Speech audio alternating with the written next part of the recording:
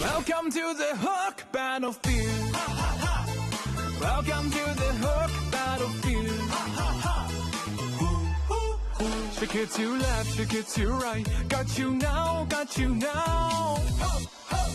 I can control, I'm flying high. Shake it to right, shake it to left. Try to who, how's my skill?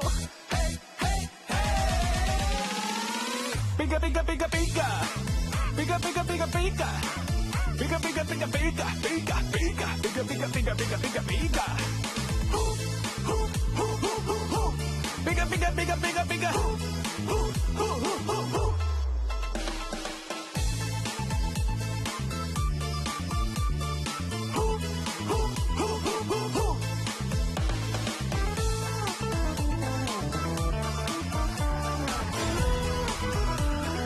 Welcome to the Hook Battlefield. Welcome to the Hook Battlefield.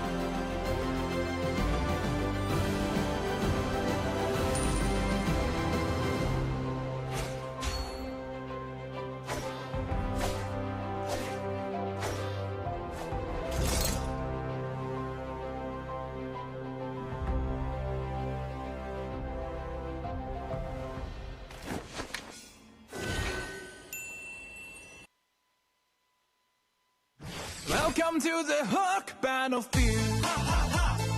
Welcome to the hook battlefield. Shake it to left, shake it to right. Got you now, got you now. I can control, I'm flying high. Shake it to right, shake it to left. Try to who, how's my skill? Bigger, bigger, bigger, bigger. Bigger, bigger, bigger, bigger.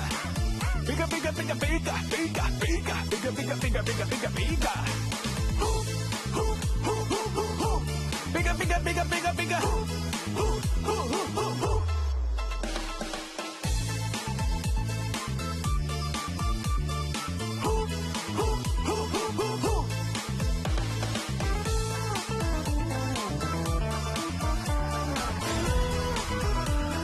Welcome to the hook battlefield. Welcome to the hook battlefield.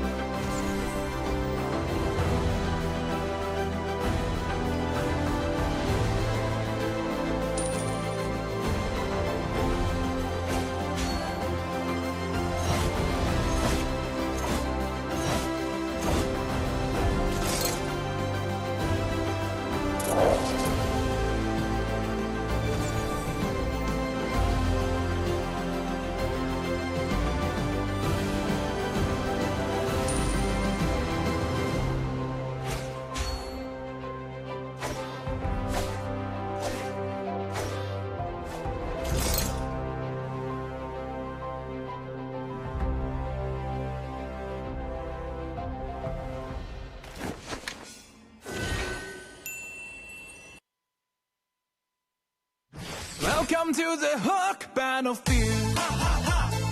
Welcome to the Hook Battlefield. Shake it to left, shake it to right. Got you now, got you now. I can control, I'm flying high. Shake it to right, shake it to left. Try to who, how's my skill? Bigger, bigger, bigger, bigger. Bigger, bigger, bigger, bigger. Bigger, bigger, bigger, bigger, bigger, bigger, bigger, bigger, bigger, bigger, bigger, bigger. Bigger, bigger, bigger, bigger, bigger.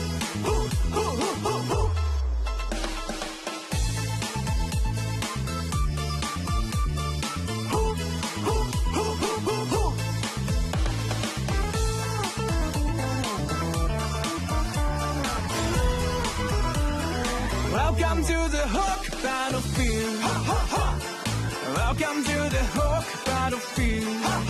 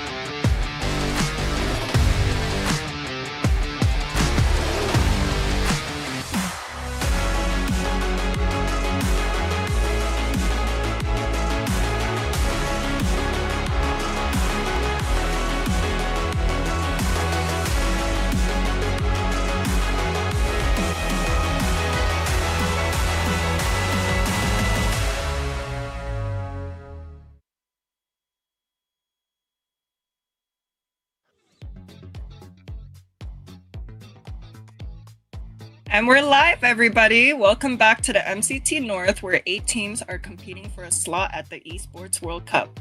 We got some exciting games for you today. At least I know I'm excited. And I'm your special guest and host, Ashley. Here with me, our beloved casters, Kronos and Chex. Hey, thank you so much, Ashley. That was an awesome introduction. You kept the beloved too. I thought you were really going to take it off. But of course, it is going to be an exciting day, and we're kicking things off super strong. It's, of course, day number 2, MCT AMER. Day 1 had ups and downs, but definitely a lot to talk about and a lot to recap, right, Trex? Yeah, I think day 1 was everything we kind of wanted from any day 1, but now day 2, it's Christmas morning. We have even more great games to open up here. A lot of players got their wishes on who they were going to get to face today. So I got some of my wishes on teams that were going to face each other today. So I think we got a really exciting set of matches ahead of us. Yeah, I know I'm excited for some of these games, you know. We have 4 teams, 4 of the argumentably strongest teams going against each other from the start. And yeah, what do you guys think, Kronos? Yeah, I mean, I think the games are going to be super exciting, of course. But before we get into the games, let's show you what we're all about with that Swiss format coming your way in about, 3, 2, 1. Am I right? Welcome to AMER 2026, the official league for Mobile Legends Bang Bang in the Americas. In this video, we'll walk you through the format of the competition. The league is divided into 2 regions, North America and South America. Each region features 8 teams, for a total of 16 teams competing in the ecosystem. The regions compete separately during the season before meeting in the Americas finals. Each region begins with the Swiss stage. All 8 teams compete across multiple rounds. Teams are matched against opponents with the same win-loss record, ensuring balanced competition. Matches in this stage are played in a best-of-3 format. The playoffs are divided into 2 phases based on seeding. Lower-seeded teams begin in Phase 1, where matches are played in a single elimination format. Higher-seeded teams advance directly to Phase 2, which uses a double elimination bracket. Matches throughout the playoffs are played in a best-of-5 series. In Phase 2, teams that lose in the upper bracket move to the lower bracket for a final chance to continue. The playoffs culminate in the group's final. The final match is played in a best-of-5 series to determine the group champion. The champions from North America and South America advance to the Americas finals. Here, they compete to determine the best team in the Americas in a best-of-7. Everything leads here.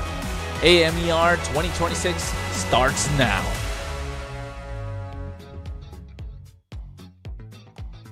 You know what the best thing about the format is, Trex? Not everybody actually gets kicked out early, right? Everybody still has a chance to try and make it to the playoffs. Everybody does make it to the playoffs. The only part being you want to be those top 4 teams. Get a better seed rather than falling down and having to fight for like a last chance and not getting another chance at all, right? Yeah, I mean, you want to do well no matter what in Swiss stage. It secures you safety and a good spot to watch some of those teams as they're playing before they get to you. Not only that, I mean, for me, I think the coolest thing about this whole format is they actually found a way to bring South and North America together into one Americas. And we get to see this big face-off in the end on, you know, which side is really going to come out on top and secure that MSC slot. Yeah, and yesterday we were able to see 2 sweeps, and now that 2 teams have been able to achieve that, we're seeing them go against each other. How do we feel? Yeah, I think those sweeps as well making a big difference, if you ask me, especially with the way that these games are going. You know for a fact that it's not really making much of a difference, but with the confidence that the players need and the confidence that they'll be taking forward to the next day is going to be crucial, only because of the fact that you can read into the composition for this very reason, which is called the global bans, which we'll be explaining to you in what, about 3 seconds again? Do we go with a countdown, guys? 3, 2, 1. I got the magic hands. We'll have the global ban in MCT Americas to bring more dynamism and special strategies. Under global ban rules, each hero can only be selected once by each team. After every match, the 5 heroes used are banned for the remainder of the series. The pick ban applies only to the team that used the hero. The opponent may pick it next game. In best-of-7 matches, the global ban resets for both teams if it reaches the final game. Expect new strategies, fresh picks, and much more.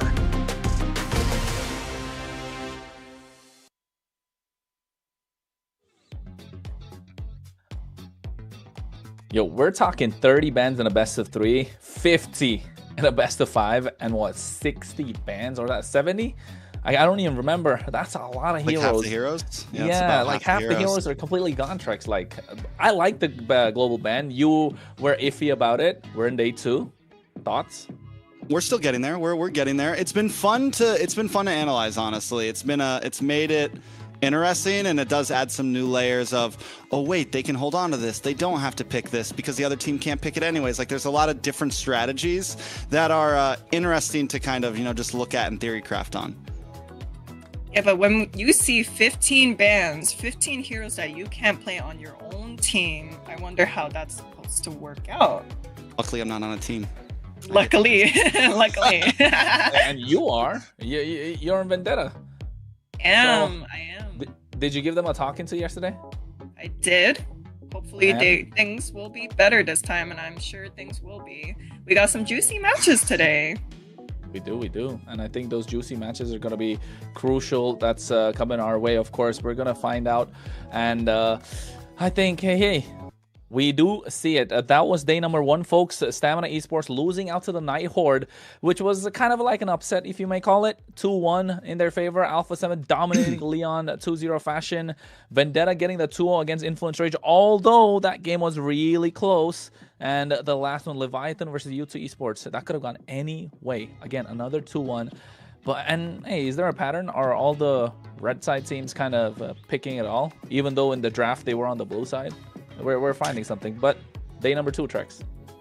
Day number 2 is going to be, I think, we get Leviathan up against A7 right in the beginning. This is something we got the interview with Yato. He said, I would really love to go against Alpha 7. He got his wish, and we get blessed with that right up front. After that, game number 2 is going to Influence Rage up against U2, which I think is a great placement. Both of these teams went up against strong teams, put up a great fight, and it's going to kind of give us an idea of where do these two teams stand against each other. After that, Night Horde versus Vendetta.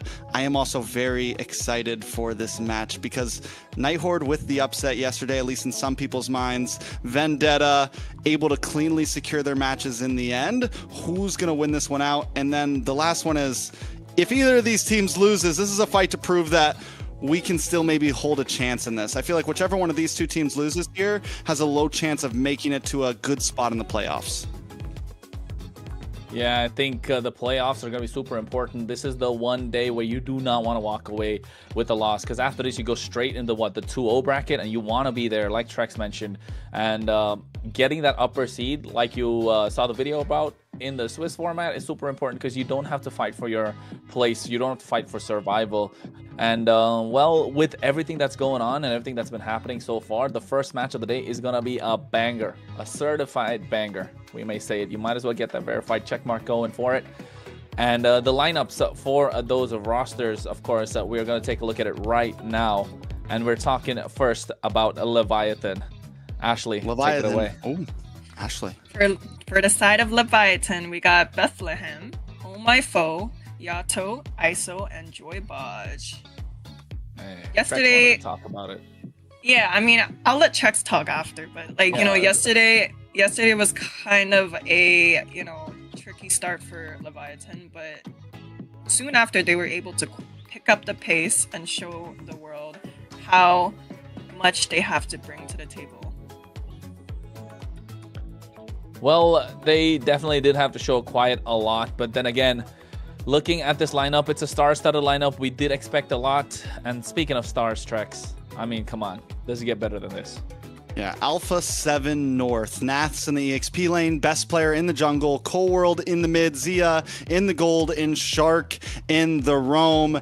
If you want my honest opinion, yesterday they didn't really get tested. We got to see them dominate in a match, but we haven't really seen them, go against, in some of my opinion, some of the other top teams in this format. So I think Leviathan, we're going to get to see how good Leviathan really is, and we're going to get to see if Alpha 7 does have any kinks in the armor. Can Leviathan crack through, maybe steal a game, maybe steal a win? Yeah, and I think if anyone is out there watching, everyone's expecting this to go to a 3 games, right? If I'm not wrong, 3 games is going to be the way to go for this one. And it's going to be super exciting to see if they can actually hang. And with this global bans kind of in place, for a fact that teams with coaches have the advantage, right? Because they have an external mind kind of looking into it, not worrying so much about the game. Although, with Leviathan's performance yesterday, shaky, that 2-1 win, but definitely having a lot more confidence going in, right, Ashley? I mean, yeah, we even heard a player say, I hope we go against Alpha 7, and he sure got his wish. And I'd like to concur, we do think that coaches do have an advantage over the teams that don't have coaches, but we were able to see some of these teams win without these coaches, I mean, coaches or no coaches, we will go into the draft first, of course, but Trex, NA, no coaches. We know your flavor. We know the story, and we know what you like to say. Come on. No coach, no analysis, no problem. I do have a quick question for Ashley. I got a quick question, Ashley does have her ear to the ground, Do we feel, do you personally feel, because of course the average fan might say, okay, this is going to go 3 games. Do you think Leviathan can bring this to 3 games? Do you think they can win this? Honest opinion as a player, do you think this is going to be a really tough match for Leviathan, or do you think they can kind of even the playing field? I think it's going to be a tough match for both sides. I don't think this is one of the games where it's just going to be easy sweep. I think anything can happen. Leviathan could take 1 game or perhaps even 2 games, Who knows? Okay. I like it. And that's an honest opinion. It's not just you being unbiased caster, Ashley. Okay, if I was biased, I would be like, all right, this team got it. But that's for later, Fair enough. I mean, this is the matchup that we're looking forward to. The hype's already there. Looking at the draft, broken walls. I want to see probably a Hilda slip through, especially in the hands of Shark. He's going to be super annoying, super aggressive. And we did see a little bit of flavor of that Jawhead being pulled up yesterday. Of course, a lot of different picks across the board, and Xborg in the roam position. Not something you get to see quite often, but that's what NA is all about. And you can see already taking out the Marcel, something that would be on the red side. Yes, I hate that, man. I'm not gonna lie, seriously, it catches me off guard. But it's got to be the Jushin there, right, Trex? Most likely the Jushin. Leviathan already showing some pretty different bans, though, from what we saw yesterday. Leviathan had some interesting bans in their games yesterday, and one of our topics was teams and how they've been banning different. But seeing the YSS, seeing the glue, they do finally lock in the Jushin, but this does leave a few things open. The Freya was taken out by A7, the Basha taken out by A7. What do we have? Kalea. We have... We still have the Fredrin up. We have the Fredrin open. Nah, Hilda. I think Kalea, not so good for first pick, but Valentina still Valentina super strong. Yeah. We also did see that the Hilda first pick wasn't the most viable thing, when Fredrin's open. What is the Hilda's purpose for at this point, Sora. I think the Valentina pick over to Sora. Yeah, we saw that happen a lot yesterday. Every time both were open, people would pick up the Valentina, and then Sora was just kind of thrown off the map. Leviathan does finally respond, and that is the... Phoveus. Oh, my change. Phoveus. And the carry. Oh, is that carry? You guys are getting the voice lines down. I'm still like... Especially when the skin voice lines come in, then I'm really like, I got no clue. The fact that she knew the carry off the skin voice line is crazy. My God, you don't know how many times I've picked a carry up on my team. I should know. Well, I mean, Not just that, the Phoveus is such a simple answer to the Valentina, and it's great to be on the red side. Phoveus is so good, such a menace in the EXP lane. It's so crazy in team fights. Barely, in one game yesterday, we saw the Phoveus not die at all, like almost unkillable. The carry being picked up. It's got to be the others on the other side, right? It's got to be the Claude, the carry. Suyo, or Suyu. What are we thinking about that, Trex? Suyo, I'm not the Suyu. Suhu. Suyo. It's been a popular pick. I think it's solid. We saw it yesterday in response to things like the Harley, but it normally lost out. With Harley still open, it could be a nice pickup from Leviathan here as their third pick. It did do well against it. Instead, they are going to lock in the Redrin. The voice lines, I don't got them. The delay, it kills me because I'm like, wait, I should know this, but... No, I mean, I hear you. But like, so far for the Alpha 7 North team, we've seen some of these picks from them yesterday, which leads me to think, are these comfort picks, or is it just straight up, we're going to be dominating from game 1 to game 2? Maybe even a game 3. The one thing that kind of... Oh, go ahead. You go. I was going to say, I like Leviathan's draft right now. I think the Fredrin is still solid. I think they could wrap things up. Even though the Valentina's on the other side, they could still pick up something like a Eve, something to kind of create this box to play in, create space for ISO. We saw how well Yato did with the stolen RWM yesterday for ISO with a carry. We could see something like that again today, just with the real deal. So it could be something we could watch out for. I would, let's say, I agree to disagree. First half of the draft, I really like Alpha 7. They got the dive kind of secured. They have the neutral objective secured with the Suyo as well. And the Valentina really throws a wrench in the plans for Leviathan to see what they can go with. The bans, again, the EXP bans, making sure you don't allow Nats to dive out of the back line. Probably looking to go for a Eve here. Still not the best in my opinion, but is there really a lot of options open, Ashley? Yeah, I know. I'm just looking at both sides. Like, it kind of just feels like, what's the word, nostalgic or a bit, because yesterday we were able to see both teams pick these exact same heroes. You know, we saw All My Foe shine on this Fredrin. We saw ISO on this carry who's able to snowball and follow up really well. And then on the side of Alpha 7, like I said, we saw this Claude farming, we saw the Suyu able to dive in, and the Valentina counter-engaging. So right now it's kind of hard to say for me which draft I'm liking better. But we're about to see the two picks. Your team is picking. What was that? That could be a possibility. There was no voice line, and what? Jawhead. I mean, he doesn't have a mouth. You know, he's just a robot, so he doesn't get a voice line. Hey, the little kid. I'm sure she could speak a little bit. I was gonna invented one. Is that a chip? Oh, Chip? That's a Chip. That's Chip. Chip on the side of Alpha 7, paired up with And a Lapu? Oh, and a no. Lapu. See? Is that Novaria? Oh, Louis. This is some This is spicy. Yeah. I'm gonna say this. A2 I am personally more of a fan of the Louis over the Chip. Ashley, your opinion? I'm still Like, in terms of teleporter. 50-50. We got, I don't know, it's hard to say. We got two teleporters, two macro heavy heroes. Very interesting. I mean, for me, I like the Jawhead here. It's so good. You don't allow the Suyo to play at all. You don't allow him to get any sort of neutral objectives. Yes, the teleports are present, but it's going to come down to those big retribution plays in the pit. So I feel like the ones to kind of get that advantage will be the ones to kind of take the game, especially after the second turtle, like we've seen how it's going about for the entire duration of day number 1. Ashley, any predictions before we go in? You're putting me on the spot, man. I don't know how this game is gonna go, but I do believe whoever wins this game will set the pace for the rest of the series. I agree. The pace will be set in this game. It is huge. We saw Jawhead do great in game number 2 of Night Horde yesterday. I'm wondering if we're going to see the same thing this time. But this is a long-awaited match, I think. Once we saw MCT rosters, everyone wanted to see these two teams face off. This is game number 1. Leviathan up against Alpha 7. In the words of Ashley, who can set the pace?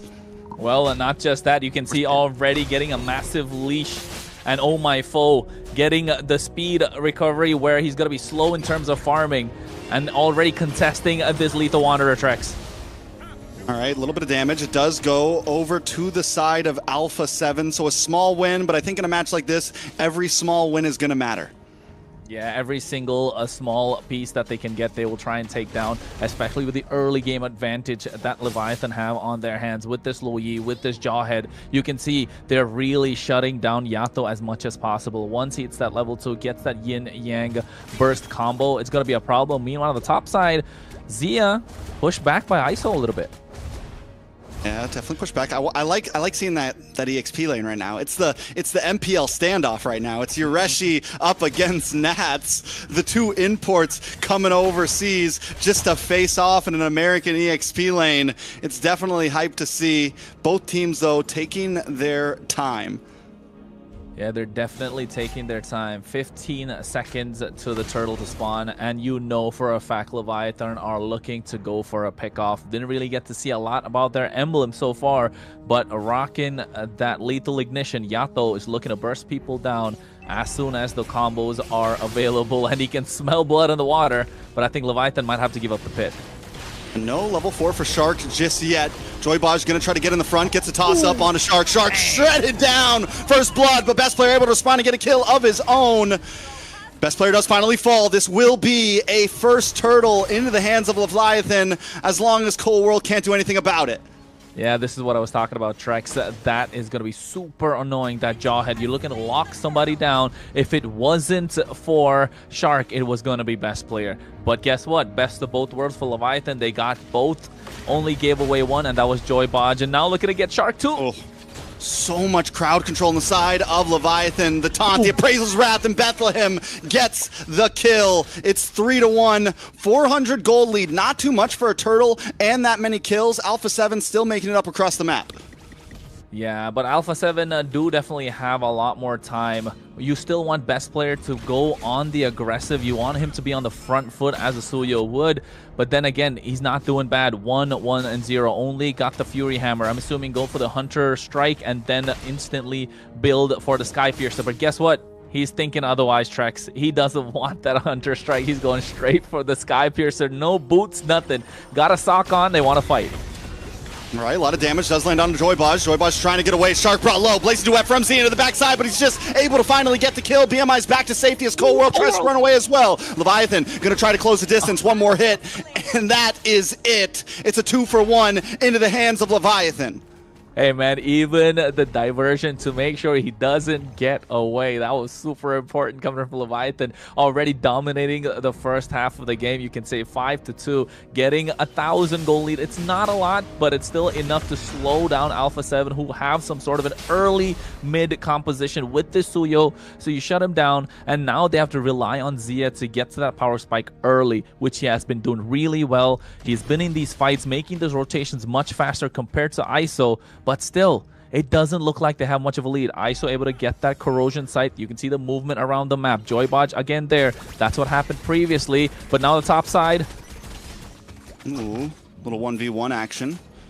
Nothing too major. ISO and Xia have been going at it. And I got to say, ISO's been holding himself very well against Xia. Next turtle is going to be up. Leviathan first on the rotations. No. Shark getting pushed away. A lot of damage on a Cold World as well. Nats finally pulling up to the fight. But Cold World might just go down here. Wait, no more damage. Bethlehem able to secure the kill. And even if he falls, it is totally worth it. Best player now on the run as well. Oh My Foe doesn't want to let it happen. A killing spree for Oh My Foe. Leviathan are on the move right now. Hey, I'm sorry, Oh My Foe was not familiar with your Fredrin. Jeez, walk straight up to best player's face and say, your best player just a tag, my guy. 7-3 is the score. They get the turtle. I mean, Joybaj got it. That's fine. But still, they get a little bit of a push on the top side working. Alpha 7 haven't got anything on the map yet. Not to mention, too, a beautiful diversion from Yato there to go stop Xia from stealing that bottom lane tower. Alpha 7 know they lose out on turtle. Let's try to make up some game on the map. No, it is denied by a quick scene diversion. And now they get a tower. They get 2 turtles. The gold lead's still only at 1.5, but you can see the pressure happening. Yeah, they're moving like a unit, right? Well-oiled machine. That's what Leviathan looking for right now, and everything coming off the back of Urishi. Bethlehem on this Phoveus has been leading the charge. Every time he's present in the team fight, they kind of win. A lot of damage onto Bethlehem. But the Infernal Pursuit is on. And here comes the ejector. No. Joybaj unable to get the toss, though. Forced to use the flicker back just to get to safety. Bravest Fighter does land down. And Best Player secures the kill. ISO with a Spleety White Light Wheel. Not able to do enough damage. Finally, Alpha 7 win out in a fight. Yeah, Alpha 7 getting the better. Called out a caster skirts, but look at Oh He might as well just go down. I think they should go for the chase. Oh, I don't know. That's a lot of damage. Should be okay. And Bethlehem in those fights is crucial, right? Those dark waves are really making a big difference. And you can tell why. He's got that anti-cuirass warrior boots. He's able to tank quite a lot of damage. Cold World being the only source of magic damage kind of puts Leviathan in a better position. You know they don't have to go really for any sort of magic defense early on. And that's why you can see a lot of physical defense coming through. I think Joybot still not able to tank a lot of damage. If he gets his targeting right, if he's able to pick off the right person, in this case, again, Best Player, if he's able to lock him down after the use of the Blade Surge Evil Queller combo, then yeah, Leviathan are going to be unstoppable. But Shark doing a great job just to make sure they have to go through him to get to the back line. And even with Joybaj not being able to take too much damage, wait a second, Shark does drop the shortcut. Nats and Best Player pull up. Best Player able to steal the turtle, but now the damage landing down on a Shark. Oh my foe in the midst of it as ISO pops Speedy Light Wheel. Foe able to take out Nats, and Bethlehem jumps down onto Shark. It's Zia on his own, doesn't have the BMI just yet, trying to get a little bit of chip damage under the tower. Bethlehem able to lock on. The Blaze Duet comes out, but he is stopped. BMI's back onto the tower. Bethlehem looking for the final shot, but Zia gets the kill. Able to just escape. Not just that, they don't just get the kill, they get both of them, Bethlehem as well as Oh My Foe. It was 2v2, it was looking good for Leviathan, completely turning their tides, and this is what we were talking about. Alpha 7 needs to find confidence in their gameplay, and they have. This is the moment. Leviathan should not let up. Alpha 7 got a 1,000 goal lead now, and they are looking to convert that into some objectives, into something in the map that will give them a little more control of this river, of these team fights, because those diversion plays are very, very dangerous. Gank on the boss side. Zia in a little bit of trouble here. Shouldn't be able to get away from this. Joybaj able to get the kill. The diversion was clean. The strategy worked. These are the little plays that Leviathan does have to look for, especially now that they've fallen behind. I think they got to be a bit more careful. Maybe went a little too deep earlier, and they paid the price for that. And the right targets too. Wait, shortcut dropped down right on ISO. Ooh. Gold laner for gold laner. Eye for an eye. They're not letting up. They're not letting up, and they're going in again. Bravest Fighter already expended. Weller does land down onto Bethlehem. He's brought down to about 50%. Yato on the top side getting chased by Nats right now. Bravest Fighter is out, but he is able to escape to safety. Bethlehem and ISO are both off the map as Alpha 7 tries to advance onto this purple buff. Oh My Foe going to have to give it up as Best Player secures it. Now in the mid side, a lot of damage does land down on Nats. Blaze Duet comes out and the flicker in. Joybaj goes down. Zia, BMI's back to safety as members of Leviathan are falling under the tower. And not just that, Trex, the items are starting to show. That Sky Piercer, that Best Player went in early on, just socks, no boots, nothing. It's starting to stack up. And alongside that, Nats just picked out the Chastis Pauldron, so you know ISO's gonna have a tough time. Diversion play into the Lord Pit. Is it worthy? Ooh, nice taunt on a Shark, but he's able to flicker away to safety. Leviathan, the diversion was not worthy. Yeah, and you can tell right now, Alpha 7 are slowly starting to turn up the gears. Everything is slowly working out. They got the right items at the right time. The Chastis Pauldron, the Dominance Isis, the Sky Piercers are stacking up. Now they need Cold World to start dishing out that damage. He had the Glowing Wand earlier, now the Lightning Truncheon. So you know this is Alpha 7's power spike. Leviathan needs to find a way. They've given up the early. They were strong in the early. The mid kind of fell apart. They need to hold on, knowing that this could be the game changer that Alpha 7 are looking for. And with this lore, if they're able to take the tier 2s, yeah, Leviathan are looking like they're in trouble. So close to being an orange buff steal for Best Player.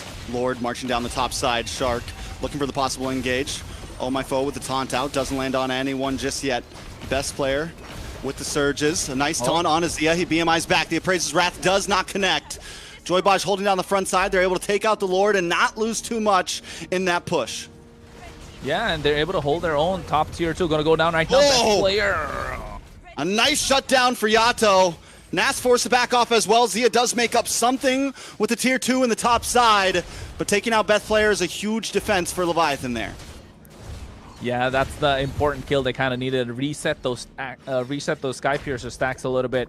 You don't want him to get a 2 ahead. You don't want to get that lead too far. Joybotch trying to zone them away, looking to get someone, pick somebody off, not catching anyone. But again, that Skypiercer, the more it starts stacking, it's going to be a problem for Oh My Foe, Bethlehem. They're not going to be able to sustain in these team fights. And you can see now they're getting that magic defense items building up. The carry going for a Wind of Nature here just to be able to survive a little bit longer. Already got the Trinity locked in. So at this point, the items are looking good. Carry is the only one that kind of has the advantage. ISO against Zia, but the rest of Alpha 7 about 500 plus 1,000 gold ahead. It's starting to slip. Very true. Yeah, it's definitely starting to slip, but ISO, the fact that ISO has that gold lead is huge. And once Wind of Nature comes in, he can be even more aggressive as he moves forward. I'm actually surprised that he's got such a big lead over Zia, especially with the fact that Alpha 7 as a whole has a lead over Leviathan. But because it's just so one-sided where it's all ISO, most of the gold lead of Alpha 7 is heavily on so many other heroes. Oh no. Ooh. It was looking dicey there. It was looking dicey. So, you're right though, Trex. With that gold in the pocket of ISO, Leviathan know they can contest. They know they can fight. It's just about getting the right target. And look at Shark. He knows what his job is. Split the map. Gather attention in the far lane. The Lord is coming up right now. How will Alpha 7 control this Lord pit? Joybotch doesn't want to give it away. Neither does Bethlehem. Oh My Foe making his way there as well. And I think the moment they see Yato and ISO without the diversion available, they might as well blitz it. Here comes the diversion itself, but since they do create space for him, which is huge, they're able to make it. Yato's going to be a little late to the party here. But the contest for this Lord right now is huge. Neither team's trying to force it. Nats dashes in. Hits the Bravest Spider in the backside, unable to lock on to ISO. ISO looking for free shots. Nats brought low as Cold World tries to get in the midst of it as well. ISO continues to get more free shots. Oh My Foe backs off. Nats able to get a nice stun on ISO, and Oh My Foe on the backside as Joybotch locks on to Cold World, but he's unable to get the kill, and Shark responds with a kill of his own. It's one member down for the side of Leviathan, but everyone else has to go back to base. It looks like a possible another reset here. Yeah, it's looking like a reset. Leviathan, I don't think there was a call to go for one particular player, one particular hero, one target. It was split completely, and Nat's doing a brilliant job to make that happen. Able to split the fight front to back. Shark doing the same. Zia flanking from the side. Everything working out for Alpha 7 right now. Leviathan needs to be on the same pace to make things work out. Look at ISO and Yato into the backside. Ooh. A nice yin-yang overturn. Wait a second. Big damage on a Cold World. Cold World goes down as Bethlehem gets the kill. Lord falls. Best player finds Yato. It's 1 for 2 right now in the hands of Leviathan, but Nats falls as well. ISO just getting free shot after free shot, and up in the top side, Best player can't hold his own. It's a 4-man wipe. Nothing but Zia standing. 4-man wipe. A couple of taunts with those recalls coming in. TP. And Zia... Oh, he went in. It was perfect. The Blazing Duet BMI was perfect, Trex. But that Wind of Nature coming in clutch. ISO was able to stand there, tank everything thanks to the help of the build as well. Now Foal has the Malefic gun. Yeah, I think this is Leviathans to take it all. Lord coming down. Can they take it here, though? I will say this. It's only Nas pops up. Best player about to show up as well. They need to be careful. We've seen Leviathan bite off a bit more than they can chew in some of these games. And if they do that again here in this push, it's going to look bad. Alpha 7 will take advantage of it. Hey, they do have a pickoff. Joybotch has the flicker available. They have ISO there as well. He has full bill right now. Anyone that's in front of him will get completely melted down. Talk about butter out on a hot day in Arizona. It's not looking good for Alpha 7.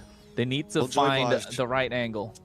Will he take the risk, though? Are we going to see a big flicker throw, something like that? There it is, right when I say it. He's brought back, and Zia's taken out. It's a perfect target. Shark's going to fall next. Leviathan are stampeding, kicking through the door. It's Nat's Best player and Cold World against them all. A lot of damage does land down onto Bethlehem, but it's just not enough. Yato finds another one. Bethlehem goes down, but the minions just aren't here yet. ISO is feeling it tonight.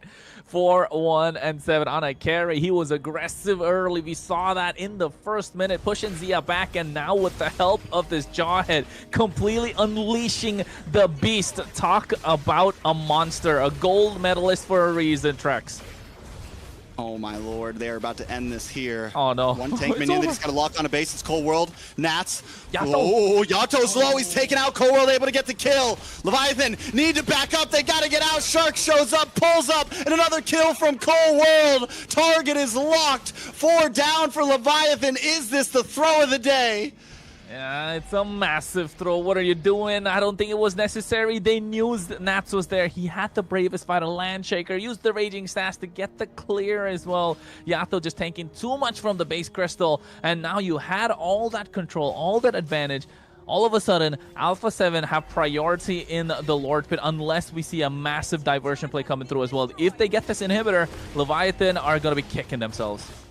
It's 10 seconds for Oh My Foe, 7 for Joybodge. Now Yato finally back on the map. Inhibitor does drop, but minions are back on the base of Alpha 7.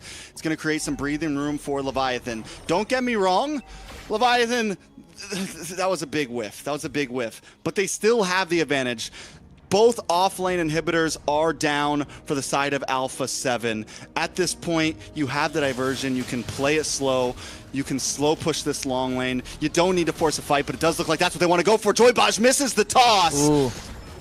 Shortcut dropped down as does come out. Shark brought down low. A lot of damage. Terrify onto Oh My Foe. Nats also forced the bravest fighter back. It's 1 down. Shark gone. Leviathan still controlling the map. Back to Lord. Alpha 7, if they want to contest this, are going to have to 4v5. Oh yeah, I think they are looking to go for it as well because there's a lot of pressure coming down mid lane. You can see Alpha 7 are not looking to give this up. And the same thing with Leviathan. Somebody's got to go back. And the moment they see it, ISO! Time after time! Finds the 1v1s, finds the wins. It's Nats now with the bravest fighter. Diversion is coming out from Yato. They're going to replace down at the base. Into a beautiful position. Nats and the rest of the team have to go back. They're going to use that to push the minions in and head back to the Lord. But watch for Nats. Can he make a game-changing play here, or does he play it safe? I think he's got to play it safe. But never mind. Shark. Best player looking to come to contest. Shark from the back as well. Cornering. It's a sandwich. Is he going to go for the shortcut here? It's 3v4. No Zia. Just ISO. Leviathan, though, still play it safe. They don't want to risk it. Hey, man. If you told me that when I woke up today, I was going to see Leviathan dominating a game against Alpha 7 and pushing Alpha 7 to the limits, I would have told you, y'all are dreaming. You are dreaming. But with the way they've been going. She kept it real with us. She called it. She kept it real with us. She said it could go any way. That's why she's the pro, right? Not us. All right. It's 5v5. Back on the map. Oh My Foe controlling the Lord. Watch for Yato, Baj, Bethlehem. The whole squad's pulled up right now. ISO shows face. Do they know Alpha 7's in this bush right now, though? They know. They know. They can smell it. Oh, diversion. Oh, look at go there. Good position.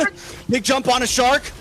Joybodge to the backside, unable to get the toss. It's a lot of damage down onto ISO. ISO needs to try to get away. Zia does get taken out by Yato. It's nothing but Baj and the boys on top of Nats right now as Bethlehem holds back best player. It's a 1-for-1 right now. Cold World in a bad spot. ISO looking for some free shots. Watch for best player. ISO finds the kill onto Cold World, but best player finally gets a shutdown. A double kill for best player. He's looking for more. The killing spree is locking in right now. Another one. A maniac. It's a 1v1 right now. Nats best player up against Oh My Foe. Yeah, and the waves are already crashing in. This is the problem with the Suyo, right? So mobile, the low cooldowns. That Soul Sever just able to do percentage-based damage on your missing HP, man. It's not looking good. Joybodge got the lock, but the target was wrong. I thought Cold War kind of made a mistake by going back in. But oh, best player following that up. The immortality from ISO coming in clutch there, but just wasn't able to tank it all. Popped the Wind of Nature. Once that was gone, easy pickings. The best player being the difference maker. 11, 5, and 3. That one maniac just changing the way this entire thing went. Can he get the steal here? You've got Bethlehem as well. It's 2v2. Shark does finally pull up. Has a shortcut. It's a bad spot for Bethlehem. ISO Joybaj looking in as well, looking for the toss, unable to lock on to Zia. Zia able to BMI back. His best player finally secures the Lord. Leviathan can do nothing about it right now. They do have 2 offlane inhibitors. Is this going to be enough to defend? I mean, if you're asking me which inhibitor I would want standing when it comes to such a late game, 20 minutes in, I'd give up the mid lane because it's okay to deal with the mid rather than the side. So a blessing in disguise, if you ask me.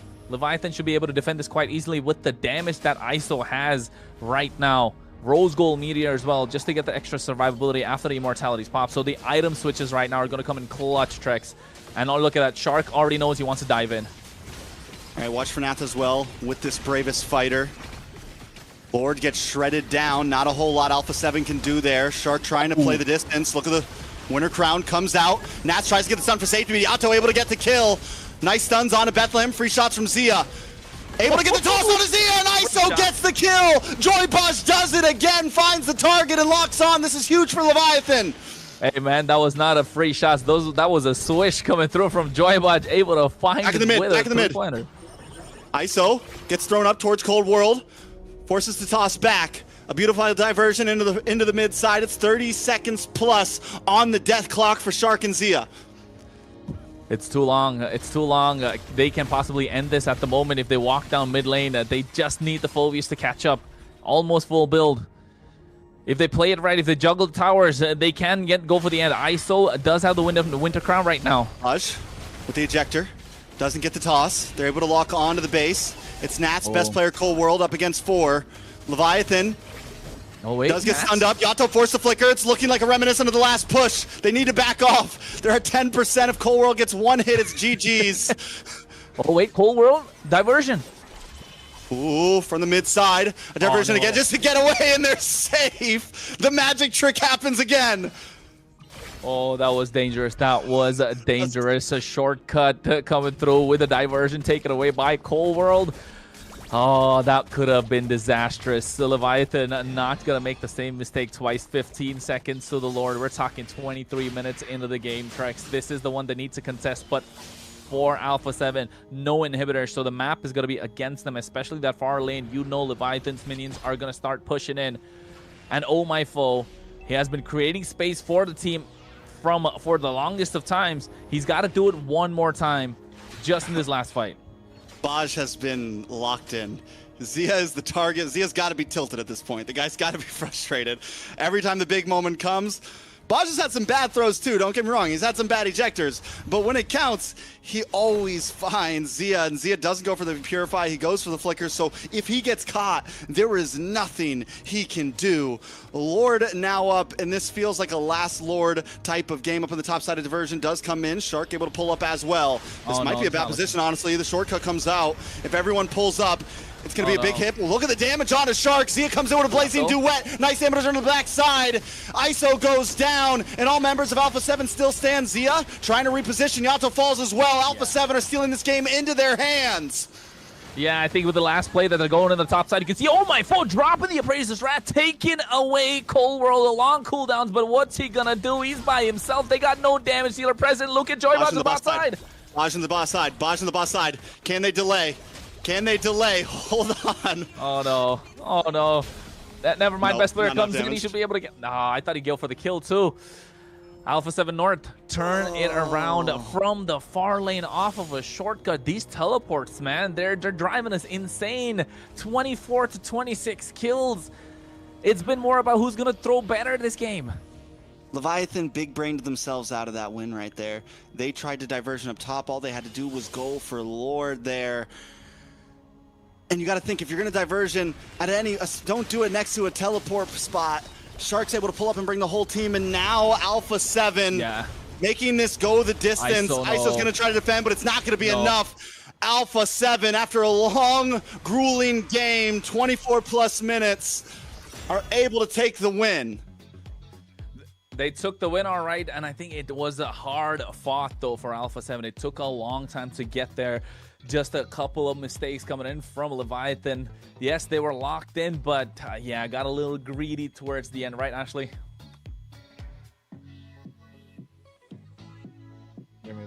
I'm gonna translate for her. She said that was a great game. Sorry guys, but wow. Okay, one thing's for sure, both teams came to play.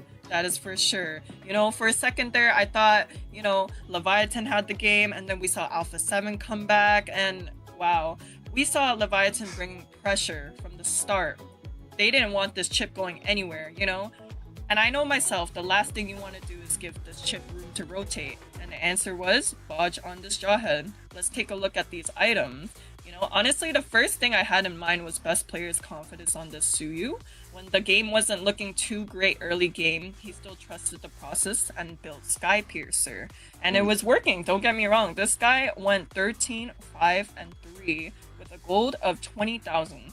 This man single-handedly was able to dominate the game, lead the way for Alpha 7, and ultimately we saw the teleports, you know, the teleports happening, the magic tricks happening, and late game, we saw that Alpha 7 was able to take that victory. We saw both marksmen building Malefic Roar for some distance, and a lot of buying and selling, Winter Crowns, Immortality.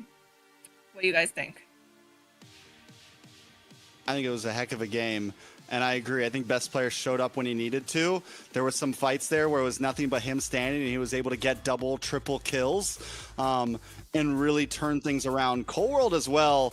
In that last push, him and Nats, when they were able to finally like turn the tides a bit, when Leviathan, every time, let's put it this way, every time Leviathan made a big mistake, I feel like Cold World and Nats were able to really take advantage of it in some of those spots. So Alpha 7 just showing, listen, if we're going to go the long haul, we can keep our composure. Whether we're losing, whether we're winning, we're able to go the distance. Yeah, they definitely were able to go the distance. But early, though, the Leviathan with such crazy confidence. I don't know what they ate. I mean, it was really good just towards the end. They let it slip, right? That push that they got in about the 18th minute, if I'm not wrong, got a little too greedy, too aggressive. Yato falling off there kind of gave Alpha 7 a little more of breathing room, which should not have been the case. But then again, mistakes happen. It's about how you recover. And in talking about recovery, best player on top, MVP performance. Bro went straight Sky Piercer without picking up the boots. Yeah, that just oozes confidence at this point. Yeah, for sure. This man came to play on the Suyu. I think this is a well-deserved MVP. We saw him taking, I believe it was the second Lord, or it might have been the first Lord, but you know, ultimately this man was here to navigate every single fight. 13, 5, and 3. Was it 13, 5, and 3? Yeah, and I mean, even there, the fact that he had kind of a rough start, like he was kind of getting bullied a bit in the beginning. He takes a death. I think what was it, first hurdle, he takes a death. After that, we saw even in some of these highlights a little bit before, he gets taken out and chased down by Omafo. But once they got into that 12+ minute mark, best player just comes online. And this final play here, man, that was the fight I'm talking about, where he's by himself, he's able to find 3, he's able to quickly turn that fight into the hands of Alpha 7, and just overall, when some of the other team had their bad moments, best player stayed steady. Yeah, best player did stay steady for the entire time, and then again, just knowing when to go in and when to go out, and the build of the Suyo. This is why Suyo is so good right now in the current meta, right? If you don't have the Harley on the other side, you don't have any sort of crazy amount of magic damage, yeah, I think just the Suyo is such a great pick. So mobile, can get in, get out, is almost close to the point where he was when he was released, right? Just a little bit of magic defense nerf, but apart from that, clean Suyo game. Capitalizing on the mistakes of Leviathan rather than having pushed their own agenda treks, if I may say so.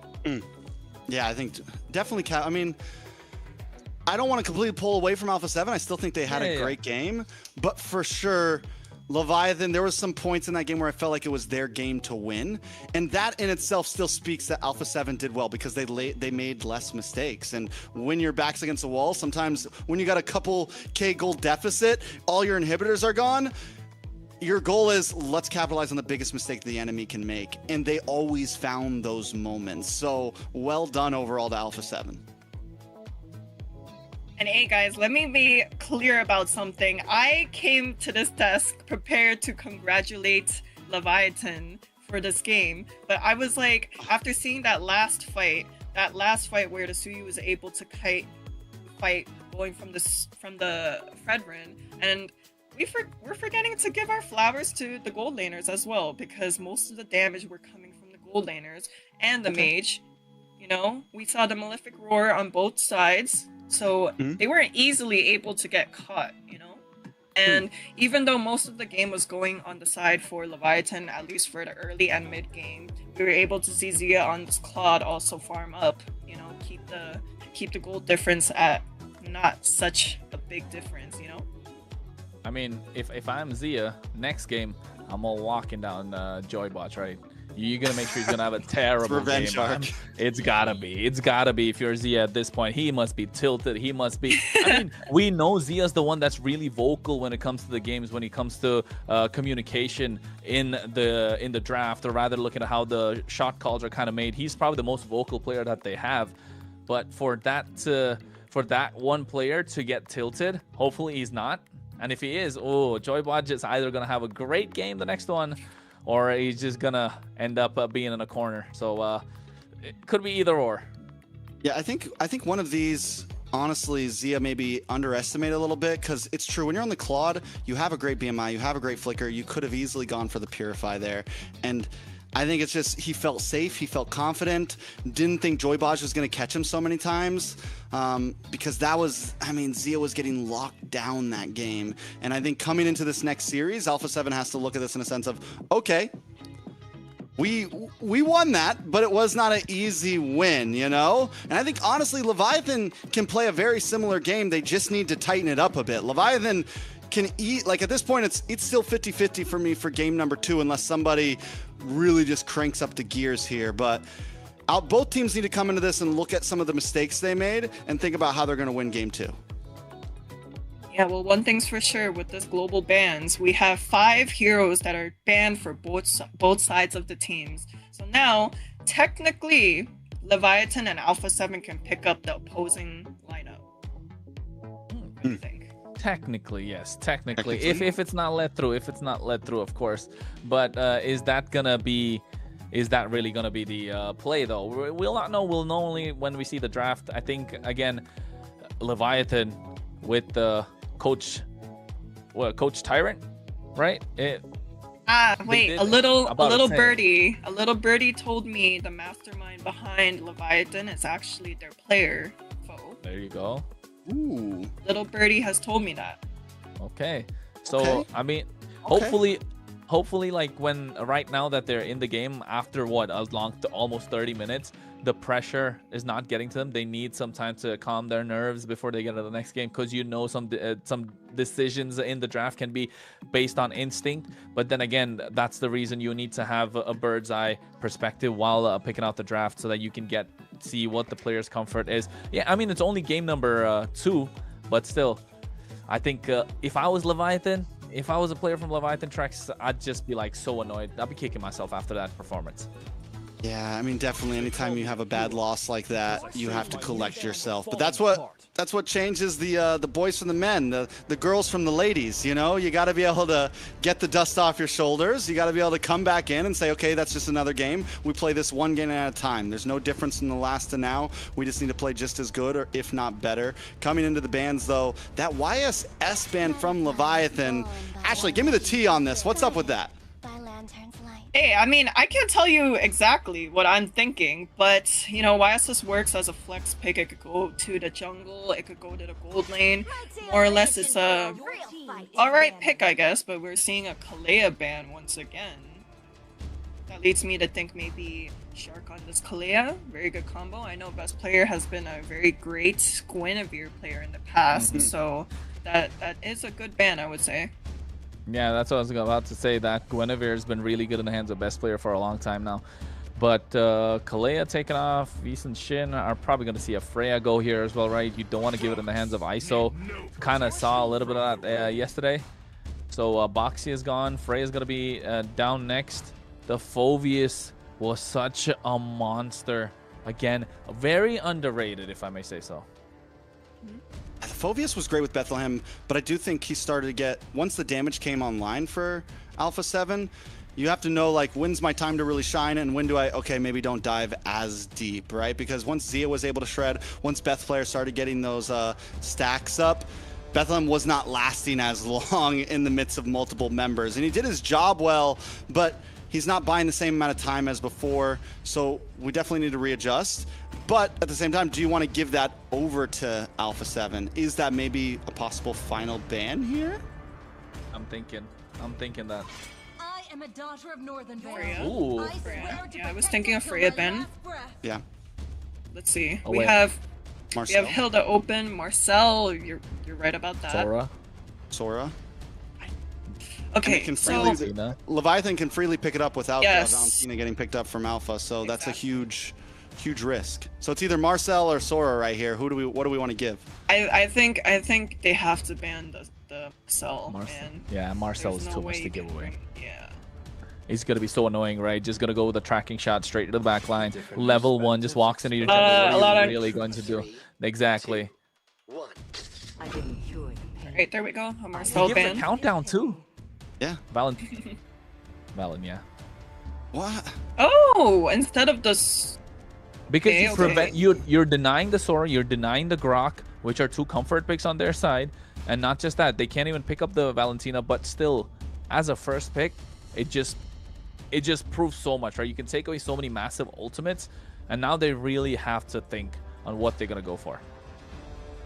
I'll say this though, you know, we always say like you pick up the Valentina to counteract the Sora. I don't think it completely like nullifies the Sora. Like the Sora is still a good pick, Oh, yeah. and you can see Sora composition still beat the Valentina composition, you know. But yes, it's definitely helpful. It sets yourself up for a good place. Crowned by heaven's men. We'll see. My legacy shall Zeton? endure. Sorry, Zetian. Zetian Glue. Okay. Okay, the glue pick is good. We've been seeing a lot of glue picks over the Valentina. It's Yeah. been working pretty well on the side for glue, but wow, they have a very annoying comp so far for the side of Alpha 7. Yeah, it's super annoying. They're looking to go brawly with that glue. Can be flexed EXP, can be flexed roam position again for Alpha 7. I'm assuming this is going to be in the roam just because you want to slow down the rotations coming in from Leviathan. I think we can see something like a CC here would be nice from Leviathan. You can still flex it. You don't need to guarantee it in gold lane. I'm just a little against going like full bulky guys against the glue. So I think I want to see a bit more movement. Did we get was that a Sora and the Hylos? I'm not crazy about the Hylos, but Sora's clean. Solid. Hey, I do think the Hylos pick is good against the glue. Yeah, same. No, I think it's a good stopper. I think they both supply similar ideas, right? They both supply similar like plans. Fovia still on the side of A7, so solid front line, and you have your Zetian in the back. I mean, the only reason I'd say the Hylos is so good here because now river control is like so much more easier for Leviathan. They're able to get fast, clear. They're definitely going to take a charge in these neutral objectives. They're taking the fight to Alpha 7 like they did in the previous game on the front foot. Same thing in the EXP lane. Yes, the Phobias are going to be a stopper a little bit, but then again, first phase of the draft, actually, I'm thinking Leviathan have cooked. Leviathan cooked, or they are cooked? No, Leviathan cooked. They have cooked. They are cooked. Yeah, they're cooking. I don't know what clears way faster, the Zetian and the glue, or the Hylos and the Valentina? Hylos Valentina, I'd say. I think it's a pretty equal lineup think because the you have to I think- also have to Leviathan moves consider faster. the Zetian has like better poke than the Valentina the first wave, right? Yeah. But the Hylos is able to help, clear the wave faster. The glue has only his S1, which is y'all should know what the skill name is. But that's about it. I only remember I'm the not cool too sure. ones, the ultimates. Ult. Oh, that Nolan banned out though. We saw the Nolan once yesterday, right? We saw it from was it U2? Or was it U2, yeah, influenced from U2. from U2? Oh no, And it was clean. yeah. It was clean. All right, coming yeah. into the It was second a- phase. Well, We need a Barrett- jungler for A7. in the second phase, the Harriet, good ban. probably going to get carry locked down on the side of Alpha 7. So I think if I'm Leviathan, probably limit that from happening. But at the same time, Leviathan can go for the Moskov in the goal lane. They definitely have the space. They definitely have the front line. They have the peel for it. The only problem will be with this Zetian. Harley ban on the side of Leviathan. Okay. Both sides need a jungler right now.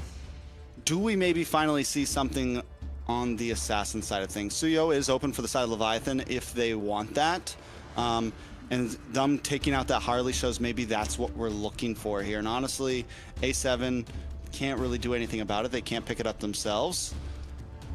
What do we see from A7? Do we see best player pick up something? Fanny? Is the beginning of another. I think that's It's Eve. gotta be right? carry. That's carry. Oh, that's carry. Okay, that's Fanny the could be other a possibility carry. there. That's the other skin. I got that skin, so yeah. Okay. Okay. Yeah, because I'm thinking even a Leomord pick isn't that great for the side of Alpha 7. Yeah, it's Fanny. not Valentina though. Because of what to deal with the Fanny? No, No, I mean, because I'm the thinking- Leomord cannot walk up 'cause of to any Leomord, yeah. objective, man. Yeah. So Fanny I think would work. I think Leviathan lock in a Leomord plus what's good in the goal lane against the carry right now. Maybe Obsidia to kind of prevent deny a little bit of the Fanny or the Lancelot that could come through at the same time, right? They can't even go Suyo, so Moskov is what I told them about earlier. Team is picking. Akai? Akai! I heard that voice and I'm like, we haven't heard that voice line yet. That's a new one. That's a new one. Yeah, that is true. That's true. It completely wiped off my mind. Okay. How do we feel about it? I'm 50-50. Thing is, I'm not a fan. I am 50-50 as well because Alpha 7 has an answer to the tanky front line, you know? Yeah, they have the carry. What do you think, Trex? What It's do we think? preemptive. It's preemptive. If A7 does want to go for a Fanny or something, it's a decent answer to it in a sense, at least in terms of Lord Pit. If they go for something bulky here, it does great against utility jungles. And that's really like, what else do they even have? They go for the Leomord. It has to be. Which it's, I think the Akai's, it's a safe pick. It's a safe pick. It's a safe pick. They just need It damage feels- though. It feels more like Leviathan with that Akai pick have forced Alpha 7 on this Leomord, right? Because it prevents the Fredrin, it prevents the Fanny. So, I mean, in a way, I'd still say Leviathan dictated the pace of the draft. Any last thoughts, Ashley? Honestly, for me, I think I'm more towards Leviathan side for the drafting purposes. I don't think it's going to be easy for this Leomord to walk up. They have a Hylos, they have an Akai, Yeah. they have a Sora. There was literally, Guys. Nats can't do anything. All you need is a big heavy spin and your pursuit's pretty much done for. Shark no longer has a way in. It's definitely right. There's just so many stiff arms on the side of Leviathan to stop the dive of Alpha 7 North. Yeah, definitely they do. And I think Leviathan are looking to go crazy with that first turtle, right, Trex? We'll see how exactly it does go because this is game number 2. Leviathan down 1, match point for Alpha 7. Game 1 was a close one. Will we see another like the one before? Who will take the dub? Well, already starting off a great, both with a purple buff, looking to mirror each other's rotation at the same time. But I think here we're looking to see best player. He needs to pick up level 4, get some poke down on the side of Leviathan, so you know he can come out and finish the job. Shark already being annoying on this glue, and you can tell Leviathan want this river control. Ooh, Shark once again looking like a possible first blood. It's what we saw in game number 1. He does use the flicker. That's going to be big. Leviathan with good control. Overall, do we feel like the early game goes into the hands of Leviathan here? I think it does, Trex, especially with this Hylos, right? At least till level 4, you know for a fact the Sora is going to be annoying, and that level 4 plays, that turtle pit is going to be massive. It just comes down to show how much will Alpha 7 poke out Leviathan before that fight. If they're able to get a good poke down on Bethlehem, on Joybaj, even Yato, then yeah, they're going to run away with the game, not just the turtle. because they've completely controlled the early game where Leviathan are super strong. But if Leviathan can hold out, not really lose a lot of HP, not really trade a lot of these spells for the next 20 seconds, you know they're going to be fighting, and they're going to be fighting super hard because the best player doesn't have any answer right now. Can't walk up to get any points in the turtle pit, and then Yato will be looking to take away the steed himself. The fact that Oh My Foe, though, is on this utility jungle, and it's not like an aggressive utility jungle like something like Fredrin, means Leviathan does have to think about how they're going to approach these turtle fights, right? Without a major damage dealer in the early phase, they need to be a bit more reactionary. Shifting Clouds does come in. Bethlehem trying to get some nice damage on a Shark. Doesn't quite connect, and now Nats, the best player, ride down on a Joybaj. Is able to come back to Fury of the Phoenix, locks in. Joybaj gets stunned. Cold War looking for some more shots, but the IMU responds with the Fury of the Phoenix of themselves. Nice Terrify onto Nats there. Alpha 7 North take control of the turtle pit. Yeah, already using the heavy spin early on as well. This is what we needed to see from Alpha 7. Right now they walk in. Oh my foe, what are you doing? Oh, it's a lot of damage. He doesn't have the heavy spin. He's going to get chased down, taken out. Nats with the first blood. Best player able to secure the first turtle. Shark brought low. Bethlehem looking for the final shot. Is able to finally get it, but will pay the price for a Cold World. Gets the kill in response. It's 2 for 1. Possibly a purple buff and a turtle over to Alpha 7. Yeah, this is what we were talking about, Trex. It's going to be difficult for best player to walk up to any fight, but if the rest of his team can push back Leviathan, this Leomord's going to be unstoppable. It's looking like that already. 0-0-1. They got 2 kills on the board. Alpha 7 Narc taking control of the game. Now Leviathan needs to find answers, and it's got to come through this gold lane with the item. He's going for a swift crossbow now. Not very far behind his ISO, but they need him to scale, and they need him to scale fast. Because other than him, you have Yato on this Valentina, just not able to get the right skill. But Bethlehem trying his best. Yeah, it's definitely going to be a time game, though, for the side of Leviathan. We're talking mid-game, 7-8 minutes. Once Yato gets 2 items, once ISO gets 2 items. Look at the damage on it. Bethlehem going to get pulled back from best player, taken out. Another kill into the hands of Alpha 7. A 1.5k gold lead at about 4 minutes in. If Leviathan keeps at this pace, it's looking rough for them. Yeah, I think they need Joybot to try to take control of this river from Shark, right? Shark's really been annoying. But you can see, oh my foe! A nice pin. Finally going to get a kill here. Yato able to secure it, which is a perfect pocket to put it in. We'll see how things move forward. They're able to get a little bit of space there. Stop that gold from getting to 2K, but Alpha 7's not letting up. Yeah, they're definitely not letting up. You can see now Zia is playing as aggressive as ISO did in the previous game. Best player knows, or Joybaj knows best players right there. 15 seconds to the turtle at the moment, and Alpha 7 North have completely dominated this river from top to bottom. Leviathan now on the back foot. It's all thanks to Shark because of this glue. So brawly they can go with this composition. If it was Shark that was taken out low before these neutral objective fights, it would have been a completely different story. But the fact that he's on top of the opposition, he's in the face of Joybot, in the face of Oh My Foe, Alpha 7 North are given free space to do whatever they want. Another turtle goes over to them at that. And Leviathan, I think, played that right. They don't need to force anything right now. You got to give yourselves a little time. Just staunch the bleeding. Keep yourself in a good spot. Try not to let the gold get out of hand. Wait for a couple more minutes till ISO can really get involved in these fights, right? Yep, they don't have to tunnel vision at the moment. A lot of teams at this point will be trying to force the occasion, trying to get some... Oh, Estori connecting on Zia. Nice lane swap. You're able to stop Alpha 7 from forcing something there. Good connection.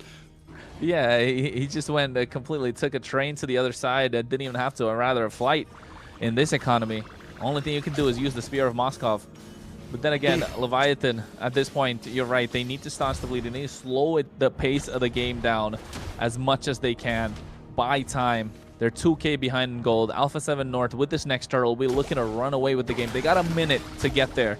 But now you want to see how you can poke down Shark so you can get to the fight at the right time, having the advantage with the win condition for that particular fight. Because best player has been on point so far. Game 1 and Game 2. Oh, bad no, heavy spin. I mean, you do get a flicker at least, but that's rough. Alpha 7 with turtle coming up. You do have 40 seconds. Oh My Foe might still be ready to fight on the third turtle, but we're already seeing some little iffy plays here and there. I mean, his decision making, right? The decision making has been off, but ISO gets flickered on by Shark. Fear of the Phoenix comes down as well. Shark able to get that kill. Best player with the steed going in. Here's the heavy spin already used up early on, so doesn't have it. The glorious pathway not gonna be enough, and now Zia is locking down Joybodge. And getting that kill onto ISO is huge there. They're going to try to translate it into another tower in the mid side. Bethlehem just trying to fend, take out the minions, able to get the shifting clouds, push him back, knock him up, but he's all alone. Zia finds the kill. Alpha 7 finding play across the map right now. I think it's hesitation, Trex. We spoke about it before game number 1, right? It felt like Leviathan were kind of hesitating. Oh wait, hold my foe with a heavy spin. Oh, there's just nothing he can really do with it right now. I think the Akai is a problem as Nath jumps in the backside, locks onto Yato and gets another kill. Alpha 7 just winning out time and time again in every fight. Well, Joybodge popped in the recall a little too early in game number 1. Kind of on the receiving end at the moment. Doesn't feel that good, but of course, it's... I mean, we can say all about the rest, but this game has been all about Shark, man. 1, 1, and 6. Leviathan are just feeding them one at a time. One guy goes in, gets taken out. They have to slow it down. Let Alpha 7 chop off an arm or two. It's okay. Just hang it out. Alpha 7 were able to do that in game number 1. It's something that showed so much promise with them. They were like, listen, we know we're losing right now. We just need to hold out. We need to wait a bit. That's the approach that Leviathan needs to take to this match. And, apart from that, they need to split the map up quite a lot. And ISO is trying to do that. He needs to be able to get to the farm up. He needs to get his items. He needs to get that Trinity. Get that Malefic gun at a range. And then maybe we can see what they can do. Because Yato's there. He definitely has that Phantom Seed that can go for the finish. They have the tools. It's just about layering those skills right for Leviathan at the moment. They have the Glorious Path to slow down the opposition. Oh my foe. His heavy spin hasn't been so good. You can say probably call it a bit rusty. I mean, a bit rusty, a bit off. We were worried a little bit about the Akai. Because they're so behind, they can't even use it in the pits. They can't use it in the turtle pit. They can't use it in the lore pit because they can't even contest it. And that's the only time it's really going to come into extreme clutch. And he has it right now, but it's going to be used as more of an escape route. Nice pin onto Nats. Nats able to fly back. Joybodge going to take a couple shots to the face, but Leviathan can't take any fights right now. But wait a second, Bethlehem into the backside. A lot of damage on a Best Player. Best Player going to finally go down. Bethlehem finally locking in, but Zia finally pulls up. Speedy Light Wheel is out, and the damage is on. Joybodge falls. Oh My Foe is next, as Alpha 7 North once again come out on top in the team fight. Well, they got baited heavily by Best Player there. Walked straight into Shark. He even used... Did he use the flicker? No, he didn't. He just went in with a split, separating ISO from the fight. Oh, Bethlehem with a nice shifting skies at the same time. A Shark should be able to make it out alive. See, that's the thing. Even if they get a kill, right? Ooh. Even if they're able to find one in here, they're not able to really do a dragged out team fight right now. In a full 5v5, it's too much to ask for. So yeah, they can look for pickoffs, but they got to make sure the pickoff is not around anyone else. True. But so far, Alpha 7 dictated the pace of the game. Again, Leviathan, yeah, we're talking about how they can make a comeback possible. Well, take a look at the facts. Brass tacks, 6K behind in gold. They haven't got a single tower at the moment. The only one they've chipped is on the top side, which ISO's actually taking out now, and they're going to trade that for the Lord because Alpha 7 are slowly starting to blitz through. And look at Shark being so annoying. Yeah, with some free shots on a Joybodge. Joybodge possibly going to bite the bullet once again, just trying to get away. Couple free shots. Shark finally secures the kill. Lord is getting shredded down up on the top side, though. We do see ISO taking away some towers. Shark with the split taken out by Bethlehem. It's a 1-for-1, but Lord finally falls into the hands of Best Player. Bethlehem now in a bad spot. Zia finally locked in, and Nats gets the kill. What do we think about ISO going to top side? Was it the right play? No, I don't think so. It definitely... I mean, for Leviathan, yes, I would say it definitely was the best play. They got 2 towers in the process, right? But Joybodge, in that case, rather than using the Glorious Pathway aggressively, I think we've only seen one aggressive Glorious Pathway. The rest have been so defensive, just using it as a retreat tool, which is not working out because Shark is on top of him the entire time. The moment he tries to go forward, gets pulled back by the split. So far, I think you said Joybodge locked in game number 1. Doesn't feel like that in game number 2. He's locked out right now.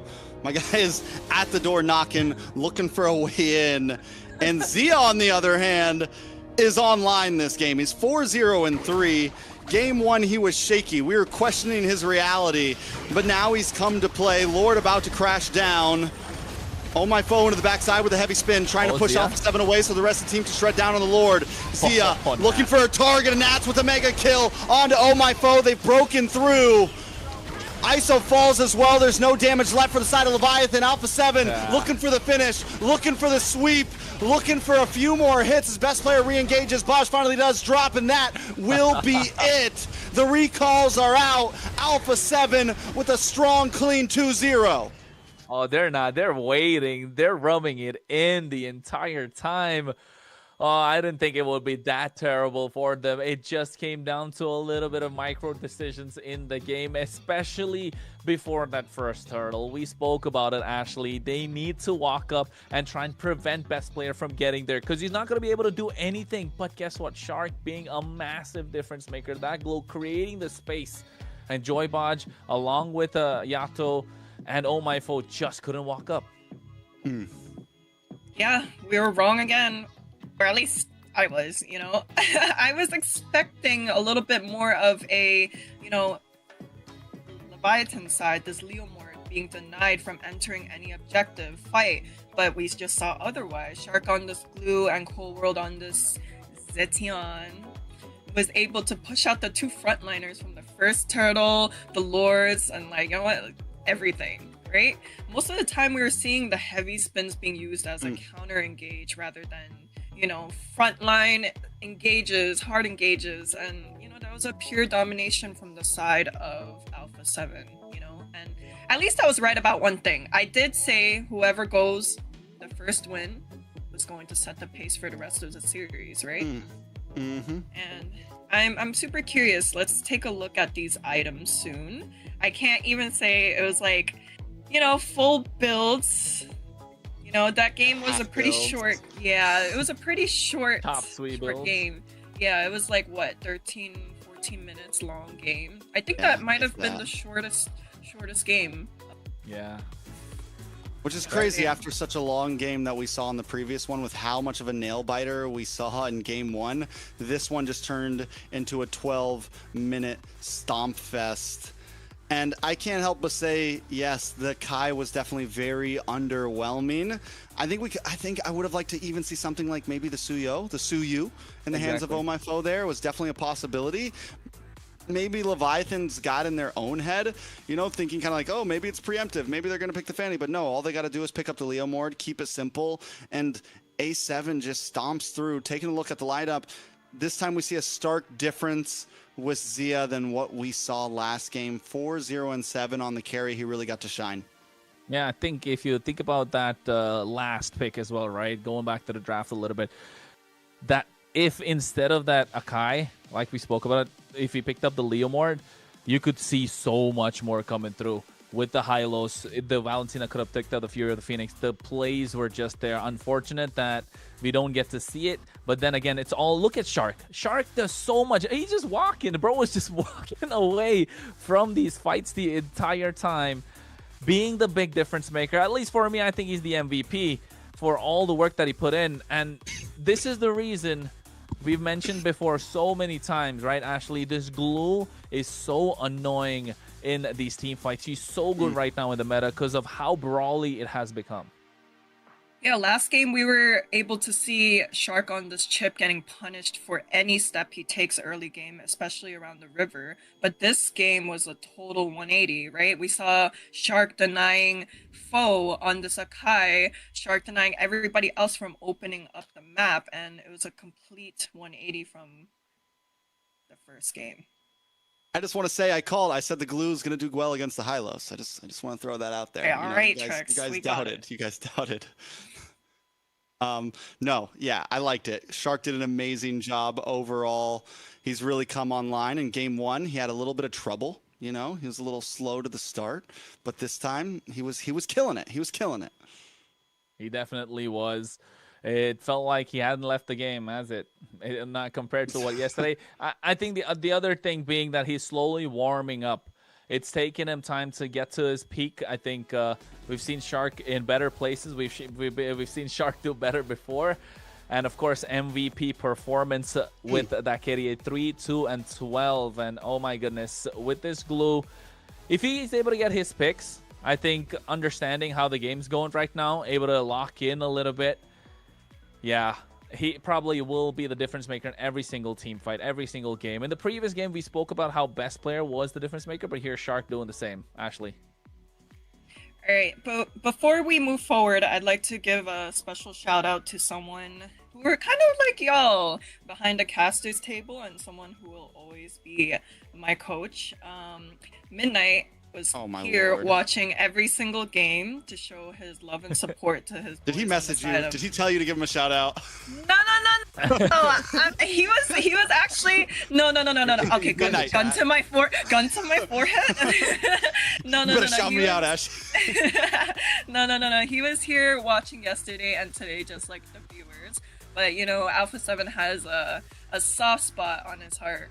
So here we are with our MVP, Shark. I'm Shark. glad. He's not with us. He's not with us yet. Yep, we're waiting. We're hanging out. I don't know what you're talking about, Ashley. No, I think overall it was a great game. Shark with an amazing MVP. From game 1 to game 2, Alpha 7 just got better and better, and Leviathan seemed to make more and more mistakes, and that's the pressure we talk about. You know, can you last through? And we saw how well Alpha 7 was able to hold themselves together in game 1, and how when the pressure got harder and harder for Leviathan, they just seemed to fall apart. And that's something we have seen with some of the players from Leviathan in the past, and I think seems to be the mistake we always want to see them work on. But enough about that. We have our special guest finally coming in. I wonder who it is, guys. We got our Somebody MVP. already gave a spoiler. Our glue player coming in. It was supposed to be a surprise, Ashley. Soon. The surprise is coming soon. Excited. But then again, like, talking about the pressure that Leviathan were not able to take, right? Again, speaking about the way the coaches are trying to take this game, after what, a 30-minute game, felt like Alpha 7 are able to completely reset, while Leviathan had to go deep in a thinking mode, be like, hey, what do we got to do here? That really did change the way that they approached the game, right? Because you could clearly see Alpha 7 were reset for the second game, but Leviathan just didn't feel like it. Like you said, they were locked out, waiting for somebody to open the door, or maybe lock themselves out. I agree. I think at this point, though, Alpha 7 secures a nice 2-0 lead. One more win, and they get an immediate slot in the in a safe part of the playoffs. I think we scared away Kronos. I'm not trying to get scared off. He was pulling magic tricks like Yato in game number 1 right now. He's got the diversion going on. He's got the shark chip play happening right now. Everyone's about to pull up. There he is, and that is how you win the game. That is how you win the game. You disappear, you come back.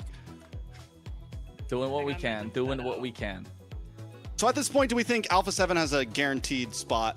Like, do we think doesn't matter who they go up against, even if it's Vendetta tomorrow, like they're in there? Nah. Like the only sorry, Ashley. No. Why were you tilting your head like that, huh? You sound very sure.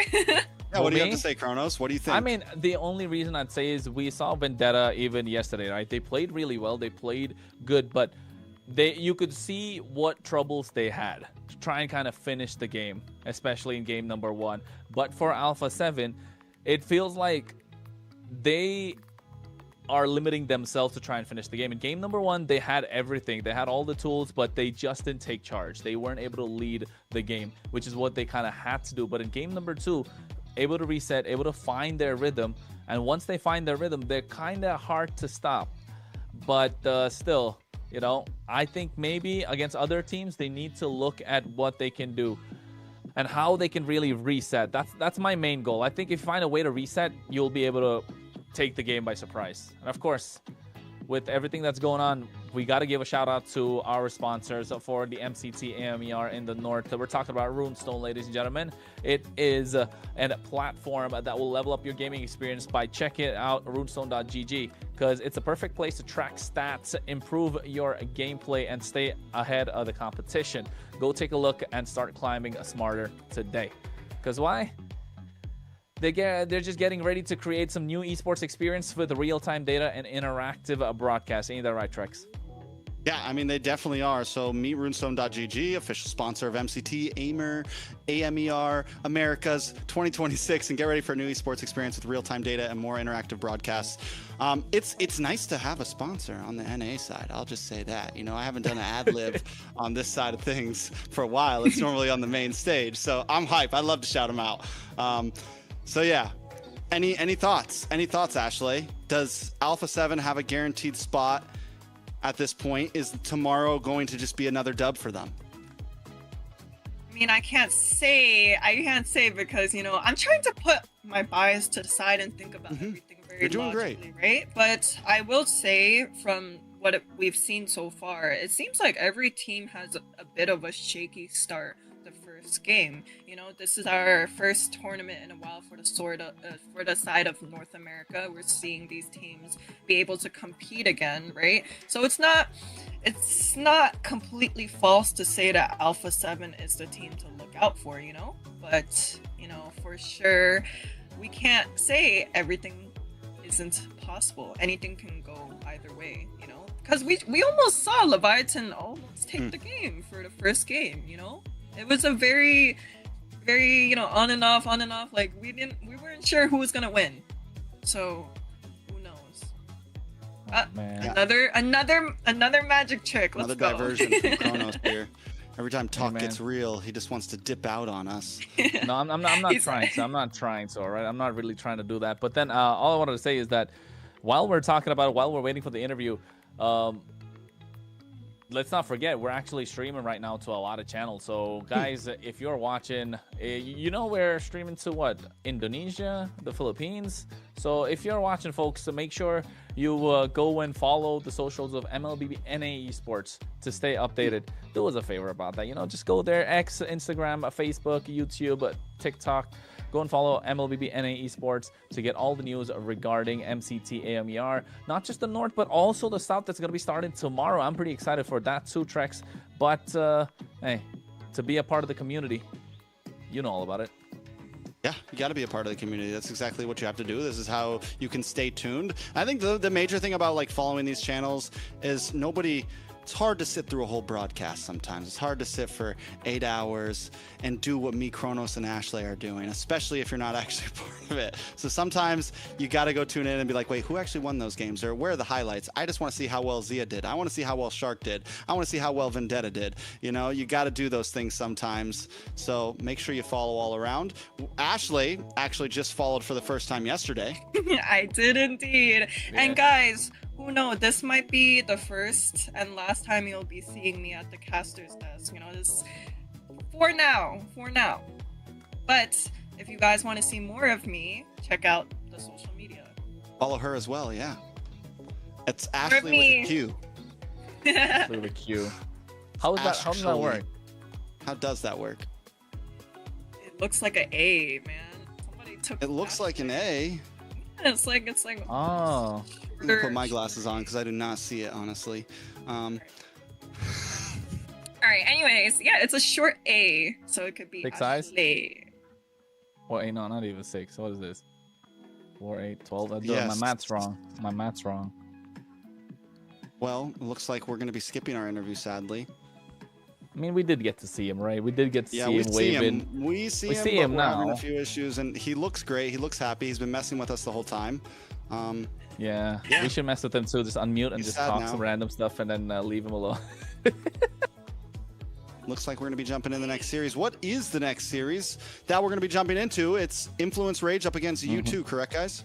Yep, Influence Rage O-Rings versus U2 Esports. So speaking of those lineups, Kronos, take us through it.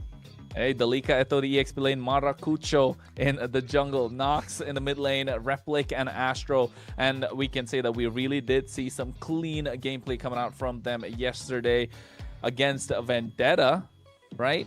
However, it just felt like they fell a bit short in the way they approached the game. But in terms of draft and kind of understanding the macro of the game, they were really good. I think what let them down really was those micro decisions, which they couldn't really convert to something big for themselves. I agree. I think Influence Rage game 1, they looked amazing, and after that, either Vendetta just got that much better, or Influence Rage just started to fall off for a little bit. After that, we're going to look at U2. Ashley, you know some of these players. Take us through it. Yes, I do. On the side of U2 Esports, we have Ziggy, we have Sakai. Oh, sorry, not Sakai. Sykes, I know. I did it yesterday. Wrong region. Sykes and Inkle, Plaga, and Zoltra. These are a few familiar faces for sure. You know, to give a little bit of a background story, I went against these guys back in like season 1 of what we had in the NA scene for the tournament. So very excited to see how things are going. Yesterday, they fell a bit short as well, but nonetheless, they were able to take a game off, I believe. So who knows? Maybe they locked in this time and they'll show us better results. Oh, well, I agree. I think U2 looks good right now. Both of these teams, for me, being the non-Canadian or USA teams, a lot of us are looking at these new faces and we question things. And both of them really showed up yesterday. So I think this is going to give us a good place. I'm like, okay, I feel like at least one of these teams can definitely be contenders and have a big possibility of securing a safe slot in playoffs. Yeah, I agree. I think getting that safe spot in the playoffs is what they want to do, but who are they going to take down to get there? It's nice that they're going head-to-head against each other early, but again, after yesterday's game, these were two teams that could have really pulled off an upset victory, right, against the teams that they went.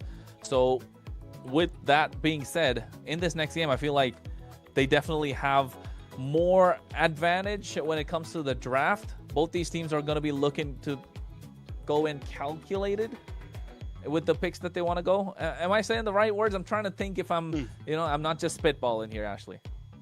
No, I agree with you for sure. You know, these two teams have lost their respective games yesterday, so now is the time to actually start focusing, start thinking, all right, we gotta bring more to the table. We have to prepare for these drafts. And, you know, even myself, I was surprised at how VTA did against that team, you know, and it wasn't a clean win on the side of VTA. It was very like a close call game, and it got even me surprised, you know. So, and we have the side of U2, who was able to take one game off of the team we just saw play, who was also giving Alpha 7 a hard time. So it's not completely right for us to say, oh, this team is just like whatever, you know. This team is also a team to be serious about. I agree. I think right now U2 looks maybe like slightly the cleaner team, the way they were able to get the win off of Leviathan. But Influence Rage in game 1 just looked like a well-oiled machine as well. I think they did have the bigger fall off. But overall, I think whoever wins this and goes against the losing team of the upper bracket, it's also going to be some great games. I think here there's a big chance we go into a full best of 3, even though we did say that last time. Maybe we're just cursing them. Maybe we get 2-0s all night. Who knows? I wouldn't be against it completely. But I think there's a big chance we're going to see a best 3. But not only that, both of these teams made some interesting picks yesterday. U2, we saw the Noland. So we might get to see something kind of spicy coming out in the draft and not exactly typical of what we've been seeing from other teams. And guys, I'm a bit confused. You know, we've been seeing this Jawhead pick from like most of these teams now, right? We just saw a Jawhead pick today. We saw a Jawhead pick from the side of U2. Was it U2? It was U2, right? And I'm just like, is this Jawhead pick now becoming a universal meta pick? I don't think it was U2. It was Nighthorde, wasn't it? Oh, we saw from Nighthorde, yeah. Okay. Nighthorde Merlin. What we saw from U2 was that Grok. Grok was really solid. It just came down to a small mistake. Otherwise, they would have been here up against Alpha 7 rather than Leviathan. So I think U2 Esports this time, they know again, we spoke about this yesterday with Zultra, going to be taking those big AoE set kind of roamers, the ones that you like, Ashley. So of course, in the draft, we'll be looking to see that go down. But for Influence Rage, again, they like to play around the mid lane, but really kind of the start of the show. Was there even really a start of the show for Influence Rage, though, Trex? I mean, I do think there was a start of the show. In game number 1, it was 23 minutes. They locked in the Fredrin, the Khalid. They were one of the only teams yesterday to really rock the Khalid roam. We didn't see it that much pop up, and they were able to pull it off really well. They also had the Alice in the EXP lane. I mean, just a clean composition. Their drafting was good, and even in game 2, the draft wasn't bad. You know, you mentioned the Grok. What I have my eyes on for Ziggy, though, is going to be the glue. It's how he won game number 1. We saw the glue do so well in Shark's hand earlier, and we just keep on talking about how good it is, and I think it's going to be something heavily contested in this match. And possibly game 1, I think it could be a major problem. 3, 2. Yeah, I do think that the Freya pick and the Zushin picks are going to be banned. You know, that's what I'm observing from a lot of these teams. We haven't seen a single Zushin game. We haven't seen a single Marcel game. And actually, we've seen one Freya game though, right? One Freya game. Yeah. Game 1 Nasty. of yesterday, Stamina. We've seen one Freya game. So, all right, there we go. We got a Zushin ban. How surprising, right? I'm telling you, it's going to sit permanently in the ban section. We don't want to see that whatsoever. That hero is a nightmare, especially for tanks like yourself, Ashley. Come on, you need to know that. Do you like going up against Jushins in your game? Here, man. Don't kill her anyways. it's whatever. It's whatever, dude. Whenever. Wherever. But yes, Wherever. permaban for sure. Yeah. Trex, here are we looking to see if Zultra get the first pick, you know, prioritize their own position, or are we still looking to go deep dive and you know, take out a lot of theory crafting over here with the draft? I don't know. I think we definitely see something big from, like I said, I think the glue could be, they first picked it last time. It's how they won their game. It's definitely something possible. Especially what's interesting is they banned the Marcel on blue side, which normally, like, prio bans are held off for the red side, because blue side wants you to, like, don't ban that. If you don't, then I get it. And a lot of times blue side gets more target ban potential, but with them banning out Marcel, it kind of switches things up just a little bit, and I'm excited to see what's going to end up coming through out of it. Seeing a lot of major picks. I don't think Eve is a prio ban for sure, so maybe that was the target ban that you were speaking about? Or the throwaway ban, right? Something to just kind of like, okay, let's see if we can save some space and force them to ban something. Yeah, what are we thinking, Kronos, on what to suspect Phoveus. as a ban? Phoveus ban. I'm a firm believer that Phoveus has got to be banned if you're on the blue side, because it's such a good pick to get on the red side when you're trading, right? It's whatever plus Phoveus is so solid. You can it's such a massive frontliner. You're allowed to play full dive with it. You can go front to back with it. I was expecting the Boxer to come out on the red side, but you two kind of, you know, flipping it against IRO here. So what's this last man going to be? Kalea's open. Khalid is a great option that we've seen. Grok is another solid pick. Sora, Valentina. Yeah, leaving it open. Spoil for choice, Rex. I mean, it's definitely different for them. Yesterday, we saw them forced to just ban simple things like Jushin, Marcel, Freya on their side. The glue's still open. The Phoveus is still open, like you said. Sora's still open. A lot of options still on the field. U2 was able to get the Sora yesterday with their glue.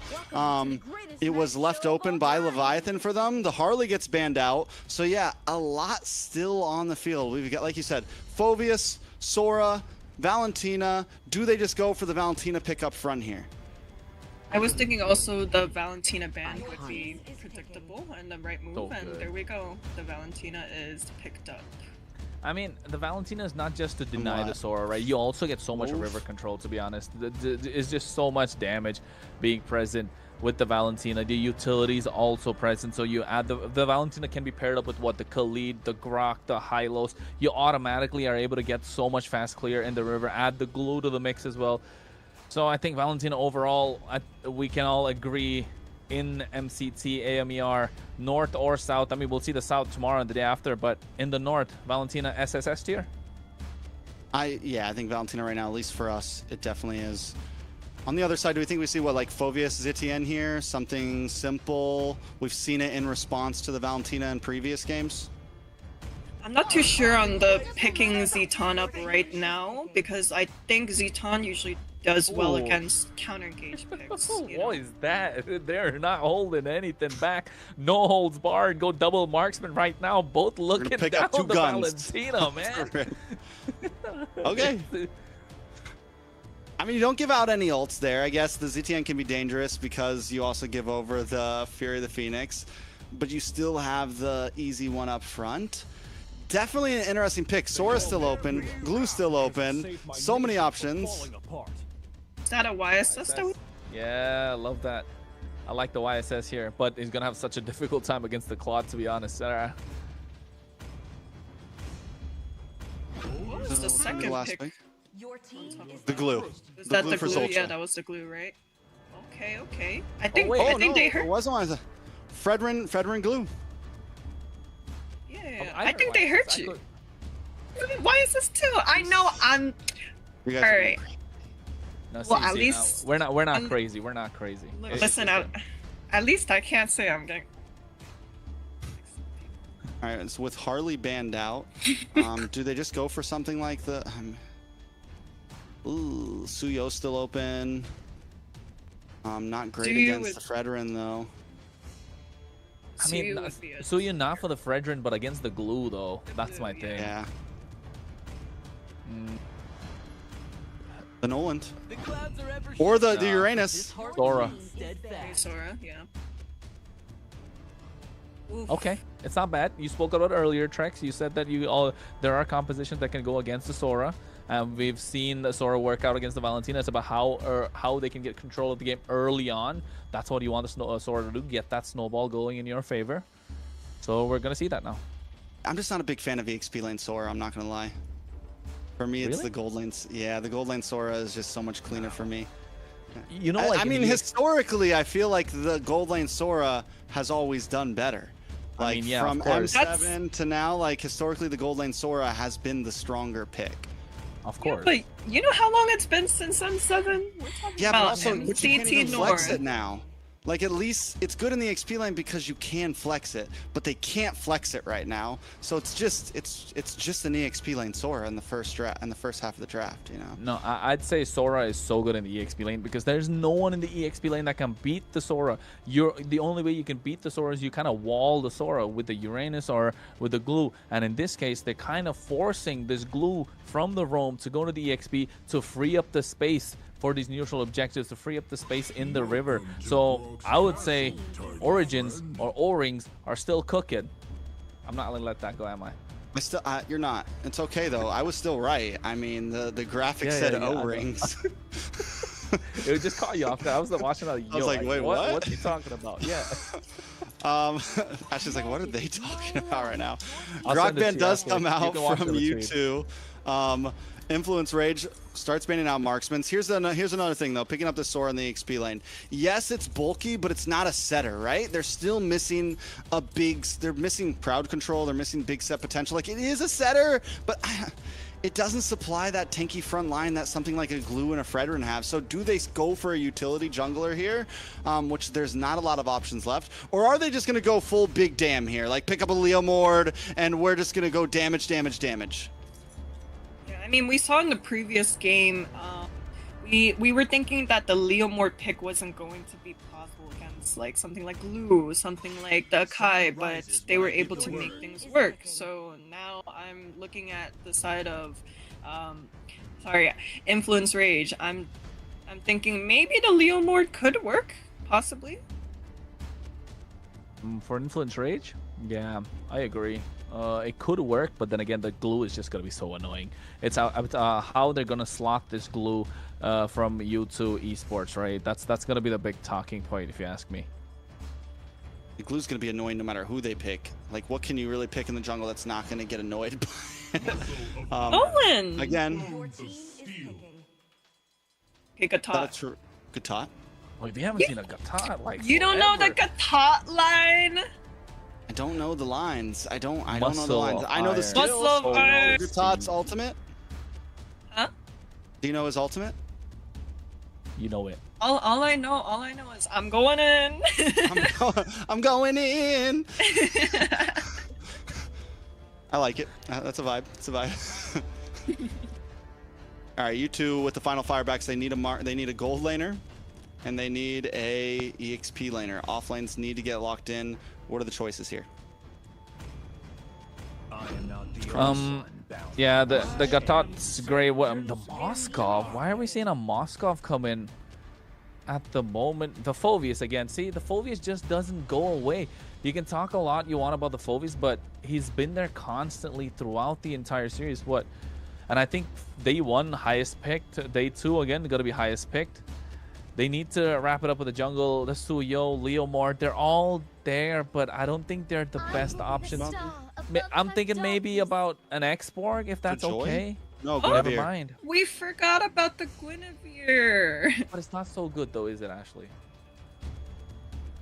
I mean, it doesn't need to do damage. You've got a Sora, you've got a Claude, and you've got a Kimmy. You're just get the retry. Just do your job and get the retries. I don't even think you hold down the front line that much. You look for small sets. I'm not completely against it. I agree, me neither.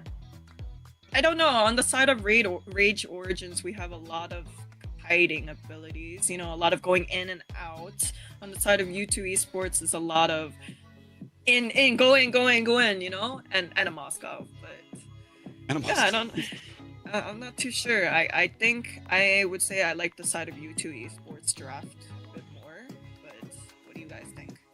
It's an honest draft, right? It's straightforward. There's nothing too crazy about it. Everyone knows their job. It's telegraphed. It's simple, but it's also very easy to pull off. Whereas, like you said, Rage Origins, there's a lot more to it, and it's gonna be yes, there's possibilities, but it's gonna be hard to pull off. Kronos, take us in.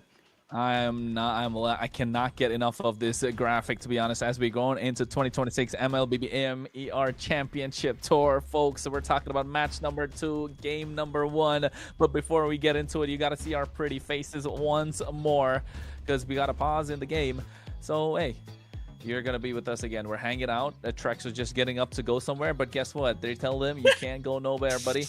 But you know what? I mean, all that aside, looking at the drafts, Trex, you spoke about an honest draft coming in from U2 Esports, but for Influence Rage Origins, yes, it is looking a little dicey, especially with that jungle Guinevere. But you spoke about it. Just got to get that stun, get that retribution. More than that, what I'm looking at is the dive capability that they have with that AOG. I'm just going in with the Blazing Duet, and then you got that Kimmy in the back line doing a lot of damage. And the Kimmy, people underestimate the Kimmy in the early game. You think she doesn't have the damage, and all of a sudden your HP super low. Right, Trex? I agree. I think there's definitely a lot of possibilities for Influence Rage. The dive potential is insane. They just have to watch the way they approach the dives, because there's a lot of walls, there's a lot of stuns, there's a glue, there's a Phoveus, there's a taunt from it's like, who do you try to knock up with the Violent Requiem? You need to hit at least 2 or 3 members or catch them off guard, because when it's a straight 5v5, it's gonna definitely be hard to dive in and not just get locked up instantly.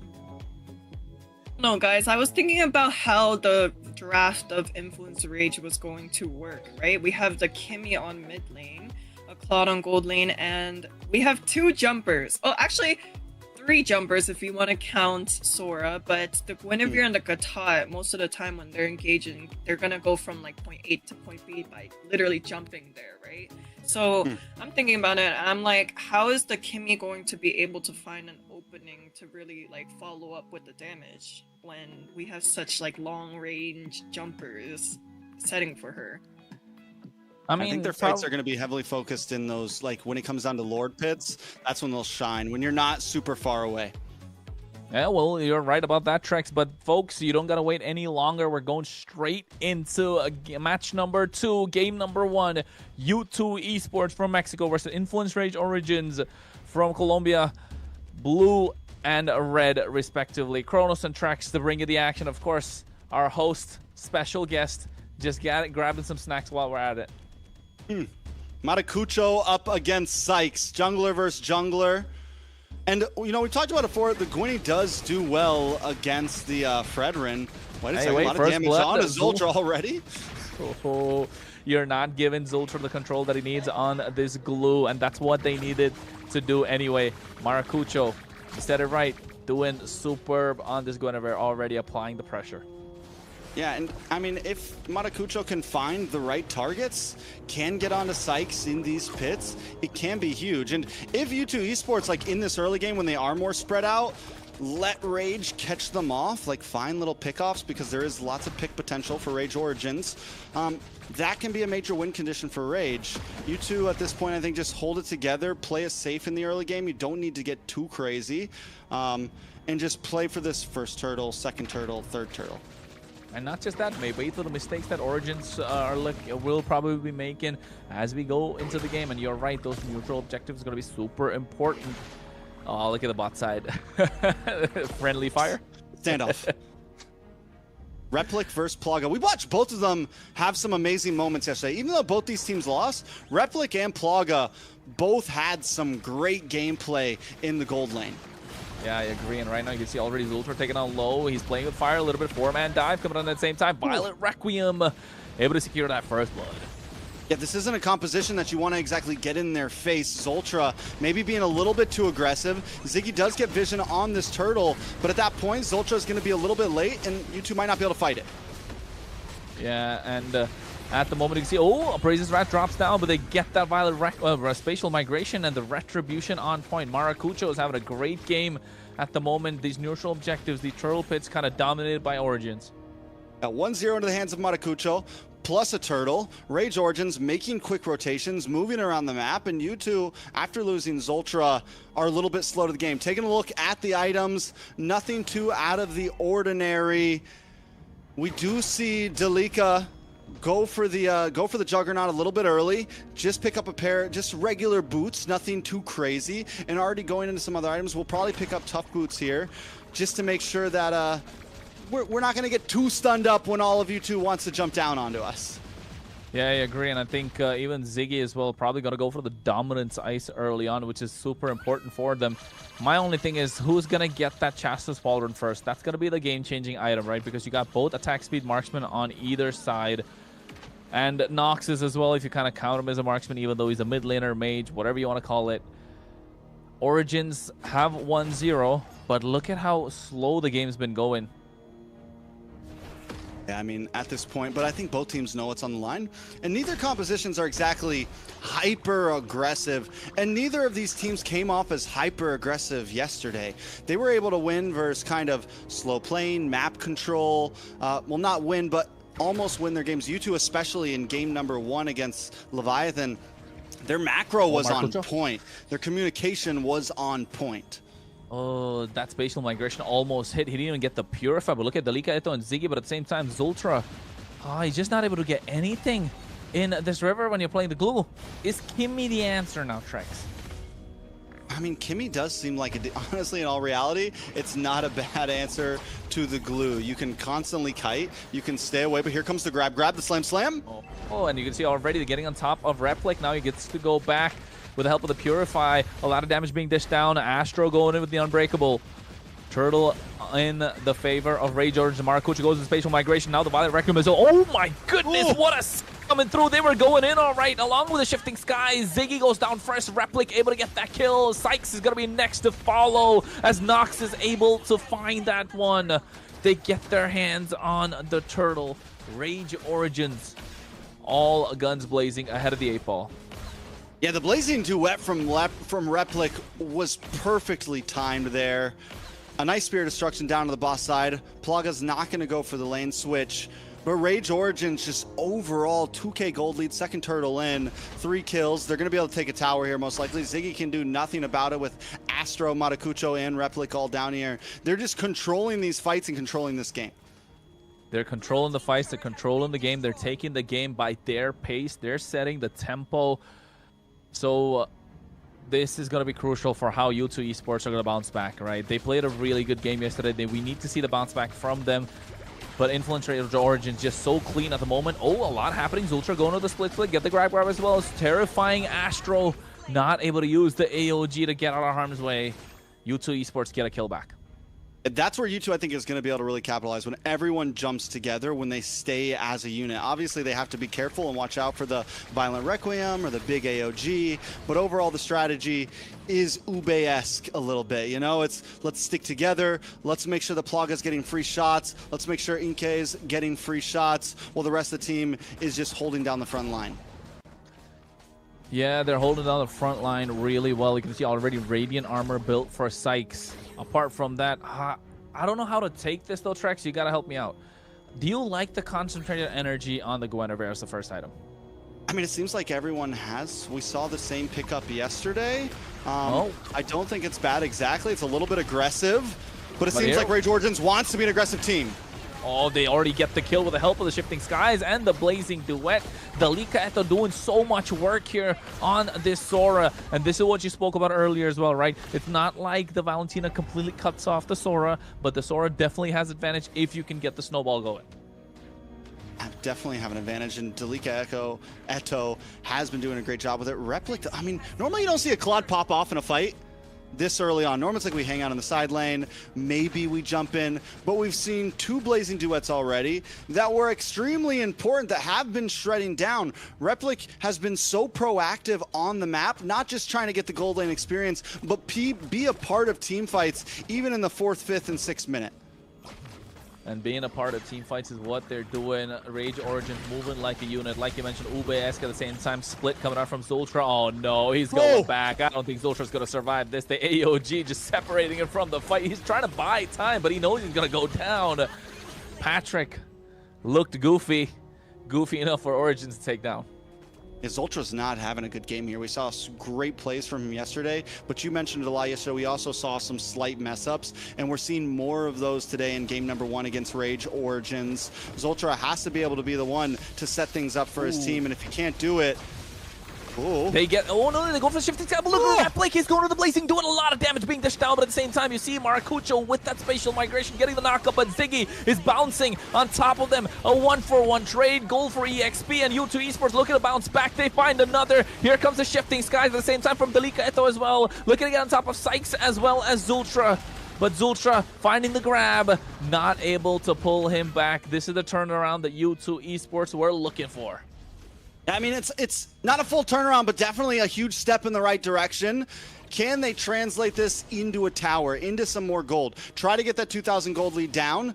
They do get some map space.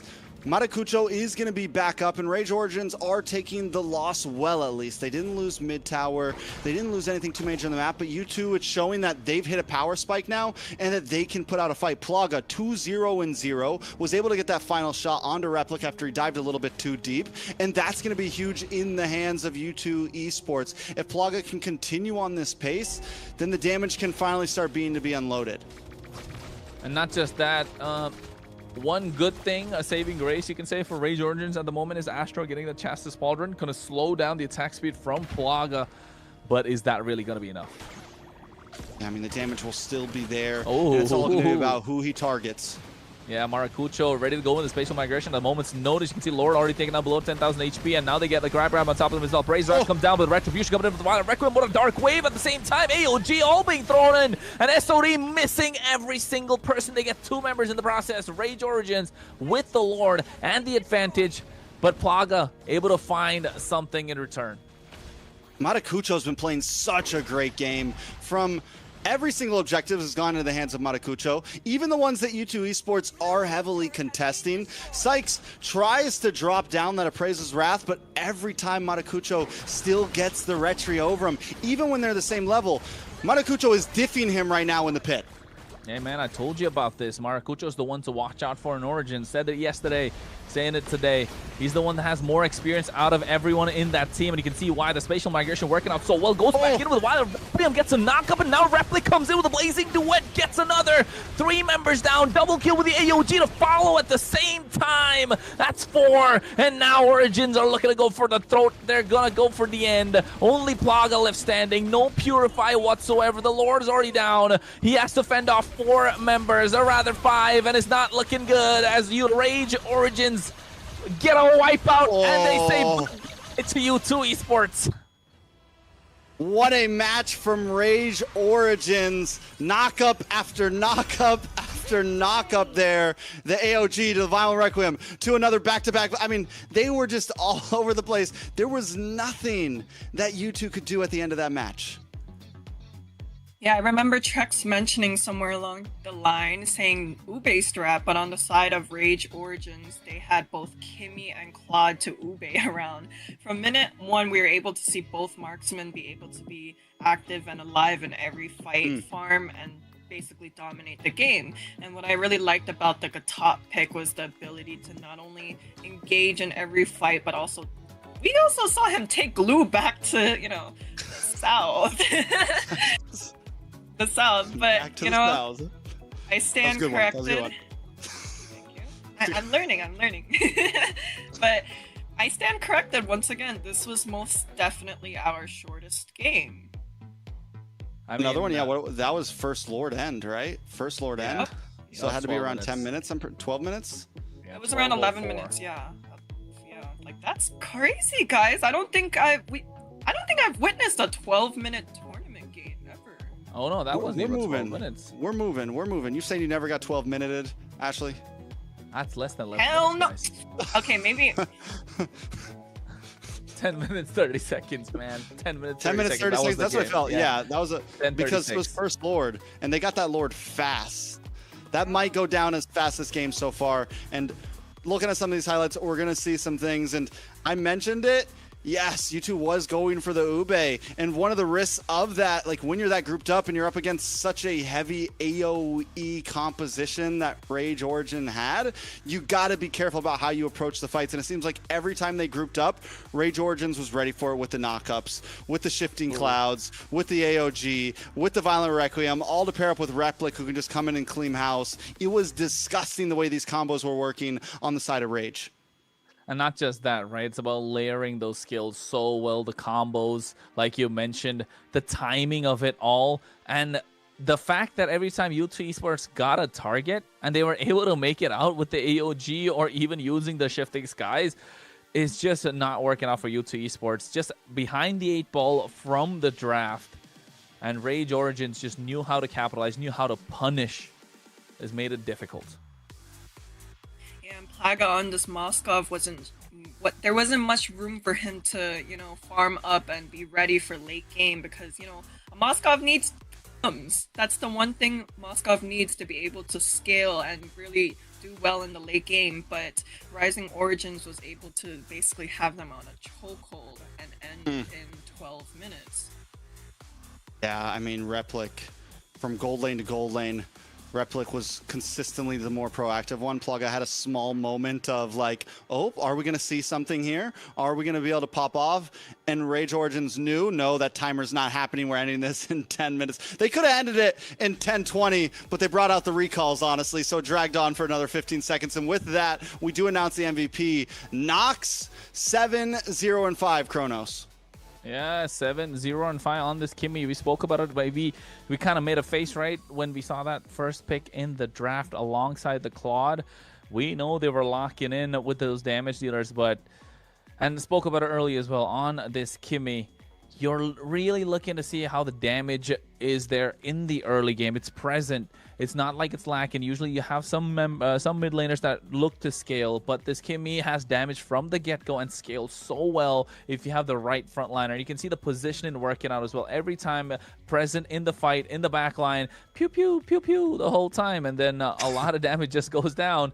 And all of a sudden, U2 Esports are like, hey, how is all this penetrating through all the front line? And that's what Nox was doing the entire time. Yeah, and fun fact, guys. Very fun fact. Kimmy was actually one of my first, you know, one-trick heroes back in the days. I don't know if you remember, Trex. Okay, you're not a real supporter. Okay, well, this was back. That was back when Kimmy wasn't meta. Is that what we're saying? Kimmy was just like no. Kimmy was gold great. lane Kimmy. Yeah, it was a gold lane Kimmy. Okay. So I had like what 2,000 plus games on the Kimmy. Oh my lord! I don't think I knew you in those days. I don't think I knew you ever as a gold laner.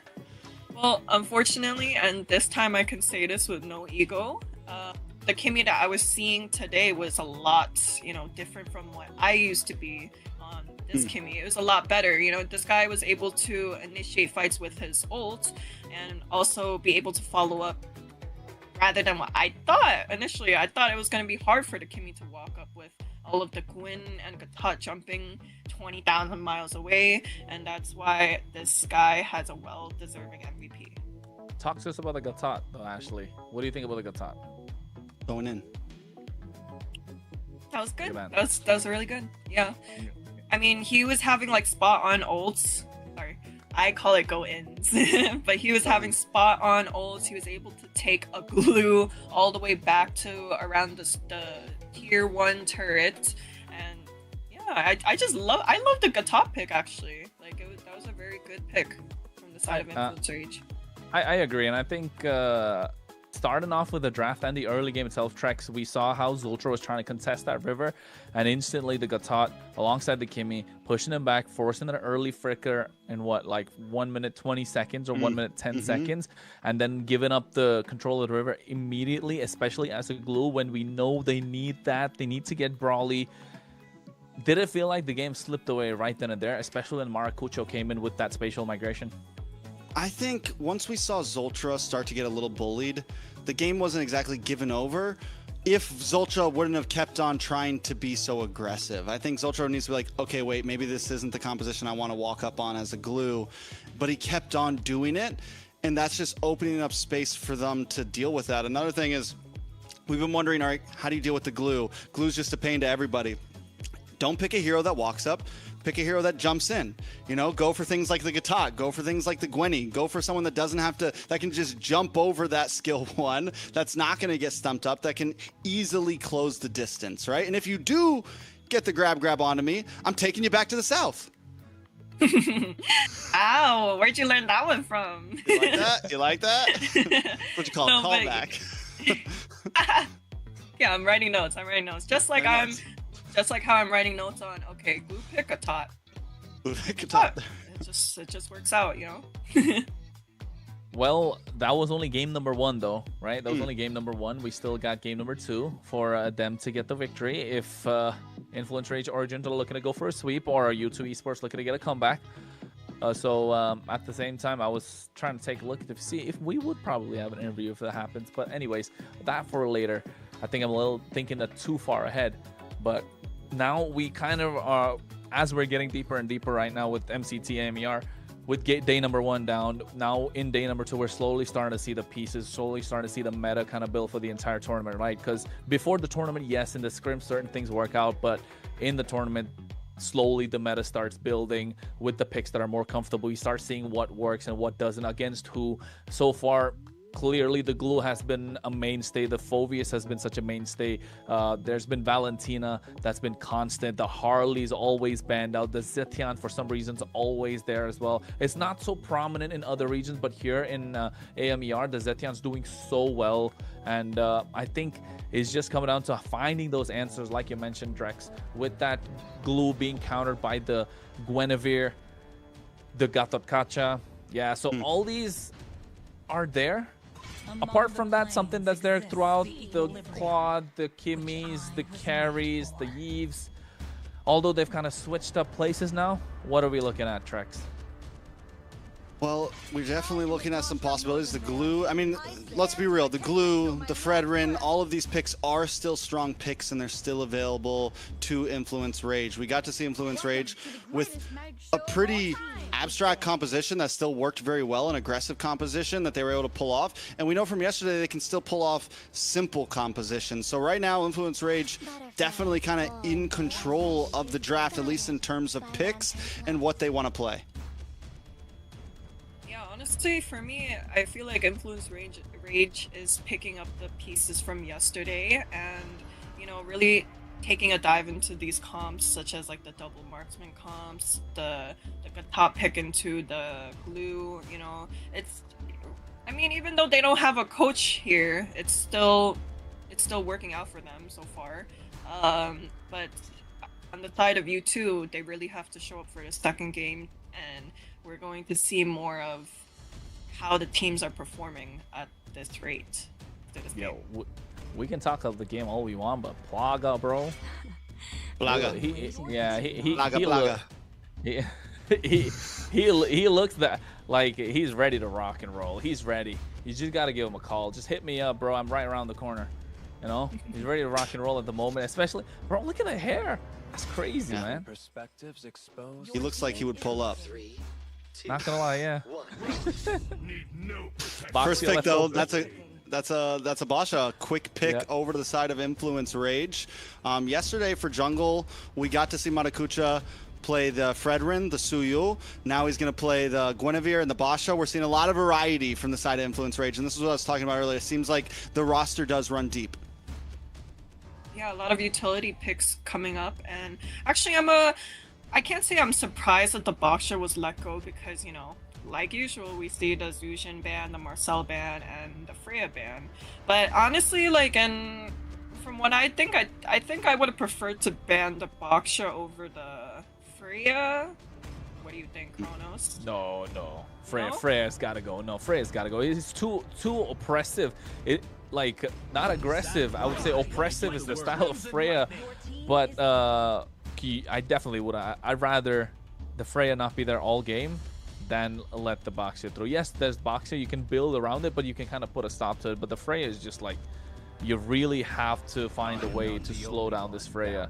And I was looking at the picks that they could go with on the side of U2 Esports. They could have gone with the Sora, but they're not doing that because there can be a Valentina on the other side. This is how it starts to get crazy with these global bans. But I love the Khalid, love the Leomord. The aggression is there from the get-go.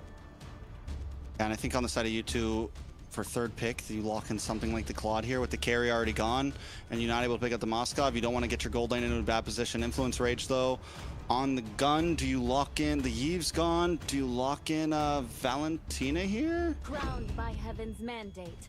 My legacy. Or no, the shall Zitien's endure. still open, right? Yeah. Yes. He's there, man. I don't mind the Zitian pick. I don't mind. No, I like the Phoveus- Zitian. Yeah, the Phoveus pick is also solid. They really got the front lines locked down over there. You know, last game we saw a lot of jumping, and this game we have a lot of push, pull, stopping. Right? Yeah, it's just, I mean, this time they're going for a much more honest draft. Like what U2 had last time, it's just a straightforward, easy draft. Nothing too crazy. U2, for their third pick, that is the... Ooh. I like it. I really like the CC because you know for a fact that the front line is absolutely massive coming in from Influence Rage.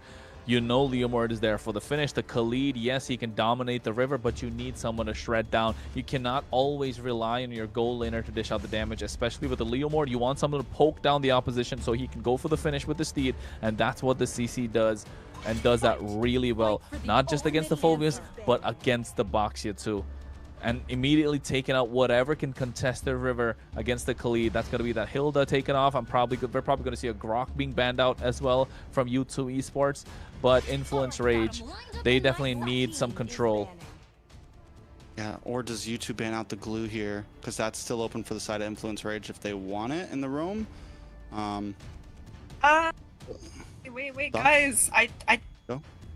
Never mind. I was thinking, oh, Katat is such a good pick for you too, but then I just realized there's a Khalid Well, U2 there. Yeah, they have the Khalid already.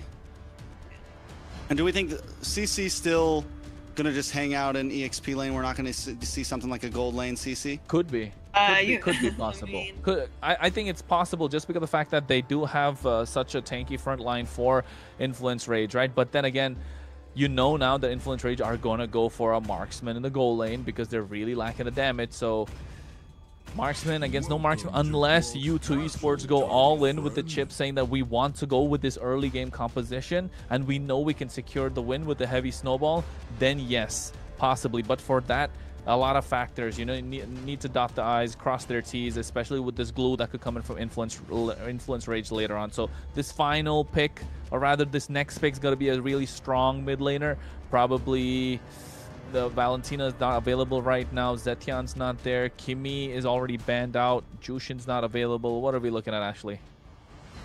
I mean, we're looking at not that many options. They have Lilia open. They have perhaps a Lunox, but Lunox, it's still yeah. not. I don't know. I still don't like the Lunox pick. There isn't really much open. Barza? No. But against the Basha, it's not great. Eve, no? Not against anybody. Oh, banned. Eve. Eve's banned. Yeah, Eve is banned. Oh yeah, first. No, Farsa would be like a terrible pick here. Zitan to counter engage. Louis? Baksha also. We saw the Louis earlier. No, not against the box. You have a fast-moving composition, though. I mean, it's not horrible. I mean, look, kid, I don't know. I'm not a fan of Kadita, maybe. But then again, that's like a super crazy pocket pick, but it still works, if you ask me. Apart from that, looking, yeah, I think Lilia. Lilia is a solid choice. Lilia is a very safe pick here. Yeah, I'm just not crazy, but I don't think she has. I think she's lost every game so far. No. VT played Lilia. That was a win. Oh yeah, game 1 they won, and There you then go. yeah, game There you 1. go. There's your Lilia. Yeah, so this is what I was talking about. They lock down the mid laner. Now you wait to see what Influence Rage will go in. Are they gonna go with the fight? Are they gonna go with a marksman that's super late, like a Moskov that's kind of present right now? They do have the carry that they can play too, or rather carries banned out. Moskov Harriet is something they can go with, but then you're gonna have a lot of magic damage output. So are you gonna lock in the Obsidia right now, which does really well against the Leomord? So depending on that, maybe they will look to lock down in the CC in the gold lane. So U2 Esports draft still a lot flexible. Yeah, they still have that option for a final CC to gold and pick up something in the EXP, but then also they do lack damage at that point. So it's kind of a weird spot. Picking up the Lilia, it's good, but you don't have huge bursts just yet. They do go for the Herets, like you said, heavy magic damage on the side of Influence Rage. Literally all magic damage. Fulvius is physical, isn't he? Yeah, he's turned into physical now. Yeah, He used to be he magic, did. right? Basha's ult is magic, but still, it's heavy magic damage. It's honestly still doable though, because on the side of Influence Rage, there's no direct magic burst. Rather, I mean, other than the Harith, Zitan, and Baksha. No. I'm saying like from the lineup that we see right now, you know, like there isn't any direct burst other than the Harith. Everyone else is kind of there to like hold his hand and just escort him everywhere, let him do his thing. So I do like this draft so far. I mean, I like Influence Rage drafts as well, and you're right, they kind of need to make way for the Herald to reach his power spike, but then again, for that to happen, Dalika Eto on this Phobius needs to dominate, not has to. He needs to. Baxia needs to rotate faster as well. Maracucho needs to get the work done, but U2 Esports, I think, full dive. Trex, full dive. Full dive for sure. I do like at least their spread. For me, both drafts have my concerns. The amount of magic damage on the side of Influence and literally zero physical damage, essentially. And then U2, on the other hand, the Lilia pickup is still a little sus for me, in all honesty. It felt like it is definitely just a last choice pick. But the Claude is clean, the Leomord, everything else works out.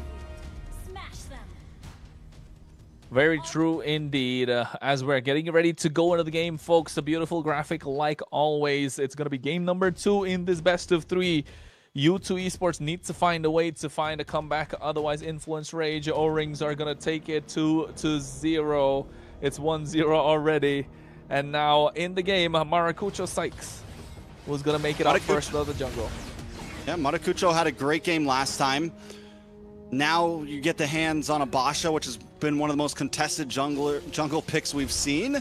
I'm expecting great things from the side of Rage Origins here, but U2 Esports with a good spread of damage. You get Plaga on a hero that Plaga did good with yesterday. Overall, there's a lot of possibilities. Look at the damage on a Maracucho. Zoltra, first blood. Yeah, that's why you don't walk into a Lilia, right? You don't walk into Lilia level 2. Super strong, has a lot of those glooms. Taking too much damage. Influence Rage at this moment gave a little bit of advantage away, but at least it was as early as it was. In K right now getting knocked out by the title strike. Zultra going in. Nox forced the flicker. Oh, Astro has a job on his hands. not only do you not walk into a Lilia, you don't walk in. Yeah, I understand that it's a roam Khalid, but either way, level 1 Khalid, level 2 Khalid packs a punch with that first skill. It's going to bring just about any hero down to about half health if you land all 3 of those shots. You pair that up with the Lilia, it's a dangerous early game compo for Control. Yep, the early game is what they need to contest, and they're able to do so as well against U2 Esports, but if it wasn't for that early first blood. U2 Esports, Zultra, surfing around. And what's that song that goes, I am the world? Is that it? I don't know what you're talking about, but yeah, I got you. First turtle control over U2 Esports.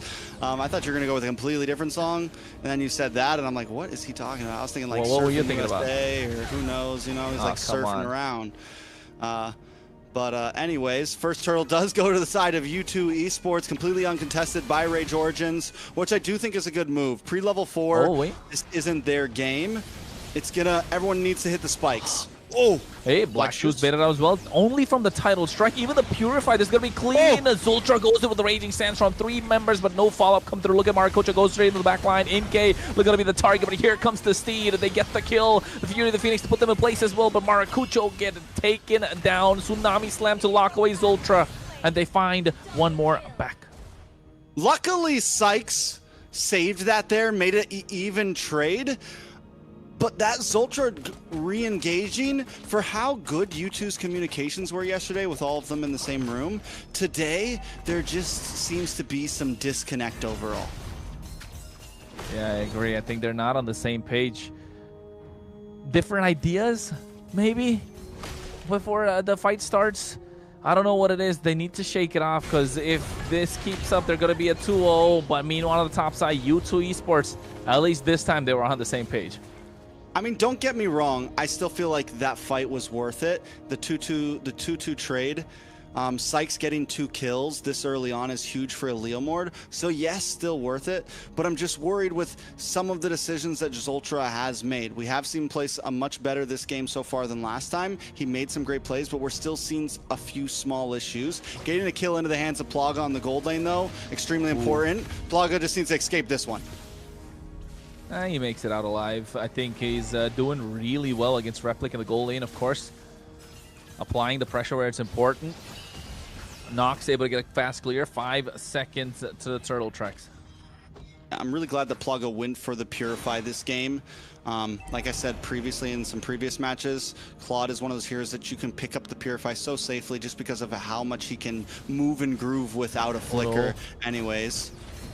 On the top side, though, walk straight into Zultra. Forced to flicker out as well. A clean and easy turtle, not trading anything away. No kill, no gold shield, no jungle creep. U2 Esports seems like they found their footing. Watching these 2 teams play has been, it's a little refreshing, you know. It's much less brawly. It's very much more, okay, we're gonna move for this. Another kill down on the boss side. Sykes able to pick one up. 3-0-1 on this Leomord. It's getting scary and scarier every minute. Yeah, that's where you want to see a Leomord if he's on your side. If you're on the opposition, I don't know. I'd be scared. He's almost got the orange buff from Maracucho. Now able to get that tier 1 on the bot side. And you can see Zultra and Astra just hanging out, man. Zultra and Astra just hanging out with each other the entire game. I like it. I like it a lot. Sykes as well. Another tower goes down on the bot side. Now U2 Esports are going to be able to group up. We're going to see Ziggy get more involved in these fights. We're going to see Plaga get more involved in these fights. Does Rage Origin have a pop-off point? What is the power spike? I mean, I'm thinking... Yes, Replic, Starlium Scythe just did get locked in. We might start to be able to see a little bit more damage, but at this point it's a little delayed with a 3k gold lead in the hands of U2. Instead of 8 or 9 minutes, we're looking at maybe 11, 12 minutes, as long as it doesn't keep on going the way it's going now. At this point, you're right. U2 Esports can just double down, get another fight in their pocket, and then next thing you know, the lead will be a little too much for them to make a comeback from. But Zaman Force dropped down, Replic dashing around. Plaga. Yeah, literally like no damage from that. Like Zultra was just able to kind of walk away cleanly. Nox as well, getting a full skill set onto Zultra, and nothing major happens there. This is the deficit that Rage Origin's at, and that, like I said, it's going to be a while until that damage really starts to come in for Rage Origins, if it does. And not just that, right? Astro, he's the only one with the real hard crowd control, like the Tsunami Slam. Who's he going to lock down? I was going to ask that, but Zultra's going to be the target. Raging Sandstorm to make it out. Nice view of the Phoenix has popped in as well. They get the turtle, and here comes the Steed, looking to take them down, but the Lika Eto flickers out of harm's way as Origins will have to run away.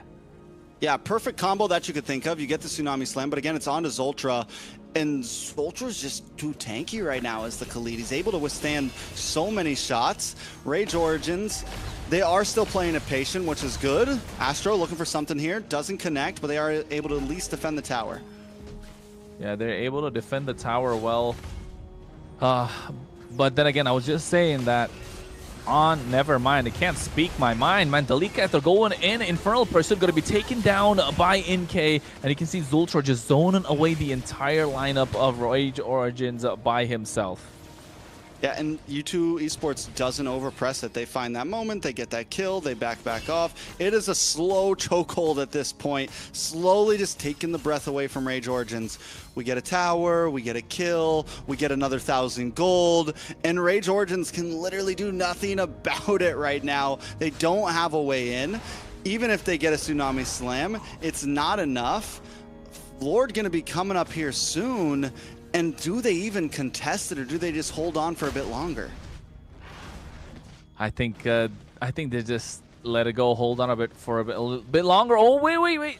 Never mind, that was so disastrous. It could have been so dangerous. But what I was trying to say the entire time is, Trex, yes, they have one hard lockdown with a Tsunami Slam, but who are they going to take away? Inke has a Purify, Plaga has a Purify. You're not going to take down Sykes because he's not entering the fight anyways. Zultra's not going to be the target, even though they're using it against him. He's going to walk away just like that. And there's nothing they can do about it. Nothing they can do about it at all. At this point, the oppression continues. 5K gold lead. U2 Esports. After game one, with how well Rage Origins did, it's refreshing to see that U2 Esports want to try to tie this up, and it's looking like it's going that way. Lord is up, Plaga shredding it down with Sykes. Rage Origins doesn't even try to contest it. They know that they're getting diffed, which I think is the right move. They're not falling into the trap of, oh yeah, we're going to try to make a big team fight happen. They're looking for a hopeful mistake. Ooh. Zultra, Raging Sandstorm, going catching 3 members. U2 Esports, all that for a tier 1 in the mid lane. It opens up the map. I would love to see how far ahead Zultra is right now, what his build's looking like, and how behind Replic and Nox are, because there is just 0 damage on the side of Rage Origins. It's not that they don't have items exactly, it's that U2 Esports just have too many more items. I mean, even this, watch this, can they get the kill? Yeah, Ziggy already popping the Vengeance as well. They threw everything at him just to get that one kill. And now you can see NK is going to be an absolute menace trying to zone them away. The one blessing is that they've already cleared out the mid lane. Yeah, and they finally do find a good target with the Tsunami Slam. Astro's been looking for it, but he keeps on just getting Zultra. This time Ziggy, not the tankiest hero as CC, so at least you're able to kind of burst down and secure something right before Lord gets to you. Well, at least at this point, U2 Esports find a way to back off if you are Origins. And they're able to defend this, not losing a lot. Yeah, and they take the choice of letting the Lord crash down on the top inhibitor because they still have the Holy Shield, and they save that tier 2 in the mid, which is a good call overall. They bring that top tower down about half, but it's nothing that they can't recover from. Taking a look at the items, Plaga holding about a 1,200. Oh, Plaga finds Astro. Yeah, but he sees the Monforce as well, just to zone them away. Sykes comes in, here's the Blazing Duet. Maracucho taken out super low, almost able to get that kill. Sykes is still searching for it, finds it just at the tip. And now they're able to get this tier 2 in the mid lane. U2 Esports not backing off. Sykes did not want to let that one get away. A quick dash through, on bar through. I mean, just clean play. Kill onto Astro to pop it off. Maracucho goes down again. It's 1-3-2 for this Basha. One of the most contested jungle picks we've seen so far in the MCT, and it is just not performing right now. Yep. I think the idea is that this Lilia that someone said he didn't like is working so well because at of the this Khalid. True. True. Just you know what we're doing here. But I like the endless battle being picked up by Sykes. 4-0-2. Got the perfect snowball game that you're looking for on a Leo Mort. Oh, look at Ziggy. A Malefic Roar. Yeah. That's huge. I mean, and then Replic finally does get in the Holy Crystal. Finally a Holy Crystal. Some boots for Astro, you know. Maybe a little late in the game, but it's okay. I mean, at this point, we're seeing something come in, but Ziggy, that might be the reason why this Basha is not doing so well. There's so much shred. Oh! God, that immediate conceal play just after he got the boots as well. That interaction is crazy. Curtain call come through as Zultra could go for the Raging Sandstorm. There's a tornado being used up. Replica of Zaman Force just bouncing around. Title strike. Maracucho gets that kill. Ziggy now looking to back off. Kiting. Oh, Trex. I'm going to take away the mic for at least a couple seconds more because what happened was absolutely insane. Plaga right now going in at the same time. Blazing good with the Winter Crown. Astro get the knock up, but at the same time, Purify coming in clutch. U2 Esports still hang on. Yeah, but still, what I say, Rage Origins, around 12 minutes, they finally do find a moment. Holy Crystal finally locks in for Replic. Items are starting to come up. Yes, they don't get the Lord, but we're seeing the possibilities of what they can do in a fight now. The game has gotten to a point, and don't get me wrong, they're still at a 5K deficit, and they were finally able to win out on a fight. Maracucho was looking for the drive-by, not able to get there. Sykes rather with that Phantom Steed coming in with Barbie able to steal it away. And that item you were looking at, right? You saw the Holy Crystal and you saw the boots being picked up by Astro. So the boots coming in 12 minutes, actually selling the boots that he had earlier because he didn't have the conceal. He got the favor, sold it, picked up the boots again, but this time added the conceal, and you could see the activeness that they had on the map completely taking charge with that conceal, flickering in with the title strike and catching the right target. So they're still playing Mobile Legends here. They still are looking for moments, even at a 6K gold deficit. Can they defend here to look for more? I don't know. I think they need to be active once more. Flicker's already present for Astro, but he's taking too much damage from NK. Maracucho's looking to flank someone, just driving by. The top side's going to fall down. The Lord is full HP. Hacking away at the inhibitor. Raging Sandstorm with the Flicker, catching two members. Here comes the Steed along with the Fury of the Phoenix as well. Tsunami slams to take down Zoltra. Maracucho's the one to get that kill. Plaga looking to get that inhibitor in the mid lane. Goes with the Blazing Duet, gets pushed back by the Armament. Here comes the Winter Crown at the same time. Replica with his Zaman Force drop down. He's dashing around, gets that one kill. He's on a killing spree. The damage is finally online, but is it too little too late, Trex? I mean, they lose two inhibitors, but they are able to take out Zoltra. They are able to take out Plaga.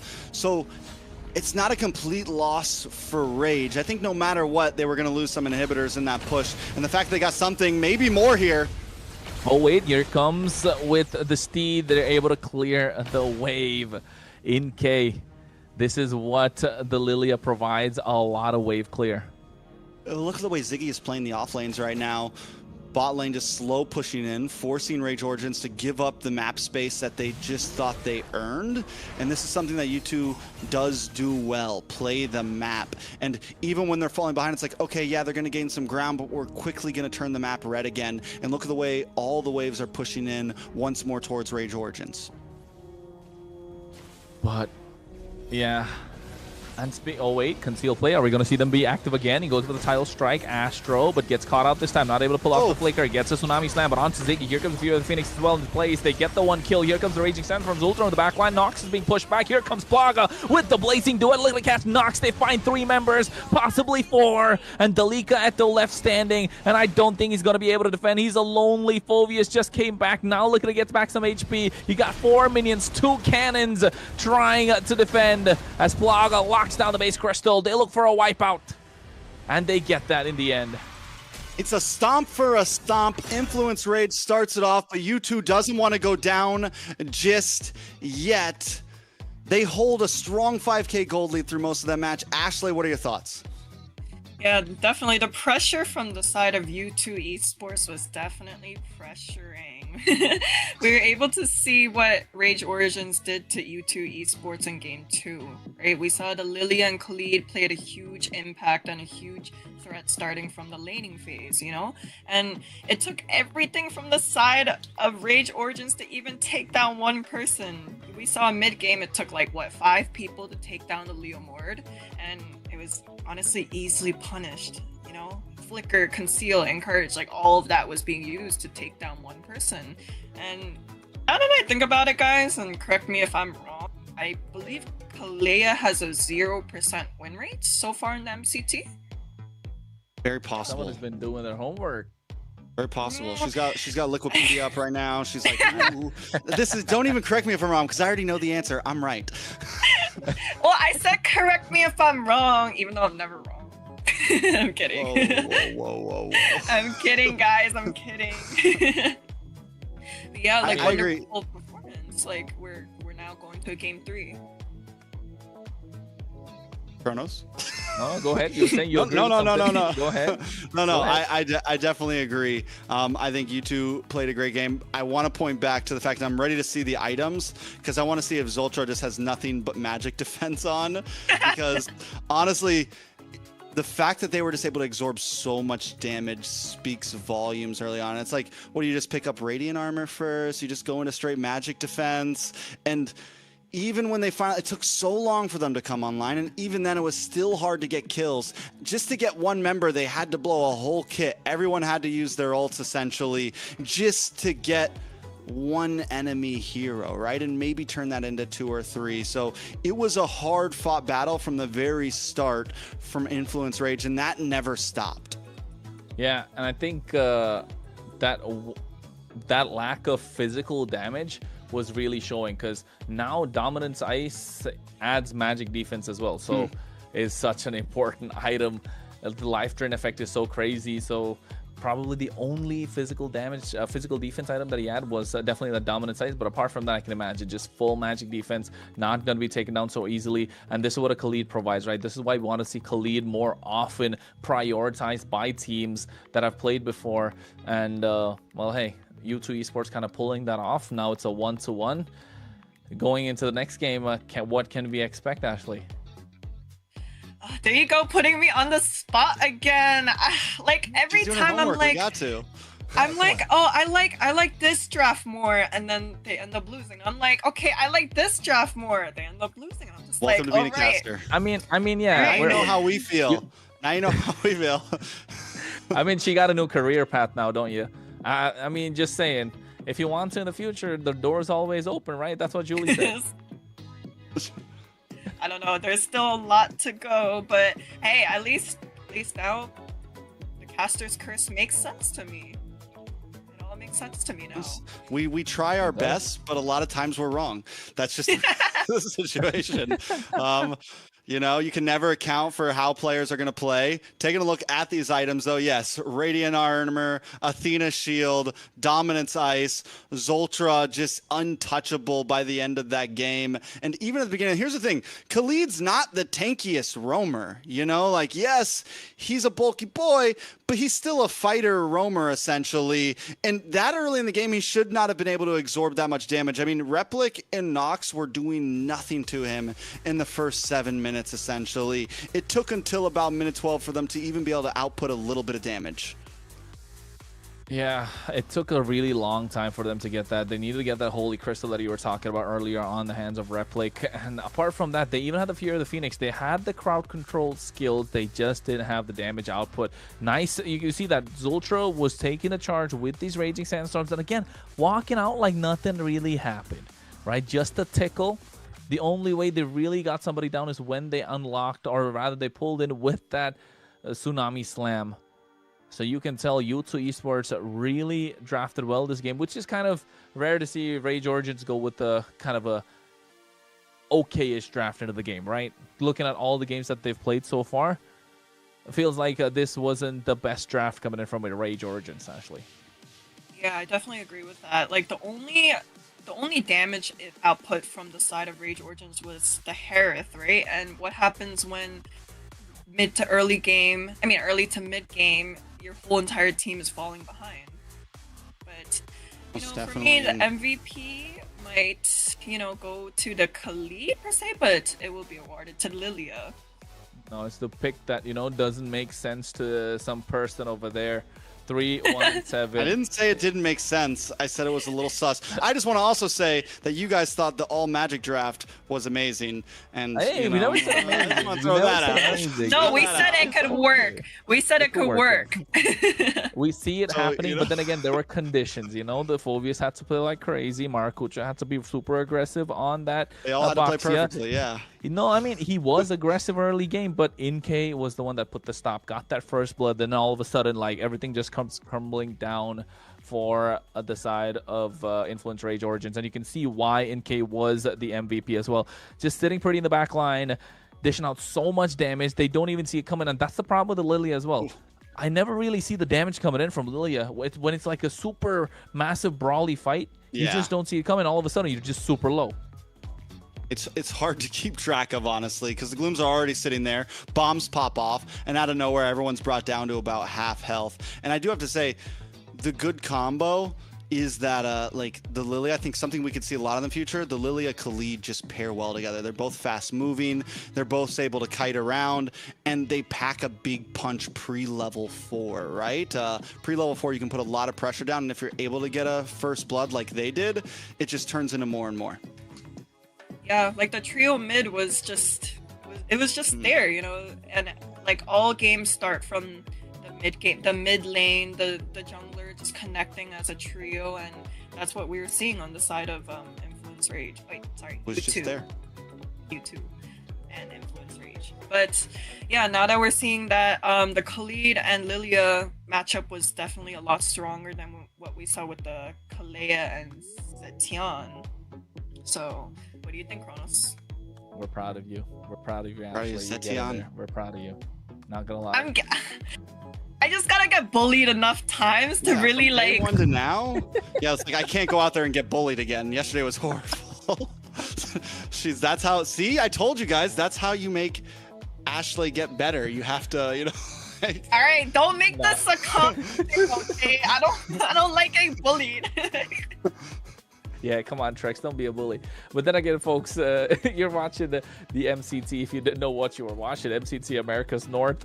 That's happening day number 2. Of course, don't forget to like, share, subscribe, do all that good stuff. Of course, follow all our social. We're talking about MLBB Esports. Let's see if Fernando can pull it up for us as well at the same time. And we're there on X, TikTok, Instagram, Facebook, YouTube. There we go. Look at that. Clutch. Fernando's on his game today. Yeah, and don't only forget to follow all these, but also don't forget to like the stream that you're watching right now. Help push MLBB Esports across the map globally. Yeah, because I followed them yesterday. Sorry, guys. Got roasted for that too. Laugh. Got roasted for that. No, we're not roasted yet. But yes, it doesn't take lots just to drop a like. It does help us out eventually to grow the scene here in North America. And not just that, you get to see us all the time. And while you're at it, you can follow us as well. TrexCast right there on every platform that you find them. ChronosCast for myself. And of course, Ashley with a Q since the A wasn't available, right? Yeah, her keyboard doesn't have an A, actually. That's the problem. Yep. That's why now there's an S in my name, an extra one. Ashley. Ashley's. Like the potato chip. Is that real? Like, is it really Ashley's? No, do you want to hear the background story of it? Are we- Sure. Yes. While we're Yeah, we waiting have for it, time. sure. We have time. Yeah, sure. Story time. Let's go. So apparently my name was taken. My name was taken. So I was like, Taken by okay, who? it was just taken. I Like on guess it's MLBB? yeah, like I just couldn't go with my original name, so I was like, you know what? Just add an S to it. That's the story. We were like waiting for a big. That's, yeah, I reveal. thought it was. Yeah. Yeah. I No, really- because no, No, listen, because the person who took the name is me. It's on my account. Like I took the name, so why can't I go as Ashley? It's okay. It's okay. Wait, what? What exactly? Like you took your own name Like, and then you had to change it again. So what? Yeah, because Like your going second account? going into the MCT, like you have to make you have to get a new tournament. Oh, I got you. Makes sense, So now you're with all that Ashley's and MCT because you had to make a new tournament account because your actual account is Ashley. Yeah. You could have just changed your normal account. Work out here, Trex. Not. I would send you. Listen, if it's hard times, I'll send you the name change card. It's not, you know, like That's not how it works. if we're struggling over there. Like, Times are tough. Next thing you know, you'll start hearing somebody in the chat say, "My mom's kind of homeless." But then again, folks, at this point, we're looking at game number 3, 1-for-1. Broken Walls is going to be the map where 30 bans going to be in this game. We already see 20 that's out, 10 from each side. That's what global bans is. If you don't know what global bans is, don't worry, we'll explain it to you. Follow our socials, we'll update you with all that good stuff. Influence Rage on the blue side, U2 Esports on the red. Jushin, Sora, not gonna go anywhere. What are we talking about? I just want to say shout out to production for adding no coach to the side with no coach for now, and I need that. Hey yo. Can you? Then tomorrow we'll have like no coach, no analysis, and then by the last day, no coach, no analysis. Okay. What do you say, guys? No, golly, guys, no problem. I mean, Left me hanging on that one. Ashley, thoughts on the draft. What are we going to see here? Next time. Oh, there's a carry ban. Okay, that's interesting. We actually saw a carry ban last game. Last game it was ban 3, which was still interesting then too. I'm saying it's interesting now because carry wasn't picked up by either of the teams. It was banned. Yeah, but like now, I mean, for the side of Influence Rage, they could have picked up the carry for themselves at one point, but they just got rid of it straight away. So, does that mean maybe we're gonna go with another tanky jungler? I am trying to like look at all of these global bans right now and just process it. So it's hard. I'm like, wait. Who do we got? Fredrin's still open for Influence Rage. Marksmans are limited on both sides. Moskov's still open for Influence Rage. So there goes the boss ban. Marcel, yeah, Marcel's gonna come out from YouTube. Right? Banned. They're not gonna let the 3. Yeah, they're gonna ban that out. I think first pick for Influence Rage in this case. Then they haven't played the carry. Yeah, they haven't played the carry. They can really lock down. The carry is gonna be such a hot pick here for either side. No, it's not. Oh yeah, carry's banned. Sorry, yeah, I didn't see that. We just had a whole conversation on this. Sorry. I spaced out. Not gonna lie, I was looking at the bans and I just completely spaced out. But here it's got to be the Marcel. The Marcel's got a ban through, but I think they're taking their time to see what could be left open because Sora's not gonna be able to play on the blue side. They do have the Valentina that's there. Oh! Marcel, pick up. Marcel's coming.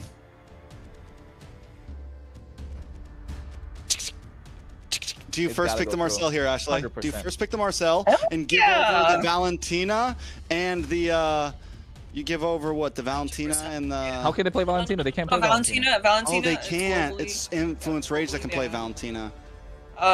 They can maybe pick the Sora up for themselves on the YouTube. Even Influence Rage doesn't know what to do right now. No, There's a Sora for you too, yeah. Sora for you. No. Oh no, it's banned. It's banned. It's banned from Oh, it is? We're all panicking right now. No, I don't. What? Oh, Harley. Wait. Is that a huge whiff? Is that a huge whiff? No. I like Harley. I still like Harley. You get to pick off whoever's there on the other side. You know for a fact that they are looking to play some sort of a split. You know for a fact they're going to be isolated in these fights. Early game, Harley is super strong, can just melt down the front line, but Marcel is too strong to let go of still. Ashley doesn't agree with you. She thinks, yeah, the Marcel should have been first picked. Look at her face. Yeah. She's like, not a shot do I agree with you. No. I mean, I'm saying, like, yes, Marcel should have been the first pick, but is Harley terrible? No, I'd say Harley's still good. Harley's still good. Like, if there was anything else apart from the Harley, I would have been like Influence Rage or on something. Whatever it is, got to be passed around. Yeah. Marcel and YSS. Solid, man. U2 Esports got it. I feel like U2 Esports look like they got it in the bag already. This will be my first game casting on Marcel. Really? Yeah, I haven't gotten a cast on Marcel yet. Me too. We did yesterday, didn't we? No, this is Marcel this is a debut. This is a debut pick. Okay. Freya got through yesterday, but not Marcel. No Zujin so far, but this is first Marcel. Okay, So I'm guessing RWM can't really get affected by the ult. Like if RWM's already down, you're good, right? By the golden hour, it gets stopped. it gets stopped. Yeah. It's like a suppression, basically. It's like a huge suppression. Okay, heard. Yep. So that's the only reason I like. Maybe I haven't seen the interaction yet, but I know for a fact that it's kind of like a suppression, right? You're kind of stuck in place. You can't purify out of it as well, if I'm not wrong. So I can. No, you can't. Yeah. So I don't understand how this is gonna work out. They need to add a lot more AOE to the lineup of U2 Esports. And it freezes Black Dragon midair. Yes. Yes. It should, yeah. Does everything, huh? Yeah, it's crazy. That ultimate's crazy. But more than the ultimate being used as like a set tool, it's used like a zoning tool, if you ask me. And not just that, with more important is the stacks that he gets on his Thunderbolt early with the tracking shot. He's just able to go in with the second skill, gets faster. With the skill 1 pulls back, you get like a 3-man stun, and you can just walk away. And that stun does so much damage, especially for the early game against the squishies, which Influence Rage have with this Harley and the Eve. So you can't really stop this Marcel from walking into the jungle. I want to point out the fact that we're also getting to see the Yuzong and the Lapu here. 2 EXP laners that we haven't really seen a whole lot of, honestly. We did see Nats like prio the Yuzong on day 1 and played wonderfully on it. Lapu hasn't had the greatest games overall, but we got some throwback EXP laners here. Yeah, and going back to the potential of Marcel, right? Mostly what makes Marcel super strong around like Lords or Turtles or pretty much any objective is able to freeze the opposing team's jungler to be able to retreat, right? But I mean, when you pair it against a Harley, right? Harley's usually super hard to kind of catch, so I guess I could give that over to Influence Rage for that pick, but I still don't understand why they got rid of the Marcel. I don't know why. I'm coping. It's a lot of eggs in this Harley basket that they can't kind of have right now. But how are they gonna really capitalize? I can see you two going for a Granger here. So just to add more firepower, put the YSS in the jungle. You already have a crazy front line going for yourself. You just need a little more peel with maybe another mid lane. The Zetian was it picked up by both teams already? Yes. No, not for you two. Yeah, so yeah, Zetian, I was gonna say Zetian and then the Granger, you add that. So it looks super solid. If you're a U2 Esports, but for Influence Rage at the moment, I think they can still go with the Granger. They already picked up the Harriet, not really a fan of it against the Marcel. Obsidia is a solid choice, but then again, you have to get too up close and personal. They could go for the Moskov. I'm not a fan against the Marcel. The range is just gonna be such a problem right now.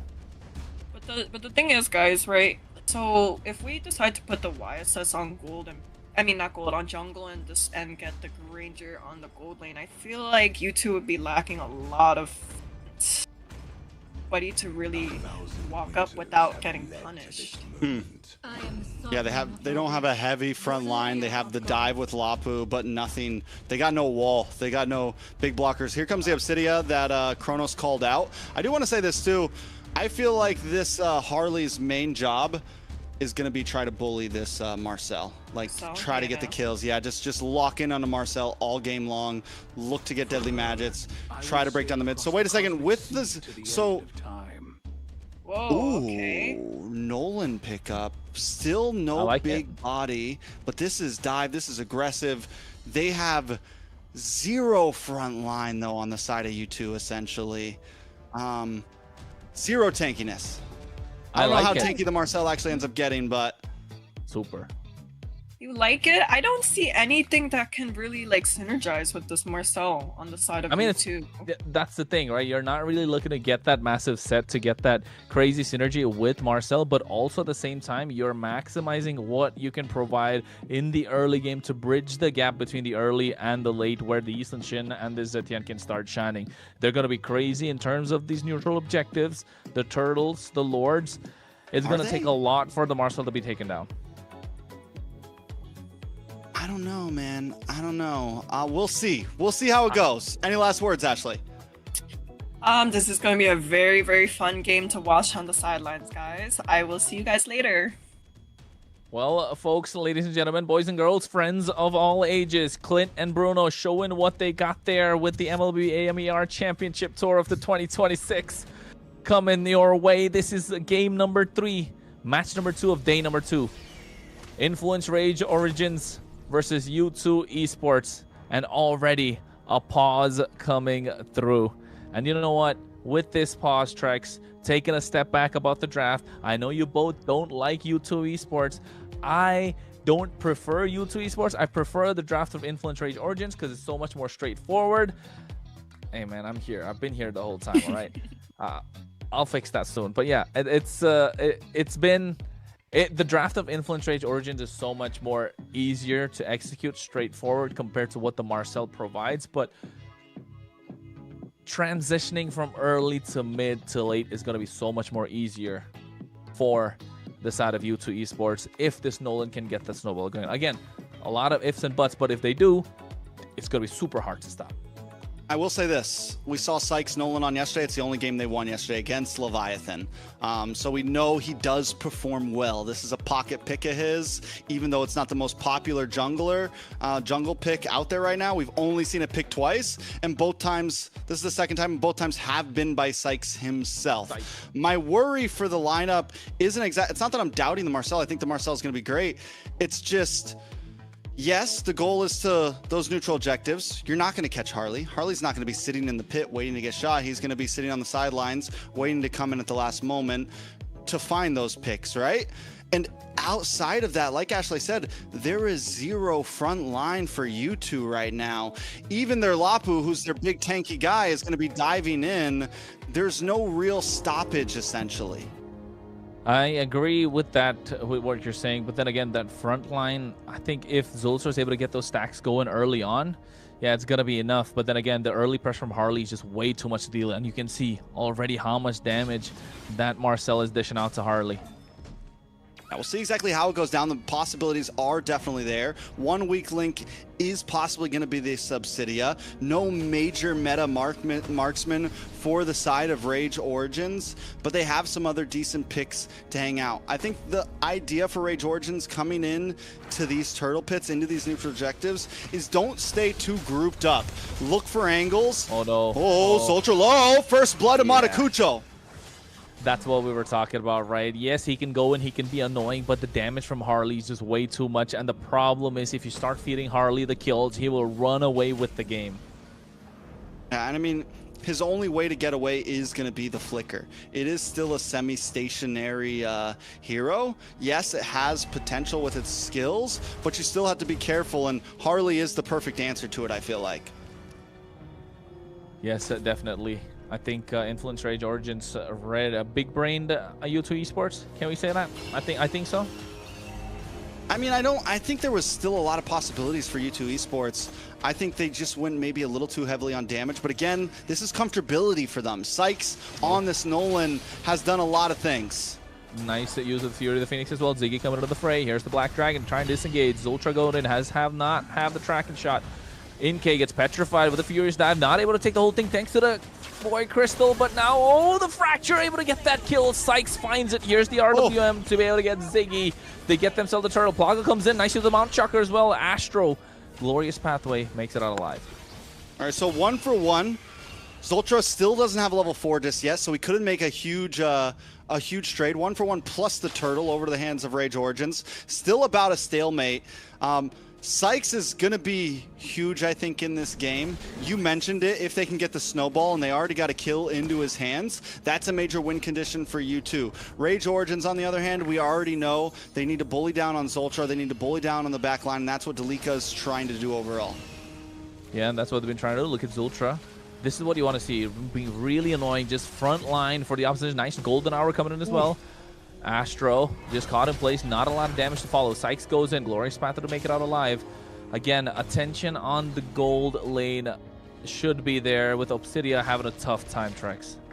Yeah, Obsidia is going to continue, I feel like, to have a tough time. As we get into the game, the possibilities are there. I'm not saying her late game doesn't have potential, her mid to late game, but the rest of the team of Rage Origins needs to kind of carry through that to get Replic to that spot. Have you seen Marcel? It's quite a lot. It's so annoying. Wait, never mind. We'll talk about that later. Here comes the Free Phoenix, but at the same time, you can see they go in Psycho with that fracture, but the wrong target. It's going to be Astro. Deadly Magic. Did he even use it? He did, but it didn't. He didn't get enough shots on after to really stack up the damage. It's okay, though. We're seeing the possibilities. Rage Origins approaching these fights definitely at the angles they need to. U2 Esports, though, they're just biding time. They know they don't need to like force fights right now. We need to get Sykes online. We need to get Plog online. We need to get Inke. I mean, pretty much all of our big damage dealers, which is more than half the team. And once they get there, you know, maybe not even second turtle, but third turtle, the possibilities can run up. Zultra just hiding, making sure he doesn't get spotted out. Nox looking like it's going to be the target. Here he comes, goes in with the tracking shot, along with the frame moment as well, but nice flicker. Astro falling with the glorious pathway. Sykes was looking to snipe him down, but the turtle should be in the hands of Rage Origins. Black Dragon just to go for the disengage. Nice use of the golden hour, putting them in place as well. As you can see, Ziggy's going to be the target. He goes with the Petrify along with the Furious Dive. Able to get Zultra. Should be going down. RWM to steal the deal. Astro slowing them down at the same time. But the Deadly Magic onto Ziggy as Dalika Eto makes it out alive with the slightest bit of HP. And Plaga falls down as well. They trade 3 for nothing and even get the turtle. Yeah, Zultra can't seem to, and that's the thing, he's not finding big golden hours. It's 2, and it's on Dalika Echo, and if you try to engage onto them, then the rest of the team jumps on you. So we're seeing some of the issues happen with U2 Esports since everyone is kind of a backliner essentially, or wants to come in at the last moment. There's no way for them to really get those big sets outside of Zultra landing a golden hour. Yep, and oh, no, not looking good. Even to get the Hunts of Bone at the same time. But Maracucho gets taken down. Oh, no, it's not looking good. 2 for 1 trade. And on the top side, Plaga still able to survive. Rage Origins kind of fumbled that one. That's huge for Sykes. That's huge. Another kill into his hand, and this is what we said the win condition kind of turns out to be. It is all of our baskets on Sykes right now. Plaga secures a kill too, but he has died, so he's still standing about the mid. But wait a second. No. No. Petrify. He wasn't even able to fracture out. He didn't have that. Dalika Eto has been clinical with this Furious Dive Petrify, hasn't he? Very clinical, finding targets, even with the first one that Dalika pulled off, that he takes a death, but overall that's okay. Wait a second, a little bit of shots. Glorious pathway at the same time. You can see they slow them down, and the golden hour to create a little bit of a separation. Here goes the bravest fighter at the same time. Raging Slash committed as well. Nox able to make it out alive, but Obsidia kiting, and they get Nox. Plaga going in. And the rest of U2 Esports get control of the river. But look at the turtle. Maracucho already going ham at it. Yeah, but he's all alone, and they are moving fast down there. Yeah, they are super fast. They get the turtle in the hands of Inke. Maracucho didn't want none of that smoke. All right, so what happens from here? Look at the mid tower. U2 Esports, even with them losing some fights here and there, they've kept gold at a minimum, and the pressure's on. Oh, the pressure is definitely on. They're using the Phoenix Descent at the same time. Glorious Path, they're not able to make it out alive. That was the Hylos with the Revitalize that they took down from full HP. And now here comes the Mountain Shocker as well. Look at the cast them down. They got the Furious Staff just to make it out. And we're starting to see the pressure. I gotta say, the fact that golden hour is 3 seconds long at the, I mean, with everything it does, it is a 3 second long stun, which is insane if you think about it. Here you could kill 2 or 3 heroes in 3 seconds easily. You blow enough skills off. So that is the danger that it is providing. Zultra, yes, had a little bit of a rough start, but we're starting to see now that U2 Esports is kind of moving together and being more aggressive. We're seeing the possibilities. Yeah, we're looking at the possibilities, all right. And oh no, Maracucho, Zultra really wanted that one. He even flickered to get that framed moment on the top side. Replic able to get that tier 1. Mountain Shocker providing vision of where everyone is at the moment. They get the tier 1 back on the bot side. Unless Maracucho has other ideas. No.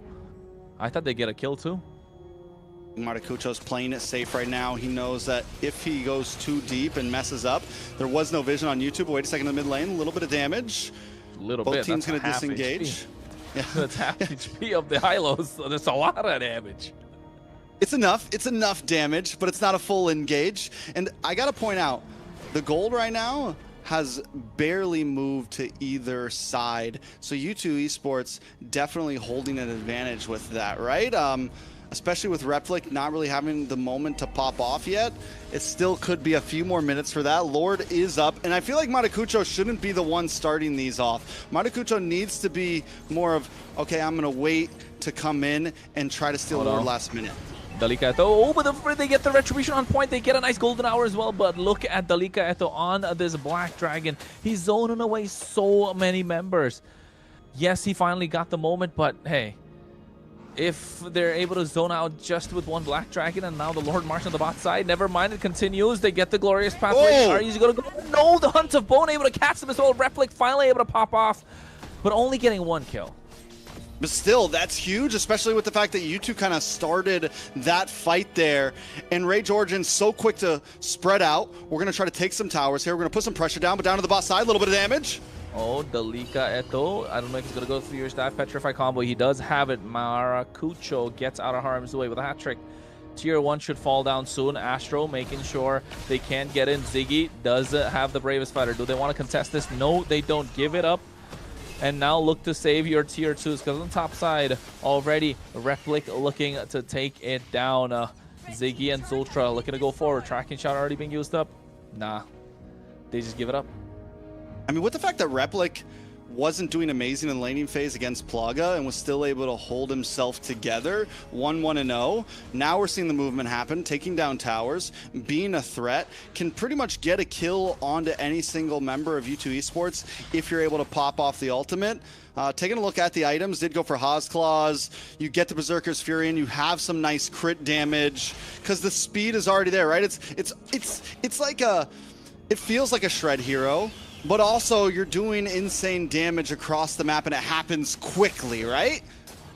Yeah, I agree, and I think there are two ways, of course, to build that marksman. You have that Trinity, and then you have the crit build, but in this case, you don't really need the Trinity because there are not many tanky oppositions on the other side. So you get the crit, you're able to melt them down a lot faster. You have that extra bit of sustain that comes in. So yes, Replic right now clearly going to be online. And here's Ultra looking for the golden hour. Only catches Dalika Eto, slowing the game down. You can see Hunt of Bone coming in as well. Look at the cat Ziggy off guard. The damage is there, but Sykes goes in. Fracture, missing out on everybody. Here comes the Black Dragon. Finally to take him down with the help of the Retribution. And alongside that, look at Plaga. He goes and finds Nox. He flickers out of harm's way as well. He's bobbing, he's weaving. He gets the Traceless on, but Astro, being a body blocker, able to disengage. So Ziggy for Replic, a good trade for U2 Esports, especially with the way that Rage Origin has been pushing it onto their base. They do still have Holy Defenses on the field, which is big. If Rage Origin tries to go for another big push, it's going to be a bit more time, and that's exactly what U2 Esports kind of wants. The fact, though, that Rage Origins has taken this gold lead to about 2,000, and Replic is starting to damage, not to mention Nox as well, 3-1-4. It's getting into dangerous positions. My question for you, Kronos, if this goes to late game, who has the advantage? If it's going to go late game, my guy, Rage Origins definitely have all the advantage. You can see the macro that they're playing with. They can pick everybody off with that Harley as well. And Replic's going to have a lot of damage online. Sykes needs to pick somebody off, and he has to do that soon. But Zultra, oh my god, the deadly red do a lot of damage. Alongside that, you can see the View of Phoenix popped in as well. Lord, 10,000 HP. No, Maracucho's able to get the Retribution. On point, Astro healing for the team. Ziggy can barely do anything. Yes, they trade back. But Rage Origins definitely get the better of the trade. Here's the thing, even if Zultra, this is the problem we're running into, because there's no big body blockers, and that's what we were worried about for you two, Zultra can make his way in, right? He can find his way to Maracucho in the Lord Pit, but the rest of the team is being held back by Astro. It's being held back by Dalika. And Sykes goes down, a shutdown at that, which is a good chunk of gold into the hands of Maracucho when he's already ahead. Yeah, that's a big bounty, all right. And you can even see Replic got that Malefic gun. That crit, that attack speed, that range is not looking good if you are U2 Esports. They need to find a way to slow down this Lord, or at least take it down as fast as possible. They need to make some space for Zeus and Shin.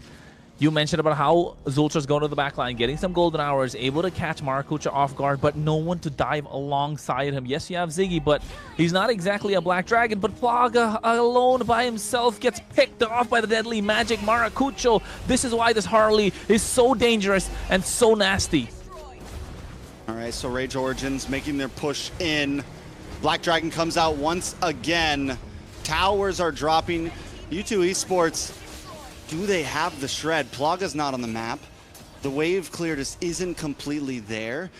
Inke luckily hasn't died too many times. No. Look at this. A nice golden hour as well to stop them in place. Zultra trying the best that he can, but they're not able to stay out of the tier inhibitor. And Ziggy almost going to go down. Able to survive thanks to the fountain. A lot of waves pushing in, but Origins back off. 70 seconds to the Lord, and I think they want to go with that one. I gotta say, maybe me and Ashley are just the curse at this point. You know, we were really doubting Rage Origins off the Harley pick. We're like, wait a second. We liked we liked Rage Origins draft towards the end, but in the beginning it was confusing. And you said it, Kronos. The big brain play with the Harley really did work out. Right now, overall, U2 Esports has no answers to Rage Origins draft. The Harley is just too good, man. It's like it was such a great pick. It was so anti-meta, it's become meta, right? That's the one thing. You have the meta, and then you have someone that kind of counters the meta, and the anti-meta pick that countering the meta becomes so much meta that now it's the meta. Too much meta? Too much meta. Meta on meta on meta.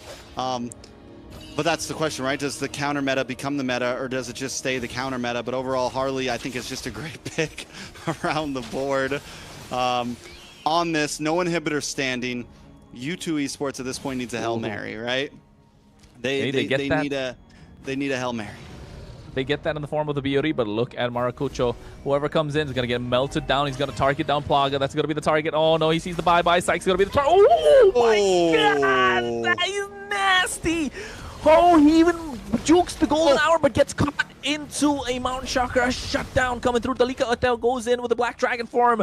Fury of the Phoenix to stop them in place. Oh, my goodness. Oh, I wish we could get a replay. That is nasty.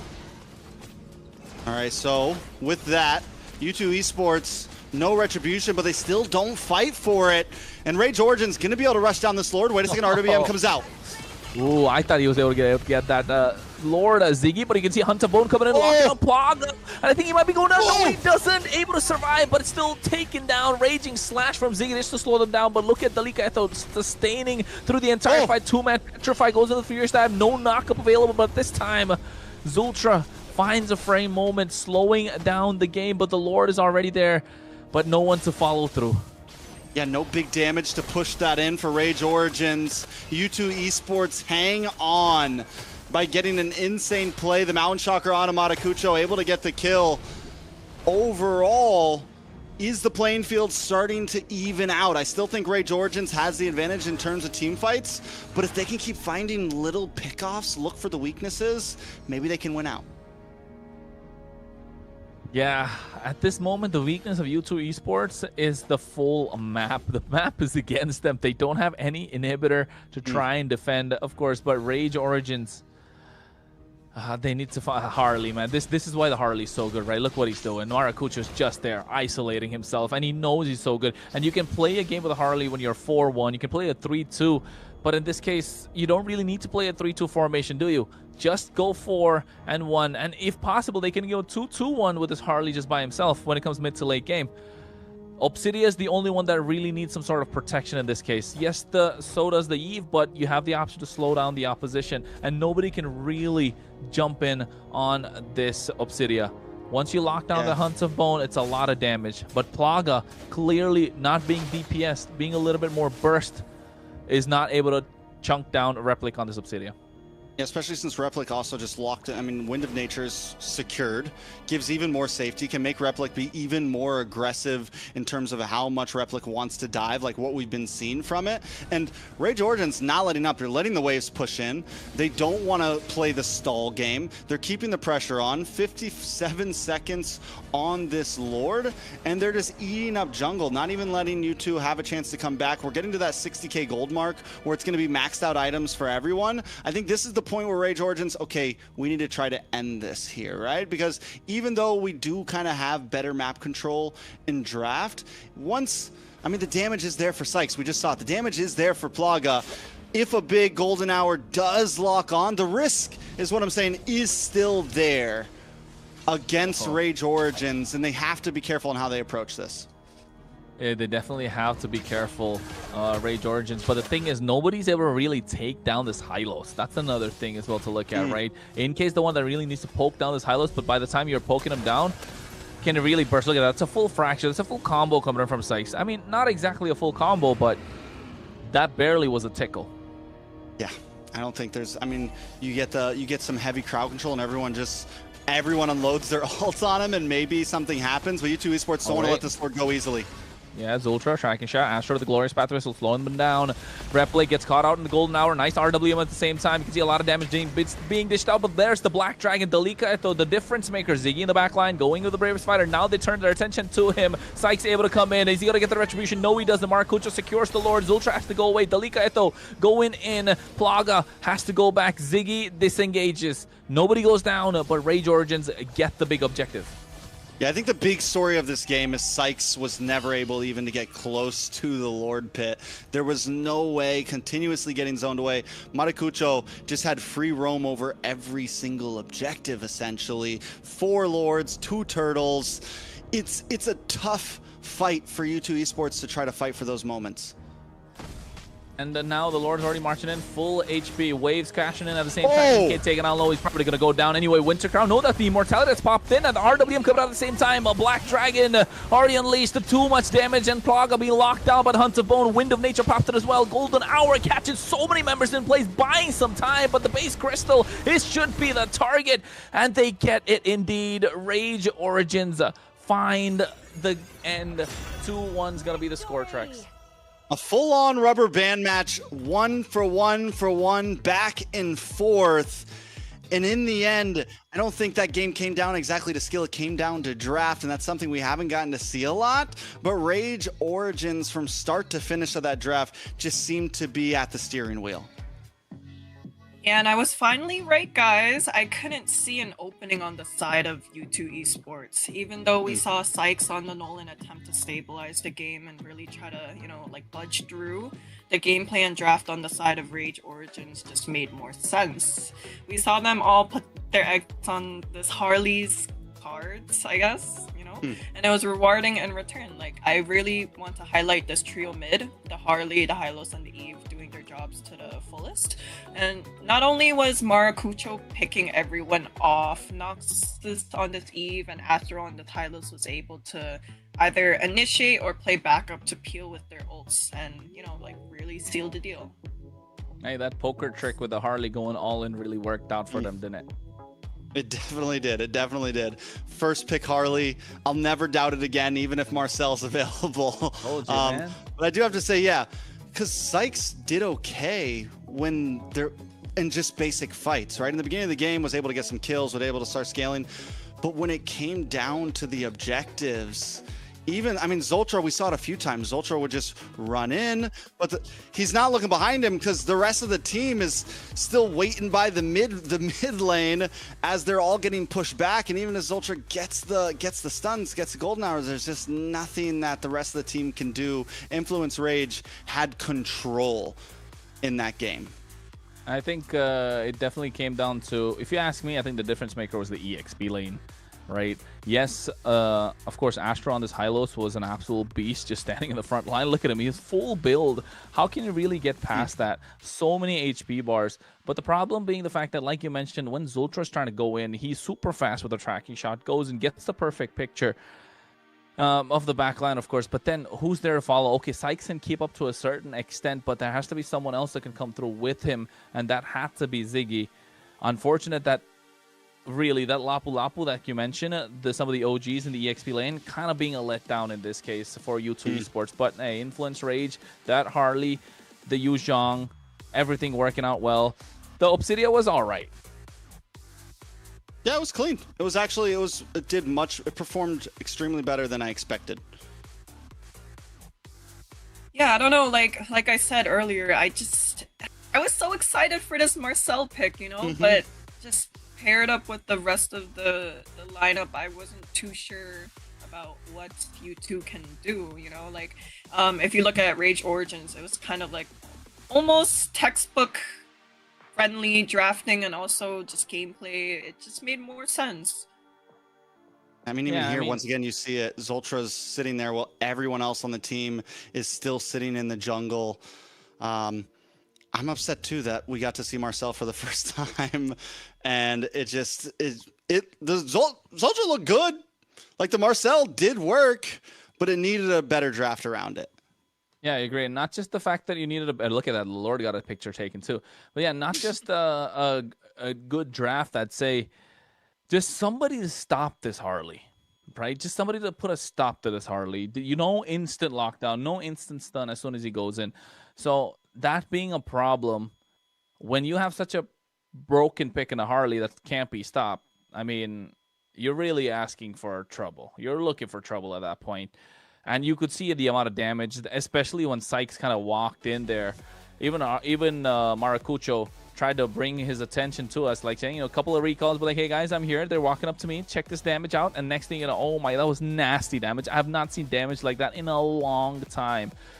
That Nolan had no chance whatsoever. And in a 1v1, yeah, Harley, unstoppable. And Maracucho, he's got deep pockets, man, in this jungle pool. Maracucho, deep pockets. He's got a glint in his eyes. This guy's a monster. But the Harley, like, is it the Harley? Is it Maracucho? I feel like we've seen so much from Maracucho in the past couple days. Like I said, we've seen a different jungler from him. Almost every game. It was yesterday, it was Fredrin, Suyo. Today it's Guinevere, Harley, and Basha? No, Guinevere, Harley. What was this pick in game 1? I remember at the moment. Doesn't matter. He's played a lot of jungles. He's doing great, is what I'm saying. Yeah. Agreed. You would almost think that he was playing the global bans every single day. It was just leading on top. Right, that's a good point. Everyone plays different junglers. But he didn't repeat anything from yesterday, so at least I'll give that. Oh, game 1 was Guinevere. Game 1 was Gwenny. Yeah, game 1 was Guinevere. I think game number 2 was the Boxia. And then game number 3 now coming with the Harley. There you go. But yeah, I think apart from that, I think the game coming out clean. I think Influence Rage is definitely a team that's caught our eyes the entire time, right? Along with U2 Esports, but Influence Rage have been so consistent with good drafts, all 6 games, if I may say so. So definitely a team to look forward to, and I think a team that other teams that are going against it have to really think on how they're approaching the draft, of course. And speaking about approaching the draft and approaching everybody that's watching MCT AMER North, folks, don't forget to like, subscribe, follow our socials. But of course, we got some treats for you. But before that, take a look. That's what it is. MLBB Esports. Be a part of our community. All of them are right there. Instagram, X, Facebook, YouTube, TikTok. It's a little difficult to say X at the moment, but yeah, X, right? That either way, we got some treats for you guys. The Diamond Drops is here, and we're talking about Bonox. So make sure you check out the chat. The moderators, of course, give out a lot of instructions on how you can win this. You got to be active. It's quite simple, just to boost the so-called algorithm, if I may say so, right? Just boost it for everyone who watches MLBB all across, and just follow the instructions. Be active in the chat. You'll get yourself some diamonds. Of course, it's going to have it in 6 active channels across the board, and just be aware of that. I mean, I like free diamonds. She needs free diamonds because she can't afford a name card change. She needs a name change card. Please. So if you guys are in the chat, like the stream and make sure you send Ashley a name change card. Her name is Ashley, not Ashley's on the account. No, that she today needs a name change card. Yeah, today it's an Ashley. It could be Ashley with a Q too, right? That is true. I couldn't buy She's got off 3 the names. I couldn't buy off the Instagram guy to give me my actual name. Fair enough. It happens to the best of us. Well, it does indeed. And I think now with that game of the bag, it was a really, really back and forth. A rubber band series, you call it? I like it. Rubber band, it bounces back and forth. That's an old line from way back in the NSL days. I mean, Shout out to A1C10. Hey man, there you go. See, shout out to some of the OGs, of course, of the NA community. And with this being a brand new start for the Americas with AMER MCT, it's been nice, right? Trex, seeing a lot coming through. These global bans are really picking up. Gets us thinking, gets the players thinking. It gets the audience thinking that have been watching, like, oh my God, what's going on right now? You know, which team can they go with? Of course, a lot going, a lot of new faces in the games, a lot of old faces coming back too. And with everything that's there, with what, 50K on the line for both North and South combined, EWC slot available as well, and a wild card slot. Gonna be North versus South in the Super Grand Finals. Do we call it Super Grand Finals? The Super Grand Finals? That's such a lame. You got a grand finals for the North. You got a grand finals final form. This isn't even my super grand finals. What are you talking about? I mean, I'm just trying to find a nicer name, man. Come on, don't hold that against me. But of course, folks, like we said, do support us, like, subscribe, all that good stuff. And with that final game being in the bag, I think we're just probably waiting for a couple of things to see if we're going to get what we need. A couple of interviews here and there. I think we're probably going to get it too. So Trex, what's the good news? We will be getting an interview, but we're not going to talk about it just yet. Ashley, don't spoil it like the last one, especially because last time we didn't get it. And it's probably because you spoiled it. But probably. I'm new to the job, guys. I'm sorry. Okay. She doesn't see it though. She doesn't see it that we're getting it or not. By the way, she can't see it. She doesn't know. Did they do this? Did they do this purposely? They're like, no. She can't screw up if she doesn't know. Fair enough. But then looking at match number 2, right? Influence Rage Origins, U2 Esports. I think both of them kind of played a clean game. The only thing that we saw different, or rather we're seeing different compared to the other teams in the North side, is these two teams like to take the games a little slower compared to the others, right? They like to go at their own pace. They like to be more calculated. They're more safe in terms of approaching these team fights, more safe in approaching these neutral objectives. If they know for a fact they can get at least 60-70%, then they go for it. If not, they really do not want to fight. Whereas the other teams such as Leviathan, Alpha 7 North that we saw earlier, even if it's a 50-50, they like to gamble. They like to go for it.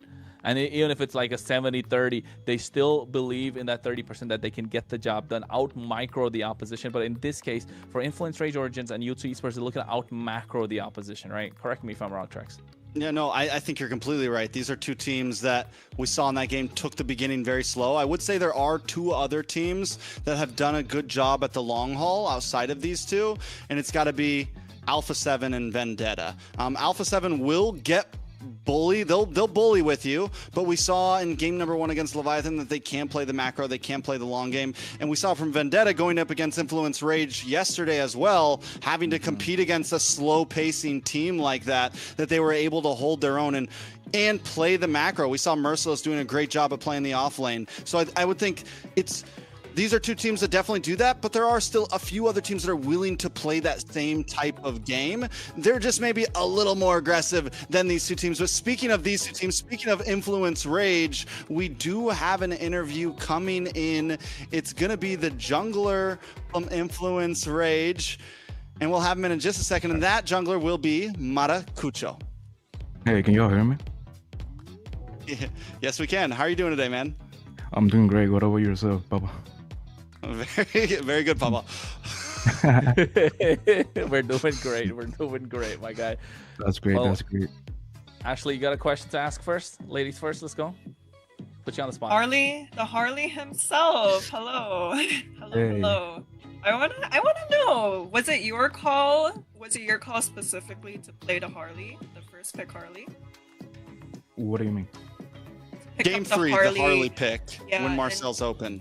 Draft. Yeah. Who did it for you guys? What was all about? Well, I think it was my coach. Yeah, it was. I mean, how are you feeling? Are you I'm very nervous. What? That's all right. Listen up, bro. You're here. We're hanging out. We're nothing crazy. No, we didn't think you were nervous at all. You know, you were doing like amazing on the. You got the I think he means nervous right now in the interview. Yeah, I think he's nervous right now. Not in game. He does great in the I game. wasn't nervous in game. Oh!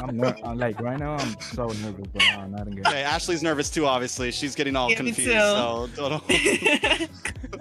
I was like, no, definitely not. That wasn't the gameplay we saw.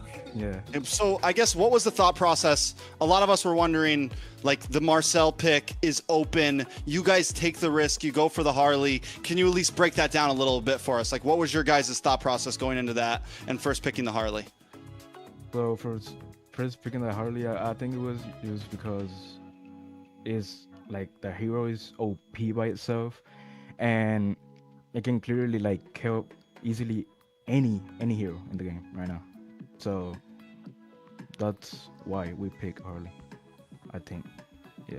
Fair enough. Kronos? Yeah, I mean, of course, the Harley is a broken pick. Congratulations on the victory. You guys played clean. You have a pace that you take the game at, right?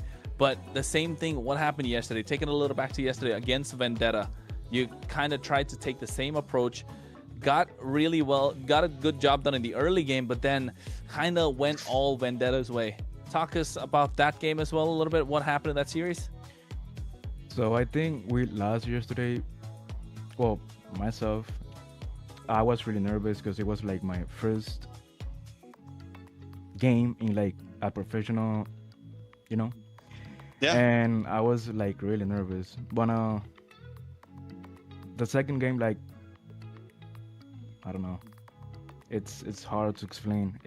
I don't know. It's something new to me, to us, you know, like as a team. Yeah, no, I definitely feel you. Like the first time you're entering like the tournament stage lifestyle, like online, whatever it is, like definitely gonna feel nervous. But honestly, you guys are looking pretty strong. Like even myself, I was super surprised with how you guys were playing yesterday. And Thank you. Once you really like feel off the jitters and actually just get used to all of this, I think there's huge potential for you guys. Yep. I mean, along with that also, right, looking at the number of heroes you've kind of picked up, every single game you've played a different hero, especially yourself. You got deep pockets in that jungle pool, my guy. Yeah, are we going to see some more, you know, a little bit of pocket picks coming out? Yeah, we are. Yeah. Okay, he says yes. And how are you liking the global bans? Oh, right now I love it. Love it? It's so good, bro. It's really good. I like that. You're one of the first people. A lot of people have been like mixed feelings about it. I like that you actually enjoy it. You said, you know, you're a new face to a lot of us. You guys the team is like, we looked into you guys. I haven't seen you guys play a whole bunch, but like Ashley said, after seeing your guys' game yesterday, I think a lot of our eyes are on you guys. You seem like a very strong team with a lot of potential. You just took your first win of MCT up against U2. Tomorrow you go into the 1-1 bracket. I've been asking all the teams this. Are there any teams right now that you have your eyes on that you really want to play against? Alpha 7. Alpha 7. Everyone wants Alpha 7, man. They got the target on their head right now. Can you tell me why? I don't know. There's a lot of famous players. Best player, not TC, Sia. They're really good, and I want to play against them in the tournament. That's nice to know. The positivity is always there, right? You see them, you kind of look up to the players a little, but at the same time, you want to take them down, make a name for yourself. And if they do tricks, I mean, if you guys do get that victory, you'll be the talk of the town for the weekend, right? Yep. So, I mean, anything else you guys want to ask? I'm satisfied. He's quite nervous. Clearly, he's just like, okay, we at least we make you feel a little comfortable. He's doing great, man. He's doing great. The jitters are a little bit gone now. No, but we can tell you one thing. You got a fan of the three of us in the jungle, with the way you've been playing in the jungle role, right? Oh, yeah? Yeah, definitely. Yeah. Come on. Oh yeah, I'm vibing right now. It was I mispronounced your name the first day a little bit, but now it's Maracucho, man. Maracucho. Yeah. Well, that being said, you so much. I mean, thank you guys so much. Do you have any shout outs you want to give out there? No. No, come on. No shout out to your fans, your people watching from from home. Shout out to my team, to my fans, to everyone. There you go, man. That's what we want to hear. And tell Coach Blackjacks we said hi. But yes, it's great to have you here. Thank you so much, Maracucho. Looking forward to seeing you again tomorrow if you get the victory. And of course, you got a fan in all three of us with the way that you've been playing in the jungle. And looking forward to more from Influence Rage Origins this season. Thank you. Luck. Bye. That's a solid guy right there. Yeah, that was Maracucho. I mean, we've been pronouncing his name a little difficultly. It took some time, but hey, you're forgetting to roll the R, man. Hey, man, we warmed up to his... Maracucho. There you go. Maracucho, yeah. Exactly. We warmed up to the name. He warmed up to us, right? He seemed pretty nervous, but you know, I think he was. He just had those jitters, right? But this is a player, though, like I told you about this, Trex, right? Before you came in, you were like, hey, I don't know a lot about Influence Rage Origins, but I mentioned about Maracucho. This player is one that was scouted out for a long time. He's been there in the scene. He's been growing, but still, I think it's a player that, even though he's kind of making his debut in MCT, of course, it's definitely a name that we might be seeing quite often. And with I that, totally agree. I think we go to break here in a second, guys. Yeah, I was make sure you guys stay around, stay tuned. We're going to be jumping into 2 more great series, and we will see you guys in just a moment.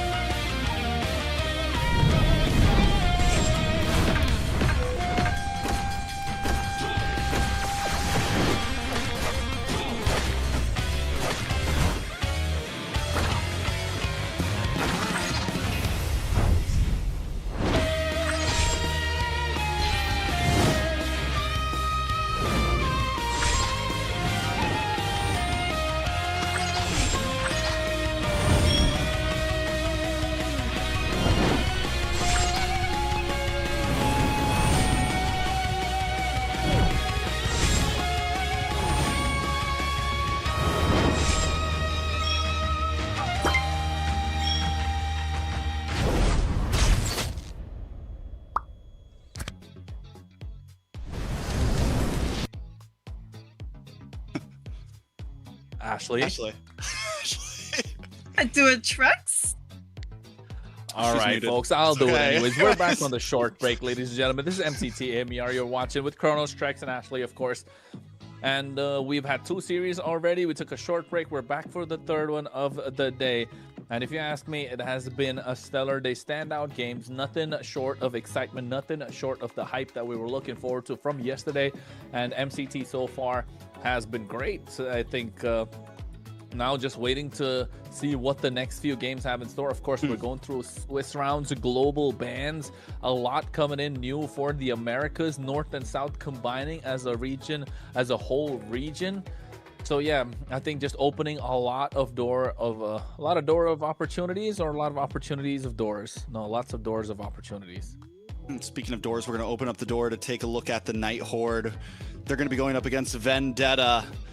And yesterday they played amazing. It's RR in the EXP lane, Shiro in the jungle, Colleen in the mid, Kistler in the gold, and Merlin in the roam. Now, we saw Tamal yesterday. I had a little chat with Tyrant. He said Merlin's probably going to be maining on the roster for now. And honestly, Merlin had an amazing game yesterday in the roam position. Once they brought him in, they were able to take those 2 games and just take control. But after that, Ashley, tell us about Vendetta. Hello, guys. This is Homeland Court. This is Vendetta, none other than Merciless on EXP, Tarzan on jungle, Churro Bommy on mid lane, Melon on gold lane, and Myth Bommy on the roam. And for those who don't know, this is my team. And we're going to try to be unbiased as possible, but we're going to head on to the draft. Well, straight into it, no waiting whatsoever. We're going to see the map as well. It's going to be dangerous grass, blends in with the, graphic that we've got. The color scheme of green, blue, dark blue. I mean, we never really got to speak about it, Trex. Actually, I really like the color scheme. It's really cool. It's nice. Yours or mine? That we don't like. like. My lord. Okay. Yeah, either way. I'm jealous, honestly. I'm still dealing with the fact that you get to show your back. We won't talk about it. Let's jump into the draft. Blue ban from Coach T himself. And on the side of Night Horde, they respond back with a Jushin. Yep. Ashley? Hey, I mean, I was still stuck up on what you guys said.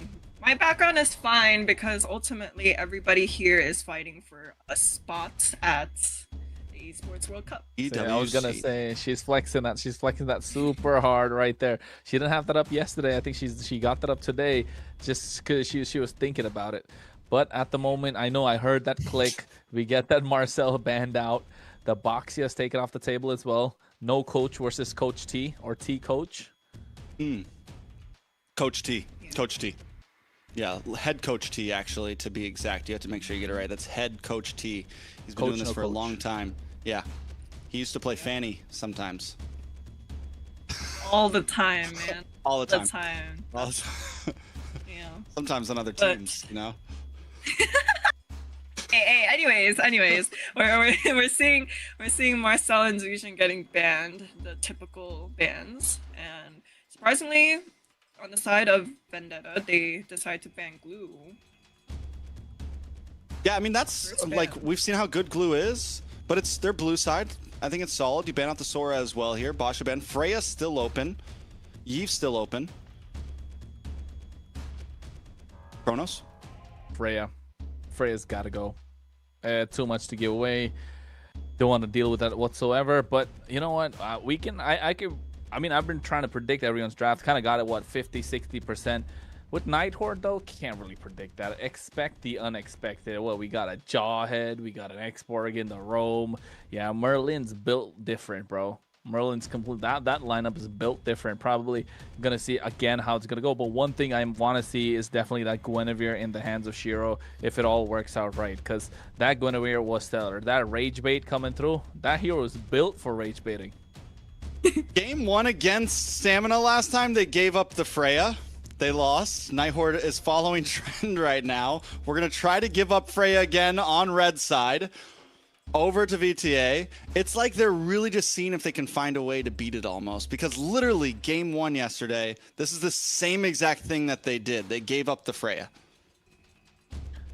Hey, but I also want to let you guys know that Freya could be a flex pick also. Not only just on the gold lane, we can also see her being played on the EXP lane. So who knows?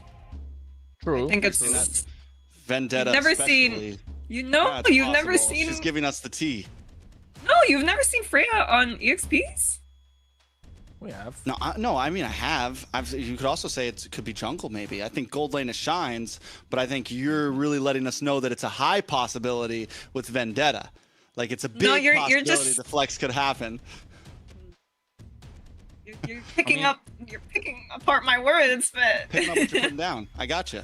You're good. Okay. He really is. He really is, though. It's adding to what you said, Ashley. Yes, it could be in the EXP lane, it could be in the jungle, but it shines in the gold lane, definitely. That's why everyone wants to lock it in there against the marksman. It's super divey, has too much damage in the early game, can definitely carry the game on its back, especially if it's a snowball. Nighthorde, though, Fredrin, Zetian, front to back already, but I don't like the Fredrin that might go against the Freya. Comes down to a skill matchup. Although you do get the taunts at the right time, but before that, if Freya runs with the game, it's going to be too difficult for them to make any sort of a comeback. But here, what's the Vendetta going to reply going to be? Maybe a Eve plus something? Is that a carry and a X? Oh, it's a Oh, Valier. Valier for the Fred? That's too early, though. No, it's not. Not when you have Freya. I mean, if anything, maybe I would have opted for a jungle pick rather than the Valier. Yeah, because the Valier's never going to get banned out. You could pick it. You could pick 5 it and be good. Definitely maybe a little bit early, but it's okay. It's all right. We'll see. They get a really strong pick. They make a small mistake, but not the end of the world. Nighthorde now. Do they lock in gold lane since the opposing side already picked it up? Do you lock in the Claude here just to play things safe? It does have the BMI. I feel like the Claude is a decent pick at least to try to lane against. Oh wait, no, you're not laning against a Freya because it's EXP lane Freya. They've already showed their cards. They just showed their whole hand first phase. Could be jungle Freya too. Nighthorde does not know that. Nighthorde does not hear me saying verbally. It could be flex picked, right? Welcome to the I mean, we all know it now that Carrie's been picked, you know? You're right. You're right. Oopsie. I just know my team Just well. a brain fart moment. But then again, this Alice into the carry, clearly they don't care about this Valier. They just want to dive straight into the back line. Harley being taken off the table. Are we going to see a couple of goal laners that could give the carry a problem? Maybe the Herod, maybe the Claude, just to prevent the dive onto the Valier. I like the Valier if you play it right. If not, it just looks so terrible, right? There's no decent Valier. It's either really good or like, what are you doing there, bro? Like, why are you even there in the game kind of Valier? So in this case, I think has the idea to be good against the Fredrin, against the Alice, yes. So, who's next? We need a little more front line from Nighthorde to see if this can really work. You need more front line? The Wukong is out. The Wukong is out. The Sun is off the board. The other possible gold, well, either way, it's whatever. EXP lane, Freya, blah, blah, blah, blah. What do you put in the EXP lane against the Freya? Phobius. EXP Esmeralda. lane? Phobius? Esmeralda. Yeah, Esmeralda. Yeah, it has to be. It has to be another fighter. But I mean, we got an Alice, so. CC is good as well. Against the Freya. Yeah, they already have the Alice. Wait, no, right. Yeah, because Alice. Yeah, this is not a gold EXP lane Alice. This is not a gold lane Freya. I'm trying to get that through my skull. It's just hard. So yeah, Alice up against the Freya. Claude's still open for the side of Nighthorde if they want to pick that up. Nope, not anymore. Bye-bye. Bye. Hey, what, are we gonna see Xborg again come out for Merlin? It's gonna be crazy if we do. Although maybe lock in the. They can't go for the Herod. The Valier's too annoying. They don't get the Claude. Maybe the Obsidia. has the protection. I will say this, what we could see from the side of Vendetta here, we saw them pick it up yesterday against the Fredrin. They could go for the Uranus jungle again for Tarzan. The possibility is there. Just kind of go full dive comp, full chase comp across the map, and just kind of try to run through this front line the Nighthorde's trying to bang. Who was that? Who's that? Oh! So wait, gold lane Alice? No. Or gold Rome lane Alice? Benedetta? Rome Alice? Rome Fredrin? Hey, bro, can't count it out. Yeah, I guess. Yeah, you could go Rome Fredrin and what, jungle Benedetta? Yeah? No, I think this is no, jungle I don't Benedetta. No, I don't. That's I don't we're think getting so, too yeah. crazy. This draft is getting out of control at I this told point. you, Nighthorde, man. Just throw everything out the window. I expect the unexpected. I saw that yesterday.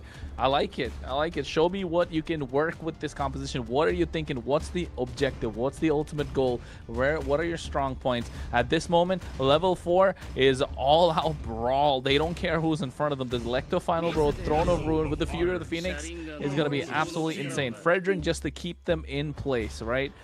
The main object, or the main start, the initiator of the entire fight is going to be the Fury of the Phoenix. But instantly, Suyo in the jungle, Freya EXP, this Gatot Kacha in the roam, looking solid for VTA. Whoa. I'm telling you, Clint? this is overcooked. It's burning. Overcooked. It might be burning. I don't know. We'll see. So it's Rome Benedetta. Not Rome Alice. It's Rome Benedetta, I think. No Petrify way. Rome Benedetta? Come on, really? That's like, so for what? 2-3 It's on years Merlin. ago? They even swapped. M4? No way. You're not Yes, gonna go. yes, No Rome way. Benedetta. Merlin has the Benedetta right now. It's Rome What are we Benedetta. looking Ashley, at? thoughts? Hey, I mean, I'm still going to be Team Vendetta at the end of the day, but that is a crazy lineup I'm looking at right now. First, Yeah, first I saw an X-Borg roam, and now I'm seeing a Benedetta roam. Merlin, man. I'm telling you, built different, this guy. All right, we're going to jump into game number 1. The drafts may have been a little different than usual, but the gameplay should still be on point. This is Vendetta up against the Nighthorde in just a second because we're jumping into a pause. A pause has come through, of course, ladies and gentlemen, and I think with that Benedetta in the wrong position, I think even the referees and the observers are asking, are you sure this is what you want to play? I mean, yeah, we've seen it before, but what, back in M3, M4? Correct me if I'm wrong, it's a really, really long time ago when Benedetta really came out. It was kind of OP in the jungle, then all of a sudden people start playing it on the tank build, and they're like, you know what, why don't we just put Benedetta in the roam? You get the split going. Come mid to late game, get the map in your favor. Let's look at positives. Let's look at positive tricks. I think they got wave clear. They have straight access to the back line, right? They definitely have the tankiness with the Fredrin. But one good thing I definitely want to see from the side of the Nighthorde, use the Fury of the Phoenix to start the fight. You go back with the Throne of Ruin and the Electo Final Blow. It's all about the wombo combos, but one good AOG from Vendetta is gonna create massive problems for the Nighthorde. A lot of things. One big Valkyrie Descent, one big AOG, just so many possibilities on the side. And then even if that doesn't work out, you still have the carry as your backup plan, right? You still have the carry that can eventually shred down onto this Fredrin. You have answers to Myth Bomby. Like, it's definitely it's looking dangerous for the Nighthorde in game number 1 here. Very dangerous indeed. 1 minute now for the turtle to spawn up. Merlin has to come through, help out the clear, and you can see, this Valier. I'm not sure how this Valier is going to work out. The eye for an eye from Merlin is going to really create problems for Churobami, especially Vendetta, if they're not able to get control of this river, which I don't think they will, because Merlin has been so quick with the wave clear. And look at the presence of Merlin on the map. He's just dashing around, scouting these bushes, making sure the Suyo doesn't get too ahead, and making sure Kisler has a free time in the laning phase. Yeah, I mean, if there's a roamer that I think can pull this off, after seeing Merlin on the export yesterday, seems like this might be his MO, right? I mean, he's like the Beloyski of NA. You know, he can pull off some really crazy off-brand roam picks. We'll see exactly if he's able to pull it off. If they win this game and Merlin gets some crazy plays, I'm losing my freaking mind over here. I mean, it could be possible. The damage roam is real. Not many people can really pull it off. You can be a great set tank like Ashley herself, or you can be a pick-off player, but to be one that can dish out damage in the roam position, that takes some different level of skill, if you ask me. But here, Valkyrie Descent already going in. Merciless dishing out the damage. Taunt coming in from Shiro. The turtle's going to be locked in by Tarzan. Merciless going down. Here's the Fury of the Phoenix. We spoke about first blood in the hands of Tarzan. Shiro goes down. Merciless on the chase. Yeah, Shiro goes down. Merlin brought down to about half health. Vendetta just completely control the pit at that point, sending Merlin back to base, getting the kill onto the jungler this early on, and Vendetta's going to quickly take advantage of that. Down in the bot lane, Kisler does get a little bit of gold plating here. Melon rotated up to help out with that fight, and it helps Kisler out a little bit, but he's still a half a level behind. One full level, I mean half a level. Half a level indeed. Hey, we get to see some player cams. That's nice. We got an extra POV for ourselves. But the Night Horde this time needs to find a little more advantage across the map. Otherwise, this Benedetta in the roam position might... can it really be rendered useless, though? Because you still get the split going come mid to late game, right? I guess, yeah, you get the split. I mean, don't get me wrong. You have the... we've seen things like this, especially back when Fredrin was even more popular. You can go for more damaging or utility-ish roams because you already have this tanky guy, and you add that up with an Alice as well. They still have a front line. They didn't sacrifice that much. They have some set potential. Luckily, they make up for the lack of like big tank set potential with the Fury of the Phoenix paired up with the Ruin. We've seen that combo work amazingly yesterday. So like, there's still possibilities for the Night Horde here, and Vendetta did make things a little interesting with the Valier pick. I think that could end up being a weak point if it doesn't work out. That is true. That Valier, again, I'm dicey. I don't really like the Valier. Oh, wait, goes and gets a taunt already thanks to the Unbreakable. Revitalize already popped in. Melon going to be taken down. Oh, Fury Phoenix popped as well. Merlin going in. He gets the Petrify with the Electro Final Blow. Finally gets the kill. He was just dashing around Myth Bomby. AOG out of there. Kisler also getting a lot of free shots there, just chasing down the Clintons. Not looking horrible. RR, though, taking a lot of damage. Merciless able to lock on. More damage lands on a Merlin as well. He's forced to back off. And Shiro's just nowhere to be found. He's forced away from the pit. Tarzan may be able to force this. Shiro trying to make his way in. Still loses it. Appraiser's Wrath comes late, and Tarzan able to take it. Colleen gets a couple shots off of Shiro. Does finally go down. Colleen now on the run. Myth Bomby's not going to chase. Not necessary. They don't have to. Got the job done. Got the objective. A couple of kills on the board. Vendetta finally able to get ahead. Now you can see the items, the Sky Pierce. This is becoming a trend, Trex, on Suyo. Get the socks, get the Fury Hammer, go straight for the Sky Piercer, and then finish your boots. Yeah, first item, Sky Piercer, and it's been paying off. And for Tarzan right now, I didn't see exactly when he locked it on, if he got it in before the first kill, or probably the second kill, because he got that first kill pretty early on, I feel like. But yeah, so he's already got a stack in, most likely. He's already on the right path, and even though Night Horde's been able to put up a fight, Vendetta's holding a good lead right now. Yeah, they are holding a good lead, and RR even locked in that Chassis Pauldron early. So yes, you're slowing down Melon as much as you can. The same thing with the Freya, prioritized items, so Night Horde definitely know what they're doing, and they understand to different levels. Merlin gets the Blade of the Heptaseas in the wrong position. Oh wait, walks into Myth Bomby. Oh, able to just get away with the eye for an eye. VTA not able to completely connect there. The VTA, but this is the pace that VTA kind of wants. They're not really forcing fights. Most of the fights are getting forced by Night Horde. They're looking for objectives. They're looking for map control, and this is something that I appreciated from this team yesterday. Yeah, definitely. Night Horde, they know how to hang. And I really like the idea of the draft to They have the peel, they have the front line, they have the split, and a lot of mobility around the map. Yes, apart from the Fredgen, but you have this Benedetta to really get that control in the river. What about 10 seconds to the turtle? You need this Alice to pop off. That's when you know Nightheart will go all in. Meanwhile, Vendetta needs to find a way to get this Valier back online. What, it takes about 2.5 items? So 2 items for Valier, and then you go full tank, right? Ooh. Merlin whiffs on the Electo. The skin looks nice, but that Electo final blow looked a little off. Up in the top side, though, VTA going to be able to secure another turtle, putting them at almost a 2K gold lead. Down in the mid side, Trobami and Mythbommy kind of just keeping eyes on the Nighthorde. Yeah, the Bommy brothers trying the best that they can. Hey, man, the Bommy brothers. That's what they are at this point. That mid duo, that connection that they got going on. Bam Bam.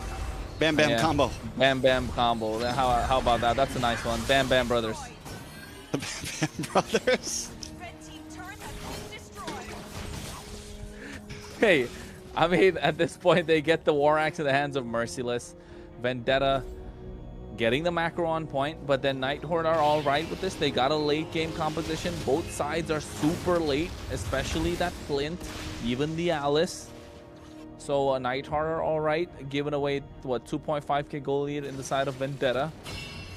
Now the question is, how are they going to make this wombo combo work, right? If you are Vendetta, you need to find a way to make this Valier stay in these team fights. These extended team fights is where this Valier will shine. Getting to that Ice Queen wand. Tarzan. Honestly, with the 1,500 gold, oh my god, Tarzan is going to go down. So they get the shutdown. That is huge, but still, Tarzan had a 1,500 gold lead there. We're not even... They got time to wait for Merciless. They got time to wait for Melon to come online. They don't even need full combos right now. Tarzan can find moments as long as he doesn't make... Now, I don't think it was worth dying for Colleen at that point, but still playing a great game. Yeah, and he even gave a shutdown right at that, so it's not really the best of trades. So Nighthorde kind of able to pull back a little bit. But I really want to take a look at the items that Kistler's got right now. How far ahead is he? Has he got the Sky Piercer? Did he go for the Endless Battle, Berserker's Fury? What's the idea? Did he go for a BOD? Because that will take a lot of time to get online. But if it does, you know with the high ground that this Flint has, it's going to be a massive problem for them to deal with with the dive that Vendetta have coming in.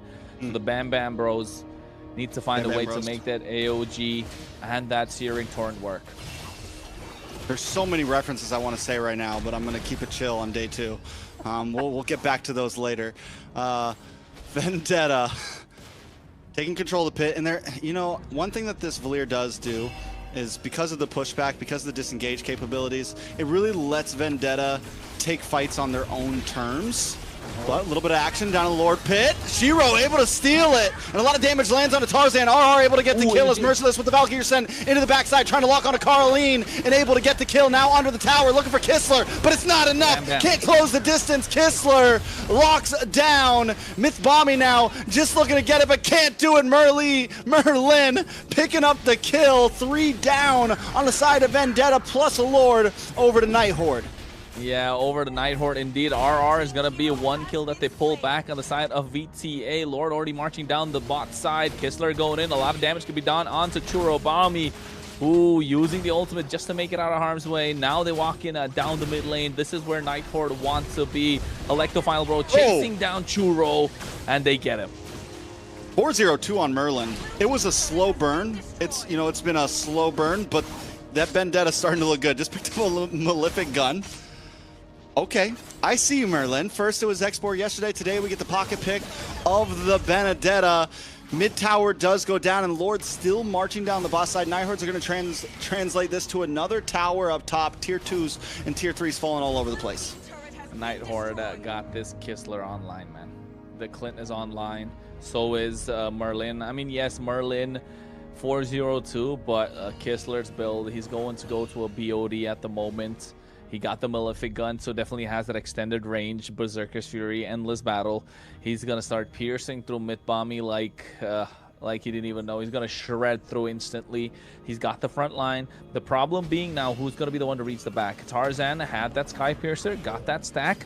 A couple, if I may say so. But instantly giving that all away, right? Just giving it all away. And along with that, the advantage. The idea of the Suya, of course, you have the advantage as long as you're ahead. The moment you get behind, it's going to be difficult. Yes, he's one level ahead of Shiro, but that's not really the duel that's not really the fight for Tarzan, is it? It's Merlin that's just being an absolute menace, a nuisance, making sure he's able to there clear the sides. And now Nighthorde slowly getting control of the map. It's a slow burn, like you said. But once Kistler gets into these fights and RR is able to pull off a massive Throne of Ruin, Vendetta are going to have a difficult time. Quick pause. Take a breath. We need a breath after that game, honestly, after what's been happening. I'm going to jump back to us on camera. And I'm ready for it. Or just the lobby, actually. We're just jumping back to... Okay, I like this. This is a vibe, too. Ashley, you can put your mic back down. You're all good. Actually, no. Ashley, how are we feeling?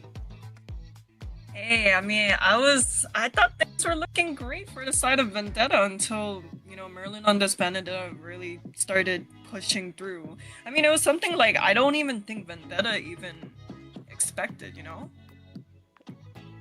Hey, I told you. That Bam Bam duo with the Valier. Bam Bam duo? They pulled up. Not really. The Valier is so underwhelming. Yeah, that's what okay, that's what you think, but honestly, if you take out the Benedetta, I would have thought that this was a great pick against the Fredrin and against the Atlas, but I don't know, I feel like the Benedetta is really like throwing off.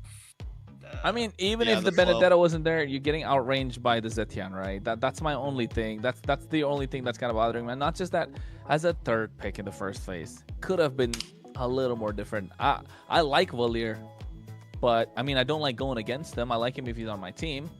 But as a third pick, you really show your cards so early with the Valier, with the carry, with the Freya. So, of course, you're really giving all the leeway to Nighthorde to play around with their draft. And they played around with their food. They got a Vendetta in the wrong position going crazy, 4-0-2. Yeah, I think in the defense of Vendetta, though, we do have to admit, like, there's still a Freya on the field. And we've seen how quickly a Frey can turn a fight into their own hands. Melon is also on a slow burn right now. When it does come online, as long as they can create space for Melon, the damage can be there. They just have to figure out what to do about Merlin. And then they have to find a way to get to Kistler, because with Shiro and RR holding down the front line, Kistler's just hanging out, getting free shots, landing those passives every single time. Yeah, and I think even with the items that he's got, yeah, he's going to a BOD, all right. He's almost there. He's got a Legion Sword, building the next one. It's going to take some time, but we're 12 minutes into the game. It's not going to be that long. And same thing, Shiro going to go for a Guardian's Helmet. So a lot more HP being added. RR getting that early Chastis Cauldron, really slowing down the pace that Vendetta can go with, especially on Merciless, this Freya. Same thing with Melon. So yes, they do have the options and they can definitely hit hard and hit fast. But this Chastis Cauldron coming in early, you don't get to see that as a first item quite often. That's the main thing. But here, this Lord Pit, they want to contest Trex. Yeah, can they do it? Shiro gonna be the first one. No eyes on Tarzan right now. With the beautiful vision because of these bushes of Merlin, finally going to get vision on. Look at the damage onto Tarzan. Kistler able to get it. Tarzan forced to back off. RR brought low. Mythbombi trying to find an angle in. Merciless now trying to back off. One more shot, and RR does go down. Churro able to pick it up, but Kistler snipes his head off. Back in the mid, Nighthorde don't need to force a fight. They got the Lord. It's a 1-for-1 EXP for Churro. Hey, the quickest draw down south. Kistler went instant. That was half HP taken away in the blink of an eye. My goodness. Churro couldn't see the light of day. He had the Searing Torrent used. But then again, now going to go for a with Divine Glaive, so a lot of damage is online. And I think now you want to start building a little more tankier to be able to sustain in these fights. Lord marching down the top side. Nighthorde firmly in control. 1k goal lead on their side. They got to maximize this Lord. All right, another tower goes down for the Nighthorde. They're not going to be able to, I mean, they should be able to maybe get this tier 2. Lord did get shredded down. That's good for Vendetta. Can they try to defend this? VTA should be able to clear the waves. But in comes the Alistar, decides not to fully commit. A nice Fear of the Phoenix to get the stuns, but still Nighthorde unable to fully get a push out of it. They do bring Vendetta down to a tier 2 in the mid and inhibitors, but nothing crazy to break through yet. Great defense. VTA with a great defense, not letting go of that tier 2 in the mid lane. We're at 14 minutes in with that second Lord. Really well played, but Tarzan looking to be taken down. 1v1, Trex. The real 1v1. This is one that Merlin wanted earlier, but now Tarzan's ready to fight. Merlin with the re-engage, the petrify, the back and forth. This is what we're waiting for, and Tarzan gets the final shot that matters. Yeah, the Soul Sever. Just not able to dodge that. Merlin almost got the better of him. You could see that. That's almost an anime battle right there. That was. But oh my goodness, it was. Somebody got to clip that, slow that down, put it on the socials. But at the same time, now they go in AOG in the back line. Throne of Ruin. That's huge. RR goes down, though. Kissler able to find Merciless as Melon takes down the base. Tarzan, though, is collecting kills back and forth. Decides not to go for the re-engage as a 2-for-1. Vendetta now has control once again. They get control again. It's been back and forth, trampoline style, or rather rubber band style, with the tug of war that they had, kind of with the control of the entire game. 8-8 kill score. Sad to see not a 6-7, but you can already tell Tarzan full build at this point. Churobami opting to go for a full magic. Not a big fan of Valir on a full magic build, I'd say. But you still do need that Wishing Lantern to kind of chunk down the front line. So really kind of in an awkward position. I'd say if you're playing a Valir, you want to go for a hybrid style build so you can sustain longer in these team fights. But in this case, Nighthorde, they still have a lot that they can do here with their lineup. Merlin, I don't think he's going to shy away from 1v1 again. No, he wants the revenge. I want the revenge. I need match 2 Rumble in the jungle. You know what I'm saying? We saw 1, yeah. Tarzan came out on top there. I want to see it. I could just watch a 1v1 with them like this for the rest of the night, honestly. It's exciting. It's provocative. You know what I'm saying? All right, down to the Lord now. Up at the top side. Merlin.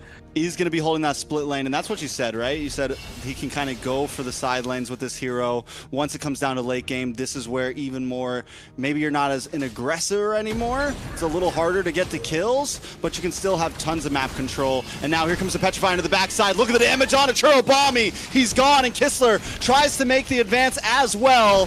Down to the boss side, though, the 1v1. Tarzan is able to pick up Merlin once again. Lord low. Shiro's close. Still no retry from Tarzan. Can he sneak in for it? No, Shiro still takes it out of his hands. Shiro now locking on to the next target. Mythbommy brought down. Kissler finds the last hit. Tarzan looking for the re-engagement, decides to back off. It's a 3v4, and Vendetta do not want this. VTA kissing the boots of Kissler at this point. He's got all the damage in the world. 4-0-4.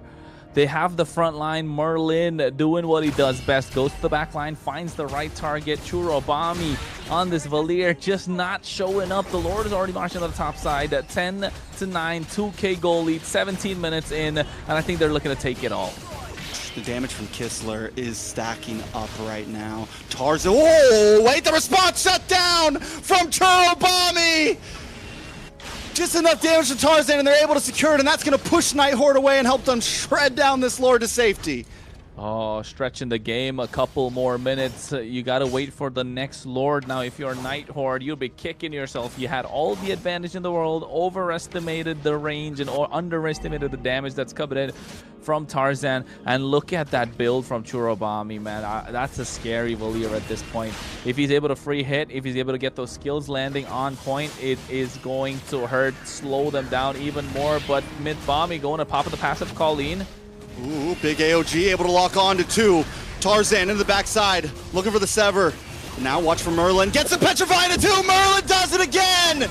He sets it up, and Churobami falls along with Melon. Tarzan able to find Merlin, but it might not be enough. Mythbommy's going to be the next target. Kissler gets the kill. 3 members down on the side of Vendetta. It is back and forth like we said. The rumble in the jungle is here. Oh no, Merlin, he's got to be the MVP. 5-3-6. He has been a monster. Now they're marching down the mid lane. They have the damage. Merciless by himself needs to defend. They're not going to let Tarzan recall. Yeah, Tarzan can't come down to base. The damage is just too much. They're going to be able to lock on, and the Night Horde secure game number 1. Oh my god, the damage that came through from Kistler. He didn't go down a single time. And not just that clutch Clint pick in the end. Oh my goodness, no one able to reach him whatsoever. And Merlin, that Benedetta working so well. Yeah, guys, I have to give props to the Benedetta pick. Really caught us off guard, but like Chrono said, I was a little bit questioning the Valier pick on the second phase. You know, they did truly just show out all the cards, right? And not only was the Benedetta able to, you know, get these plays in, get these petrifies in, and like the last fight, that was changing move right there. Not only that though, it gave space to the Clint to be able to do damage at such a long range pace, like almost untouched but 2 deaths down. But that was insane. A great game though from both sides, honestly. Like, I can't just give it up to Night Horde here. It was an amazing game, and the kill count was, I mean, it's 11-14, but it felt like that could have been much higher the way these guys were fighting, and the way that both teams were so good at just disengaging, not, you know, cutting their losses. I don't think there was ever a full team wipe. It was always 1, 2, max 3 members at a time. But Night Horde, all it took was that one big play from Merlin, right? And that's how a lot of those fights win. Whenever Merlin was able to make something happen, was able to shake something, Night Horde was coming out on top. Yeah, with the composition that they had, a lot of win conditions present for them, right? Especially with this Benedetta. Again, highlighting that Merlin on the Benedetta just opens up the possibilities and how they can approach the game, how they can approach the neutral objective, the early game, the late game, the mid game. Gives a lot of space to Kistler, and that's what he wanted. Went down only one single time. And that one time that he went down is when VTA really had a difficult time. And of course, taking a look at the highlights here, the first blood, Tarzan able to get that. And after that, VTA were looking aggressive. They were trying to be the aggressors, but Night Horde, this is where it kind of turned around, if you ask me. Yeah, no, I agree. Sorry. No, you're good. Go. I've already talked enough. I need to say my voice. No, yeah, I agree, because like we could see in like the early game, right? The early game on the side of Vendetta, they were able to take most of these objectives. At least the first 2 turtles were on the side of Vendetta, and it was looking good until, you know, we kind of forgot about the Benedetta, who was slowly creeping up and getting these lockdowns on the carry, and then soon after the Valier, there wasn't truly not really an answer for the Benedetta, you know. Yeah, there really was. And even when I mean, don't get me wrong, they could take out the Benedetta. Like, Tarzan was able to win that 1v1. There was times, but Merlin just did such a good job at finding angles every time. Just went untouched. This was that final fight, and this was legendary. This is gonna go down. This is gonna go down in Discord channels for ages. Tarzan's gonna say, "Yeah, you beat us, but I got you in the 1v1 at least." That is very true. and don't get me wrong. Like, I do think. There were a little bit of hiccups nonetheless, like we saw Tarzan on the Suyu was able to pick off the Benedetta at times, but I do think, I believe it was the second or the last Lord pushing into the side of Vendetta, after they were able to clear the Lord. I think what really turned around the game was when we see here, the Freya was showing bot lane, and then the rest of the team was showing on the opposite lane.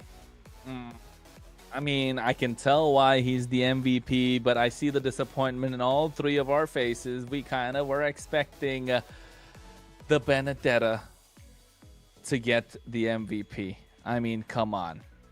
He was an absolute monster, but still taking nothing away from Kistler on this Clint.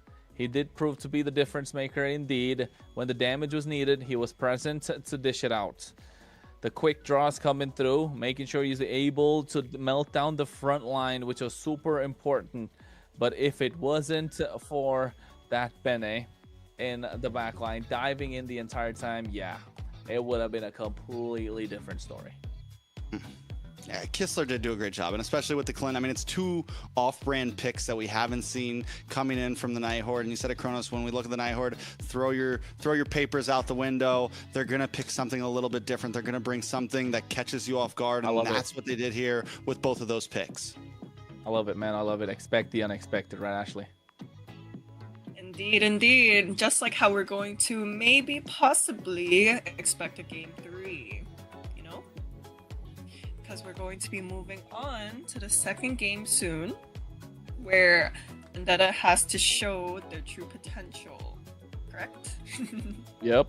They kind of have to pull up, otherwise they're going to be on the 1-1 bracket, right? They're going to be on the 1-1 bracket. We don't, especially if you're Ashley, you don't want that to happen. So Vendetta, you want Vendetta all the way.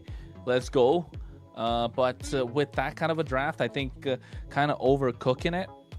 With the Valier coming out early, I don't know. Yeah. I think premature. Yeah, I think that was definitely. I think that was where the draft started to get a little off. I think it felt good in the beginning with the Freya, but then showing and then also not only the Valier, they picked the gold lane as well. So you just completely telegraphed the whole composition. There's no flexibility anymore with and you have blue side, so you don't get a final flex pick, right? Red side is always going to have the advantage in that last pick. So you really need to try to like hold your cards as long as possible. And they just kind of telegraph the whole strategy. So I think that's what gave even more advantage to the side of Night Horde, to where, hey, we can actually pick something a little crazy here. We can get a little, like, we can push our limits here because we know that they're not going to switch things up on us. Yep, exactly. I do think, yeah, so Night Horde is one of those teams where we're seeing like unexpected drafts, unexpected picks, and hopefully for the side of Vendetta, they see this as like a little wake-up call, like, okay, we need to think about things more strategically on the side of drafting, per se, like the order of which roles are being picked, right? Very true. Yeah. Very true. I think just making sure you don't show your cards so early, like Trek said, and the order of it's super important. I mean, if you're really looking to go for a Freya, the EXP lane, then you could have gone for the jungle pick, gone for the mid lane pick, really throw a doozy to the opposition, throw a curveball, kind of put them in a difficult position. So, yeah, I think VTA needs to find a way to make this draft where head coach T needs to lock in. Yeah, Coach T, get it together, T. I'm blaming you for all of this. We're blaming you for all this. Yeah, it's all T's fault. Remember that. It's T's fault. Hashtag T's fault. We're jumping into draft number 2, though. VTA is going to be on the red side now. Night Horde on the blue. Basha Hildeban, nothing too out of the ordinary.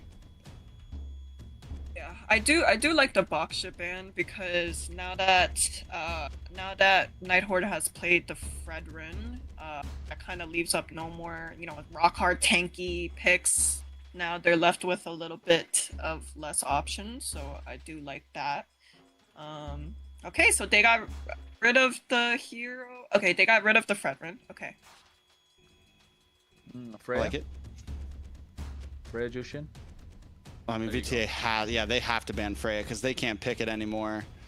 That's perma-banned from them for now on.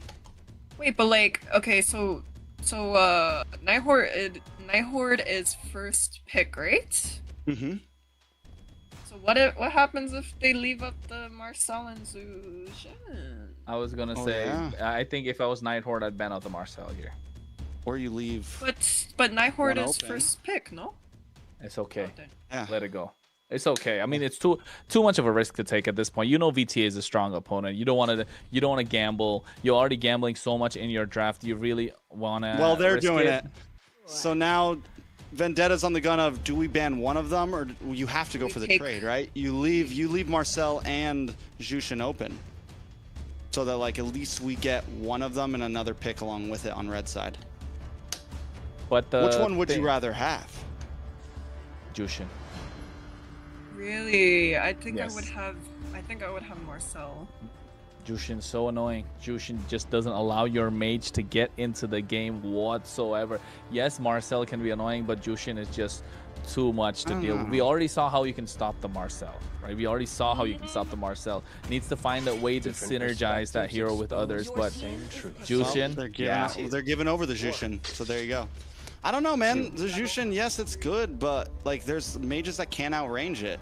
I know you guys aren't crazy about it, but like the Farza was a pick to go against it before. The Eve was a pick to go against it before. the Zetian's banned out. Zetian is banned, but you still have Eve and you still have Farza with tons of range. Are they? We'll see. I like Eve, though. Yeah. Eve. I also do think I would have preferred to take the Marcel and give the Zujin because like Marcel has just so much more to offer in terms of like taking objectives, stop engaging in fights sometimes, and yeah, like Chuck says, there are like answers to matching the Zujin in the laning phase. You know. I still wonder, is maybe in my opinion I may have just left, like if I'm Coach T, I may have left both open and gone for the trade, but we'll see, because you get a swing back +1. You know, you get one of them +1 on red side, so we'll see. Uranus jungle. Are we talking about that Maybe. right now? I think so. The flex is on. Could be Kalea. I mean, it is Kalea in the roam. Unless they have Kalea jungle, Uranus EXP, this is still possible. I've seen a Kalea jungle come out. It does work sometimes. So yes, the option is available. But if you're Night Horde now, what's the answer? You need to lock down something that can destroy them. Of course, I'm looking at the carry. Solid option. The Jushin provides a nice blanket with that Crimson Beacon for protection. So yes, I think carry, just lock it in straightforward. Don't think twice, and then go for the Guinevere maybe. Prevent that kind of a deny as well for Vendetta. Trying to think about if this Uranus ends up being jungle. Never mind. Oh, no, They go full U-turn, bro. I think Esmeralda. I think it has to be a Guinevere pick right now. Yeah, it has to be Guinevere here for From Vendetta. who? From Vendetta. Has to be. Has to be. Yeah, you can't. I mean, not exactly has to be. It's really good, but then at least you're not giving the Guinevere to the Night Horde, right? But Guinevere is so solid again with the help of the Kalea. So yes, we can tell. Oh, it's amazing. I agree. Amazing. I agree. It's just that they have the option of flexing this Uranus in the jungle still. So mind games in the go into the second phase of the draft.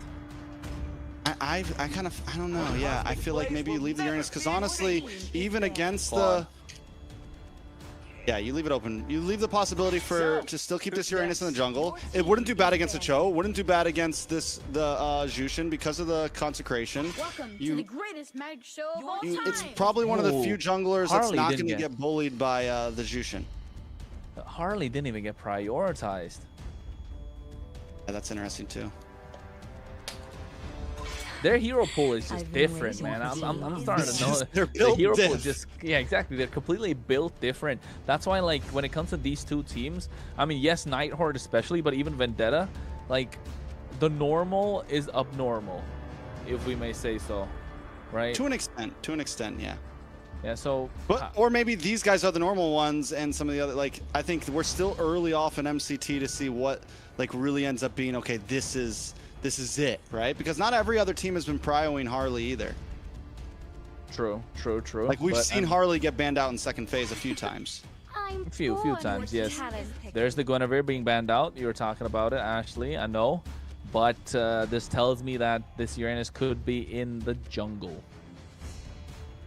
They definitely don't pick. If they're going to pick a jungle, it'll be last pick for possibilities of a flex. So right here, we're looking for a mid laner still. Eve is still open. Yeah, no, he's so terrible against the Esmeralda, though. I think it has to be a Farsa pick here. Farsa's a possibility. It has to be a Farsa. Lunox. It has Farsa. to be the Farsa. I think Man. Farsa. No. I don't think it's... Your team is picking. Farsa, isn't it? High ground. That's the Farsa. Yeah. No, Lunox would not do well here at all. Look at the laning phase. If you match it up with the I mean, yeah, I guess the Jushin you'd have a really tough time, yes, but just thinking about the combos with the Kalia, that's possible. But yes, Farsa, of course, you want to match up in the laney phase. You want to be able to rotate much faster. So yes, especially when you're going for sieges, the Farsa is going to be great. We race towards the future. I do think the Uranus is gonna go to the EXP side rather than the jungle side.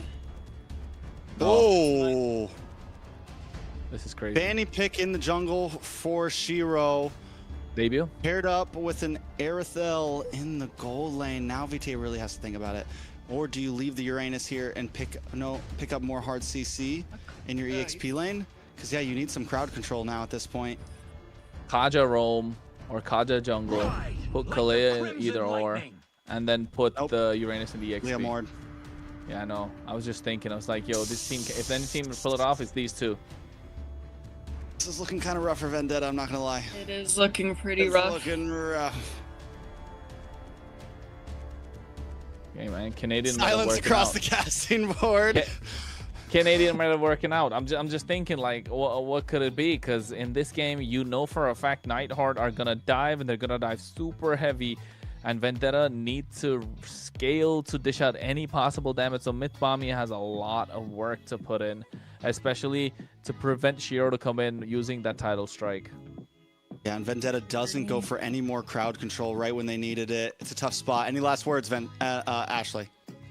I think depending on how early game goes, let's say Vendetta does well early game, I think that could be better news, because right now I'm a little panicky. We'll see exactly what happens. It's game number 2.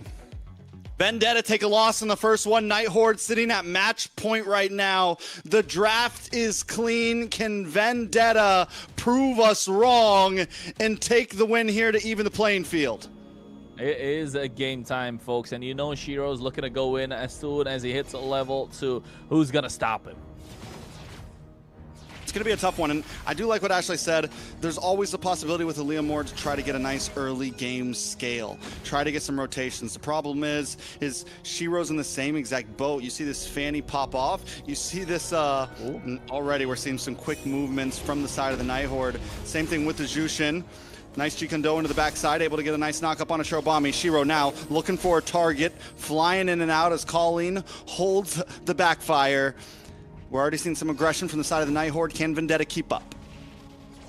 That's the big question. I think already on the back foot. You look at Merlin just going into the enemy jungle and not letting Tarzan breathe whatsoever. Yeah, Merlin is fearless right now. He's the problem child, man. Merlin the problem child for sure. With the types of heroes he picks, with the way he plays, he's just constantly catching you off guard. And the variety that we've seen from him, from aggressiveness to just tank roamers to X-Borg roamers, the guy's been all over the place. And you match that up with the rest of the composition, who also just, the hero pool around the map, Nighthorde looks good. They look super solid, you're right. Nighthorde able to control the river, control the map, put Vendetta in a tough spot. Turtle's already up, and Vendetta can't really even get close to it. Tarzan is forced to use the steed, if anything. Getting it started, but look at Shiro. Already looking, I mean, they're being patient with it though. Nighthorde's not trying to over push it. Merlin's keeping vision, still no level 4 on a Merlin yet. Colleen getting brought low here, Merciless chasing him down. He does have level 4, so he was able to use, he hasn't even used the consecration yet, and as long as Merciless can do that, that's huge for Vendetta. If you can keep this Jushin at bay, that's giant. Tarzan able to get the first turtle. It's a big win for Vendetta in this early game. Big dub, just pushing out this Jushin the entire time. Merciless on this Uranus doing a fantastic job. That is another way to put the Jushin out of trouble. Oh, speaking of trouble, Melon was getting some. Melon, my guy, Melon the kid, Melon the rookie, taken out by a Fanny in the first quarter. We're 3 minutes in. That's not what we want to see. Not only that, we get some nice gold plating over to Kistler, which it's just a golden experience. You just hang out up there as an ethereal, you wait for your time to shine. Well, at this moment, what can the Vendetta really do? Slow the pace of the game down or keep it up? Because definitely Nighthorde want to pick up the pace of the game. You can see already Shiro doesn't have the damage, but he needs to pick these fights. Oh my god. Merciless, absolutely showing no mercy. Okay, so what happens from here? You said it. I mean, Vendetta, I don't know if you exactly want to slow the pace. Both teams want to try to find a snowball here, I feel like, a little bit. With Melon, though, and the Farza, yeah, you're waiting for like 6-7 minutes. Tarzan was able to get that turtle. Shiro, you know, you think that a Fanny's like all early game, but also has a decent mid to late game. Both teams are working at a similar pace. It's kind of like who's gonna make the mess up first.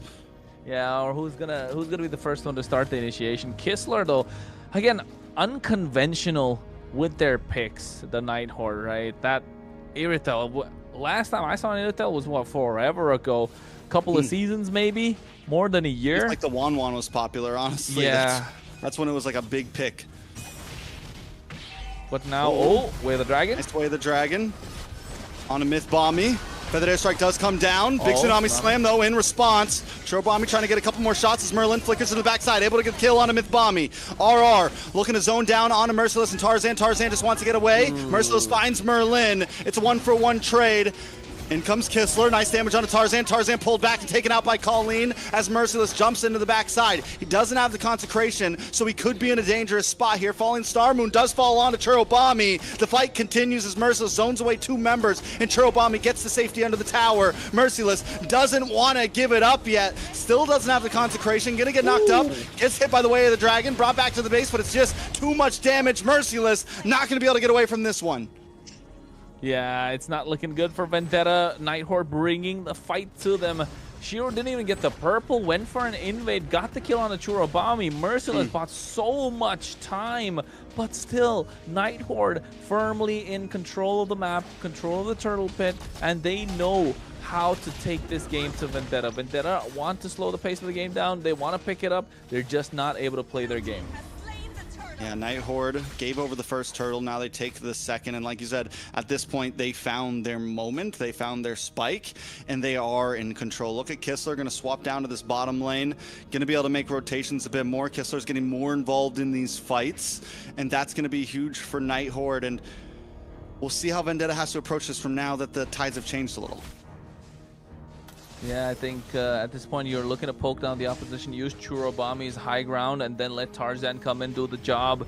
But Merlin, the problem child, you called it. Way of the Dragon, Myth Bomby, in a difficult position. Tarzan does bring out Barbiel, though, the Phantom Steed, and that could be a bad spot for Merlin. Finally getting the kill on Merlin, which is huge. 2 now onto him. Nighthorde forced to back off as Vendetta tries to get space in the river. Yeah, and I think Vendetta slowly needs to find a way to get this done, right? You take off Merlin. Merlin getting a little overzealous there with the Way of the Dragon. Not able to find the right target. Myth Bomby, Merciless, gonna get tankier as we get further into the game. The heals are gonna start to show, and Nighthorde needs to find answers. Kistler's gonna be super late game, not like the Clint where you do have consistent damage early, mid, and late. You just don't have that extra range. You just don't have the kind of protection, the mobility that you wanted. You get that in the form of this Irithel, but just not the damage. 2 assists yet. Yes, but I want to take a look at the items when we do. Otherwise, it's going to be difficult. Nighthorde needs to find a way to close the gap. But Vendetta, not far behind. 1.8k goal lead on their side as well. I mean, they're behind by 1.8k. Melon still needs to get a kill. Maybe find a way to work the map for Vendetta, if you are Vendetta. Yeah, I mean, and they are working the map well. I definitely know. I mean, it's only 1.4k gold lead for Nighthorde. We've seen the possibilities. Tarzan's taken a death, but it's not the end. And Churobami and Melon are really going to end up being the big damage dealers here. So Merciless also doing a good job at zoning. He's only died once, but we saw how long he lasted. So the possibilities are there for Vendetta. Turtle brought down low. Shiro not there. This is going to be a turtle over into the hands of Vendetta as the Feathered Airstrike creates space. And Merciless continues to stay on Colleen. Well, RR goes in, Falling Star Moon as well. You can see the knockup coming through. Tarzan getting a lot of damage down. Takes a lot too. Here comes Shiro. Kistler gets the kill there. Merlin continues to find these kicks, and not only just finds kicks, but finds them on great targets such as Tarzan. He's going to Oh. zone back Vendetta, and this is going to get a nice tier 3 in the boss side. Yeah, I mean, the Night Horde are taking this game into the face of Vendetta. And if this Irithel gets online early, Oof. yeah, Vendetta are looking for trouble. Melon hits his power spike, does get the golden staff, so you've got some sort of good news coming in on their side, of course. But how do VTA find the opportunity, right? Churobami's doing a really good job in this far, so getting those feather airstrikes on point, dishing out the damage. Tarzan is just not able to come for the finish, and we really haven't seen Melon pop off with a blazing duet either.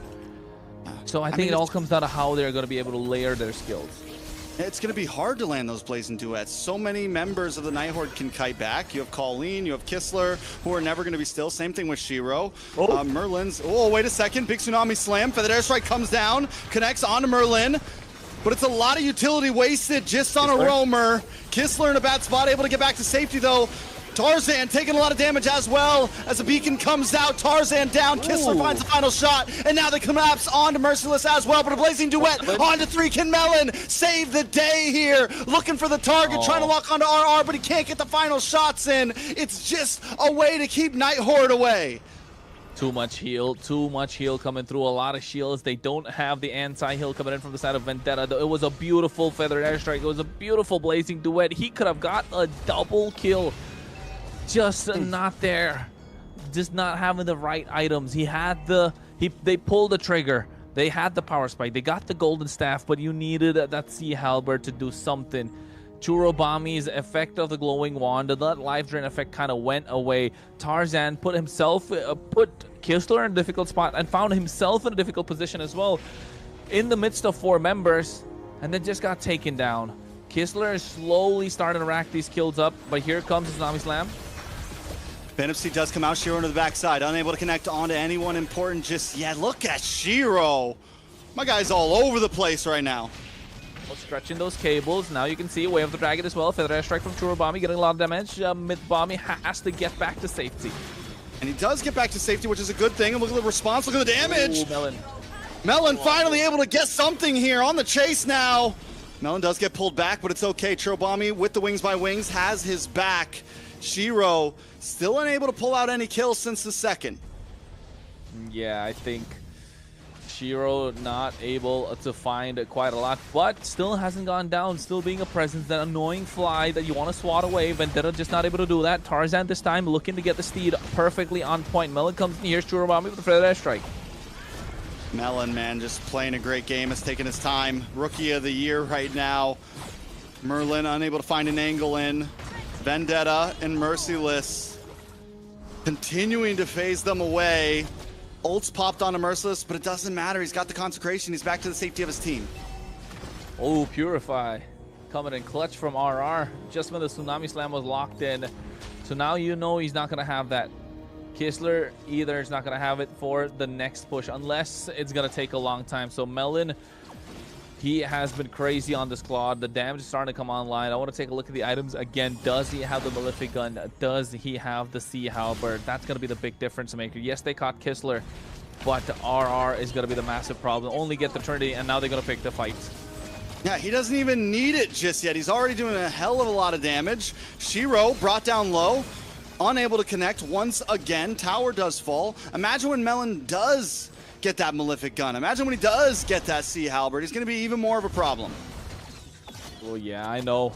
He's definitely going to be more of a problem. Here's Tsunami Slam connecting already. Tarzan with the steed. They get RR. RR goes down. A nice way of the Dragon, though, to connect onto Merciless, but it's still not enough. Shiro with the cutthroat, but still unable to get the kill, and Shiro takes a feathered airstrike to the face and just gets away. Churobami has been coming in clutch with those feathered airstrikes, holding on to it till the perfect moment. Man, those cables are stretching from Shiro, and he's still able to make it out alive. Mythbami has been consistent with these Tsunami Slams, but 3 Purifies on the other side just make it difficult. Now you know for a fact that they don't have this purple buff. Shiro trying to go for an invade, doesn't find anything. So you know Vendetta kind of contained Shiro on this Fanny. But so far, with the Way of the Dragon, they're finding the targets, but it's not right. A lot of damage. Immortality does pop onto Merlin. Merlin won't be able to get away from this one. Final shot landed by Melon as Kistler gets a couple more free shots onto Vendetta, but the tower will finally fall here. Shiro does finally find a purple buff, I'm pretty sure, to collect something for himself, but until then, I mean, you're right, they've been containing him. Shiro is unable to really do anything major here. Now the Melon as well just picks up Wind of Nature. You're in even more of a comfortable spot. Looking good for both these teams. I mean, the gold lead right now, yes, in the pocket of Vendetta, 1.6k. Shiro finally gets the purple, gets the double buff indeed. Mythbommy looking to pick somebody off, but all three Purifies are online. And taking a look at the items, Fanny is there. Wind of Nature that you spoke about earlier on, Melon got that, but look at the build of Kistler. So much damage, so much crit coming through. If Melon decides to walk in without the Wind of Nature, he's gonna get melted down. Shiro's job right now, just bait out the Wind of Natures, bait out some flickers, and maybe then we'll take a look at what Kistler can do once he's online. 3 seconds to the Lord. Both teams are looking to contest. Not a lot of difference when it comes to gold, but what they're looking to get is the far lane. Merciless shows himself. Will Nighthorde go for it? Merciless continues to be the member of this team that controls map, controls pace of fights, zones things away, whether it's far across the map or in the middle of a 5v5. It's something he's gotten so good at. Just got in the Brute Force Breastplate. Gonna help him be even take here against the Nighthorde here. Lord is getting low though. Feathered Airstrike does come down. Merlin gets caught by the Tsunami Slam. Melon able to get the kill, but Kistler steals the Lord. Tarzan doesn't want to let it end just like this as Churro and the rest of the team move down. Shiro taken out, caught up by another Tsunami Slam. And Melon comes in once again with a Blazing Duet. Merciless forced to back off as Kistler gets a couple more free shots. And Colleen and the rest of the team have to defend. I don't think they want to look for a push here, but at least they're not down and out. I mean, Melon didn't really have to do that Blazing Duet play, right? But he did. It felt like he wanted to. Just styling on the opposition at the moment, but able to get a lot of damage done. Getting 2 kills in his pocket off of basic attacks. You know this Pelea is coming in clutch right now, looking to lock down Merlin. For the entirety of 15 minutes, was trying to get either the Irithel, either RR, or either Colleen, but had other ideas this time. Locking down Merlin, getting the kill in the pocket of Melon. And next thing you know, you find Shiro, get a Tile Strike, don't let the Fanny move around. Now Vendetta firmly in control. Now even getting that Malefic Gun. Who needs a Sea Halberd when you can penetrate straight through their armor, shred them down. And Churobami on this Farsa has been on point. Even getting the Rapid Boots, get some HP regen back up, moving around the map much faster. Merciless have been annoying again. Look at the amount of time that Merciless brought the rest of the team. Tsunami Slam does land into the backside, and Kistler is instantly deleted. Feathered Airstrike comes down, and now Tarzan is looking onto RR, and Shiro. Shiro taken out! Right out of the cables, right out of the air. Vendetta looking for a tower now. Yeah, not just the tower. I think they're probably going to get the inhibitor. Look at Melon, locking it down. Not able to get that. Minions already cleared out. 80 seconds to the Lord. Merciless. Shadow MVP of the team. Here comes the Steed. A Feather Airstrike to zone them away. They're able to get the siege on the top side. And they're going to be able to break through. Another wave coming down the mid. They should be able to take this with ease. With only 3 members staying inside of Nighthorde, Vendetta might just try to even the playing field here. Colleen trying to zone them away along with RR, and Vendetta's going to play it safe and get out of base. Yeah, they got a lot more than what they came for. Vendetta able to find openings, able to find the resources that they need to take away these towers. Mythbommy, what a legend. Going in at the right time. The Bam Bam brothers doing it all. Yeah, man, the Bam Bam bros, Bam Bam duo, all whatever you want. They're pulling up all right and making sure Merlin is not allowed to breathe. Even in that fight, Kistler was the target. He had the counter of this Purify down. Probably, what, 20 seconds was left, and he knew it, pulled the trigger, got the right target, and now look at how they're going, creating a sandwich, not allowing Shiro and the rest of Nighthorde to breathe whatsoever. We'll see if they can keep it up at this pace. It's looking good. Shiro's become essentially useless almost. He hasn't been able to find a target. The one target's supposed to be Melon. Melon's practically invincible at this point with the Wind of Nature. And here comes a Feathered Airstrike down. Merlin unable to connect on anyone. Lord does get reset. It's a nice reset too, but I think Vendetta definitely have priority. Merciless, who's gonna take down Merciless? Let's be honest, he's been there for a long time. I think 18 minutes in, yeah, like 18 minutes in, Kistler, he needs to have the damage. Only got what, the Malefic gun, but he needs to. We'll see how Melon once again into the backside with the flicker, finds 2. This kid right here, all eyes on him right now. Another one goes down. RR on the run as Tarzan tracks him down. Melon wants to get another shot in. Mythbommy looking for the cutoff. They don't care about your base. They want blood. They want heroes. They want kills. Hey man, I don't know about Rookie of the Year. This guy is playing like a veteran at the moment. 6-1-5. Melon on this Claude. Merciless being as annoying, and you're right, they smell blood in the water. They want these kills. Not letting Nighthorde get away with anything. Getting the Steed out in on the bot side. Able to get the inhibitor. Now locking on the base crystal. This should be it. Feathered Airstrike does come down. Merlin wants to do something, but the minions are coming, and Vendetta is going to break through that base. And they tie things up 1-1. Vendetta find Vendetta, of course, making it 1-1. What a match, what a series. And I think we're going to go all the way, of course. You could see at the first end of the first game, she was hiding her face, ladies. Now she's all smiles, so yeah. What did you have to say about that game, Ashley? It was absolutely crazy from Vendetta. Honestly, the only thing I wanted to say at first was Melon. Guys, just Melon. That was honestly Melon? all. That was honestly all I had to say, guys. But I guess all of the, the taunting from us kind of worked out yesterday, right, guys? Like, it kind of felt a little familiar to the first game when Merlin was taking the first 2 deaths on the side of the Nighthorde from overextending, and Vendetta was able to maintain their losses and give room to Melon on this Claude to farm and shine, right? And this, ladies and gentlemen, might be the gold standard. And guys, I reaching in it. the Claude standard, who knows? But hey, is this our first Kalea win of MCT? This might be the first Kalea win. It was done very well, honestly. I gotta say, Mythbommy played amazing on the Kalea, was able to get the right targets. One of those last fights when he found Kistler, eesh, just every time locking on. Bam Bam duo. The Bam Bam duo. Bam Bam bros. There you go.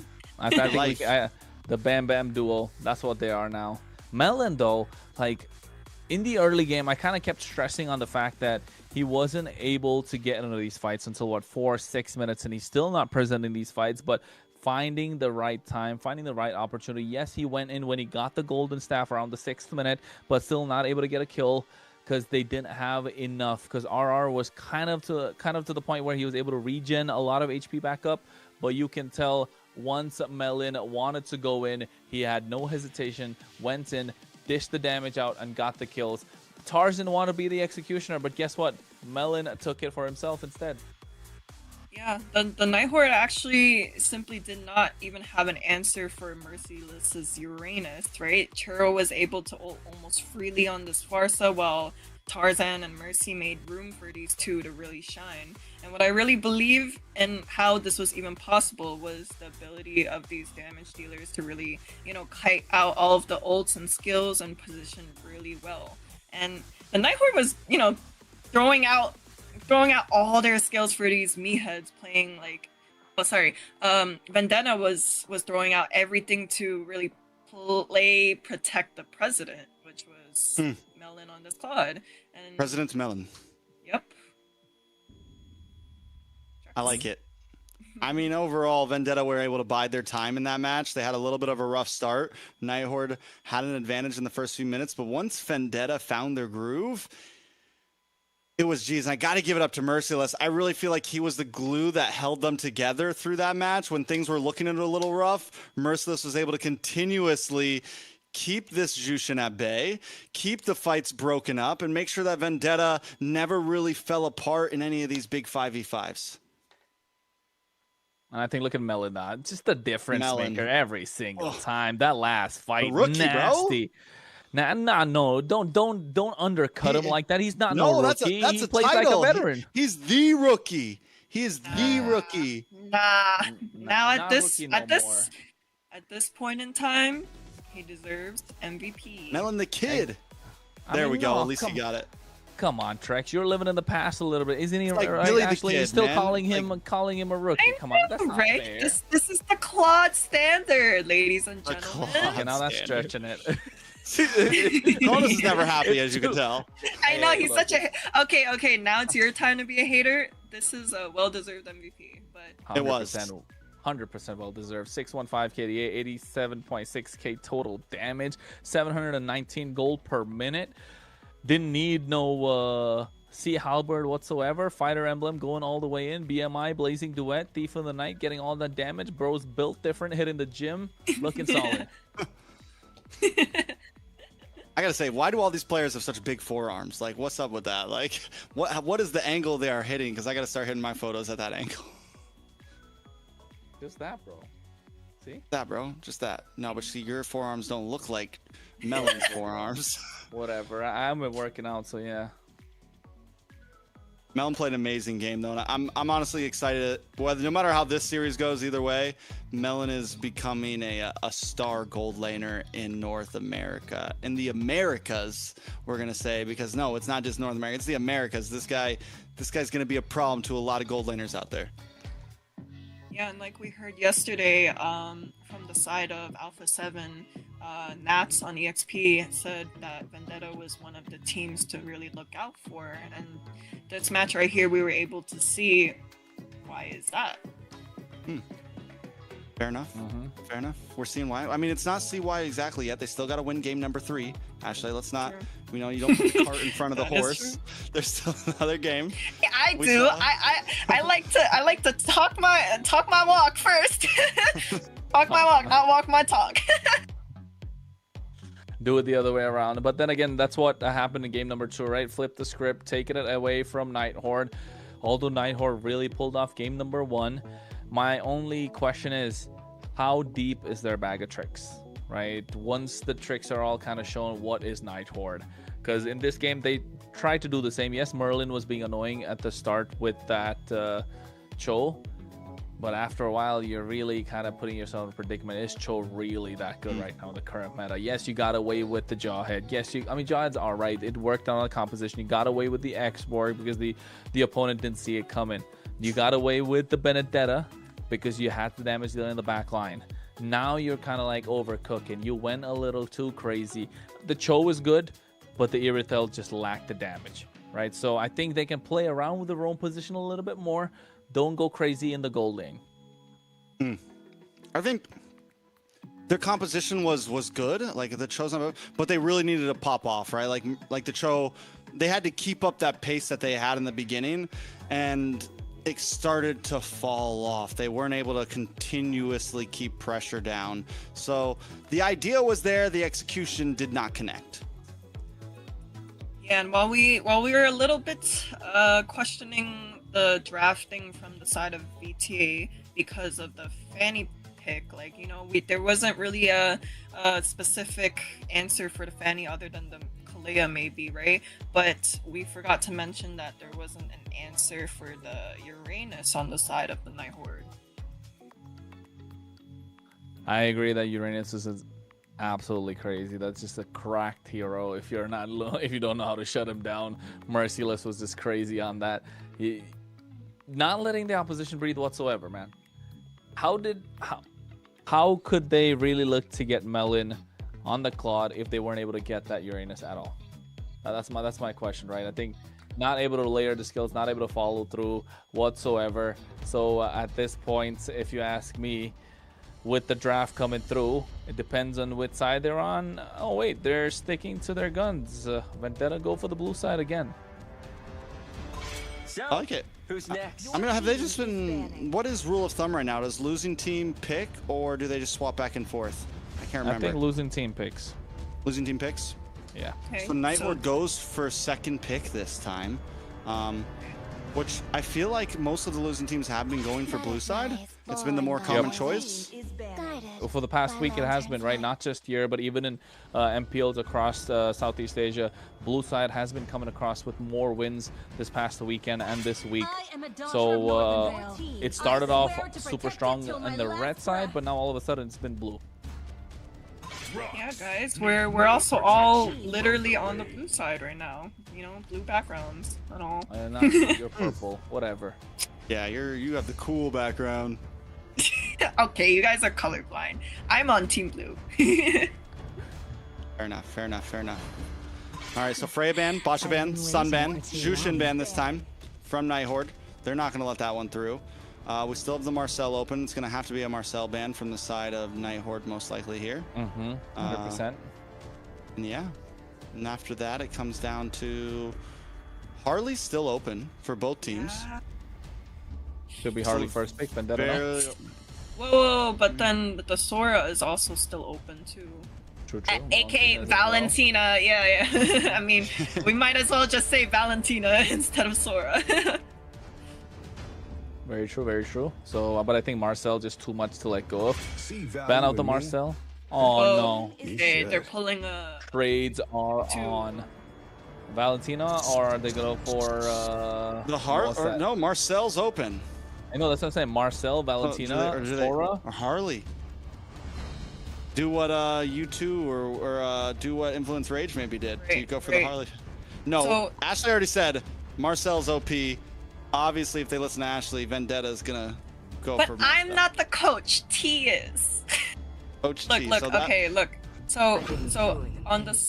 Okay, yeah. Okay, so they pick super up strong. Because I was thinking if VTA picks up the Marcel, right, that would leave open the Harley and the Valentina. Harley on the Night Horde, right? It's got to be Harley here. No. I'm saying like Marcel Harley, is still open, boom, boom. Yeah, there's no. Uranus, okay. Uranus, okay. Hey, I What's mean, going on? What dimension? I don't mind it. I don't mind it. I like the Uranus. You're not really giving a lot to the Valentina. You don't want to pick the Sora. You don't want to pick the Marcel because you're still giving the golden hours to Valentina. They still can pick the Marcel. Yes, they can, but don't. Never mind. They do go for it.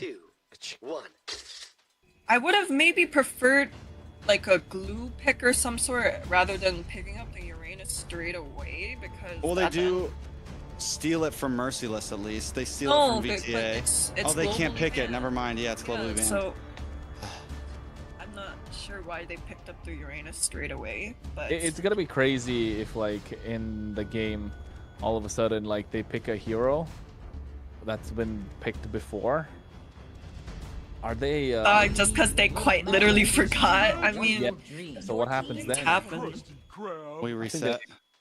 I don't know if they're gonna reset. Oh, the glue, so they picked up the Harley. Okay, they picked up and the glue. VTA looks super solid right now, but a heavy on magic.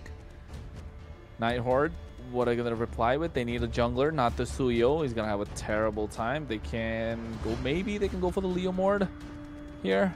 Add some firepower. A little more sustained compared to. They can at least sustain the Harley to a certain extent, maybe. Yes, you're gonna have troubles against the glue and the Valentina, but at this point, just go for it. I mean, I think no matter what you're like, we already saw the Marcel. After seeing that first game, I'm not saying that was the best game for it, but it doesn't seem like it is the most unbeatable hero ever. And I think the Harley's already a great answer in terms of jungling. So I do feel good about VTA and what they have right now. Night Horde, though, not making quite the same mistakes that we saw from the last Marcel composition.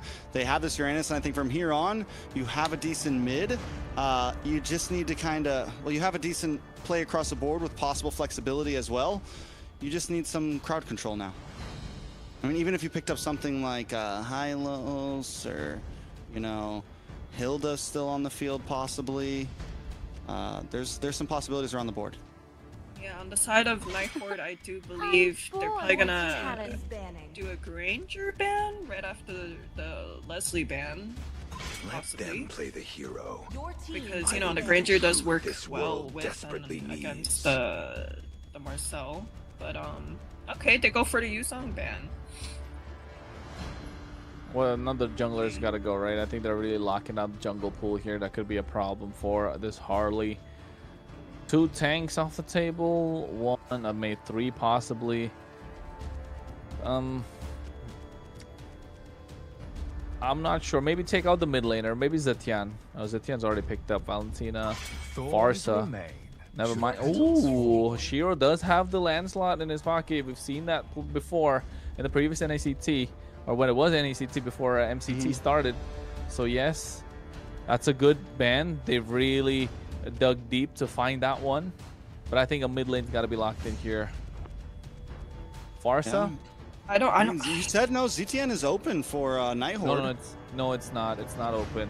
It was It's banned not. out. They played it in the first game. So maybe Eve instead of the Farsa. But then you're giving away so much to Valentina, right? That's the main thing. Yeah, But that's what makes Valentina first pick such a reliable thing, right? Wait, No matter what you pick on mid lane. Oh, Lunox. Solid. Solid, yeah. Good. But again, we're dealing with something that we saw with the last composition of Marcel. We're still lacking crowd control. We're lacking kind of a way in. Don't get me wrong. I guess the Claude's not as the Claude has a way to jump in, right? I think, and this is literally the same. Like there was a Uranus, and we all said, okay, maybe they should like put Uranus in the jungle and pick up a big. I don't know. They call me a hero because I saved my nation from falling apart. Why is his gold lane, no? And then what else? Sand Rome? rises when I give Khalid? the word. Khalid. Oh yeah. Looks Solid. good for Vendetta. VTA looks super solid. Ooh, Hayabusa. I like it. I like it. I don't know how I feel about it. Like it. I feel like this draft is very similar to what we saw last time with the Marcel.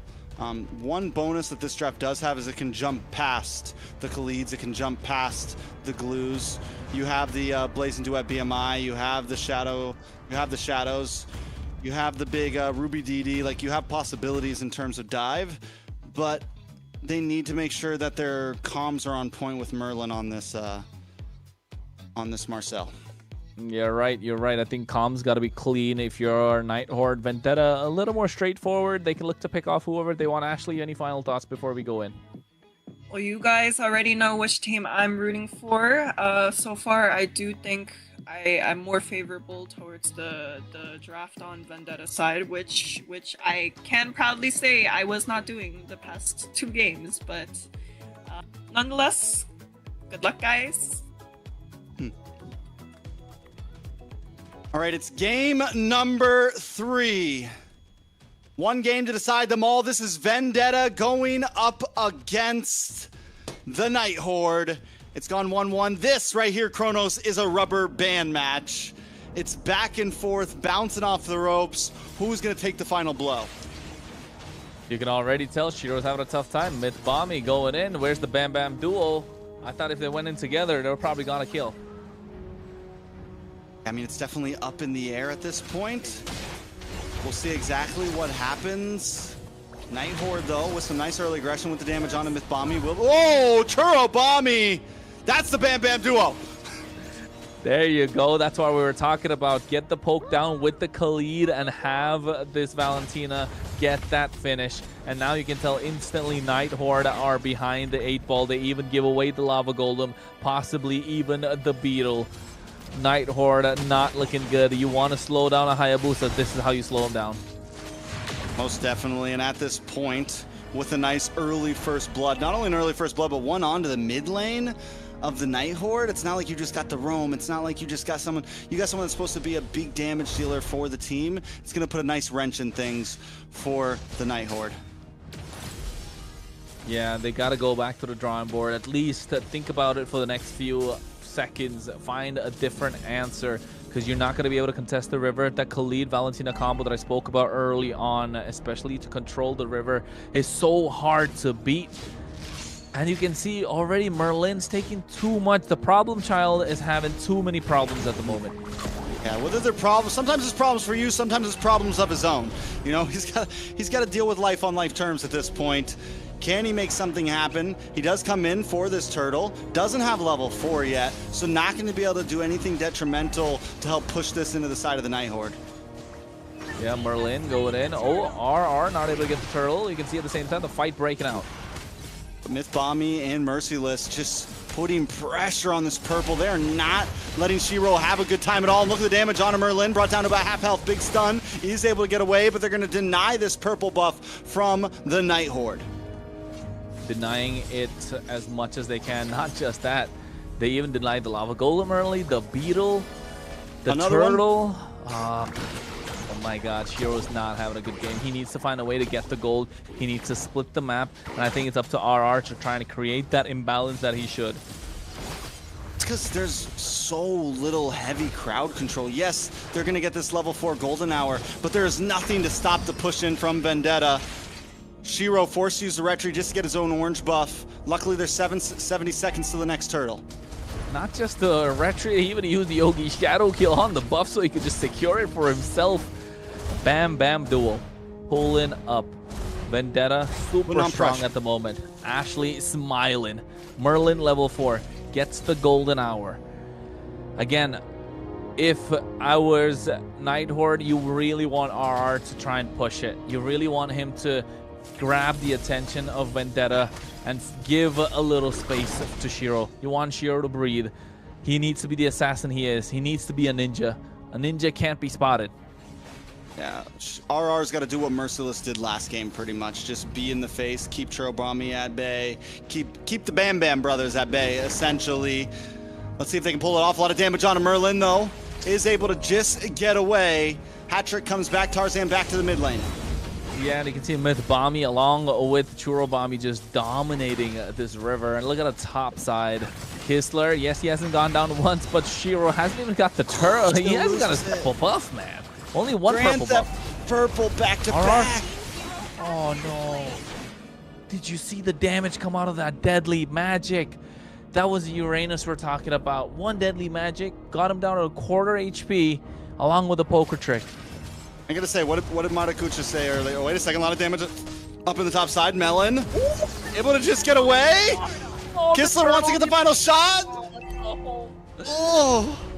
The turtle shield saving him there as well. It's not looking good. Things are not going right if you're a Night Horde. Feels like the luck is against you at this moment.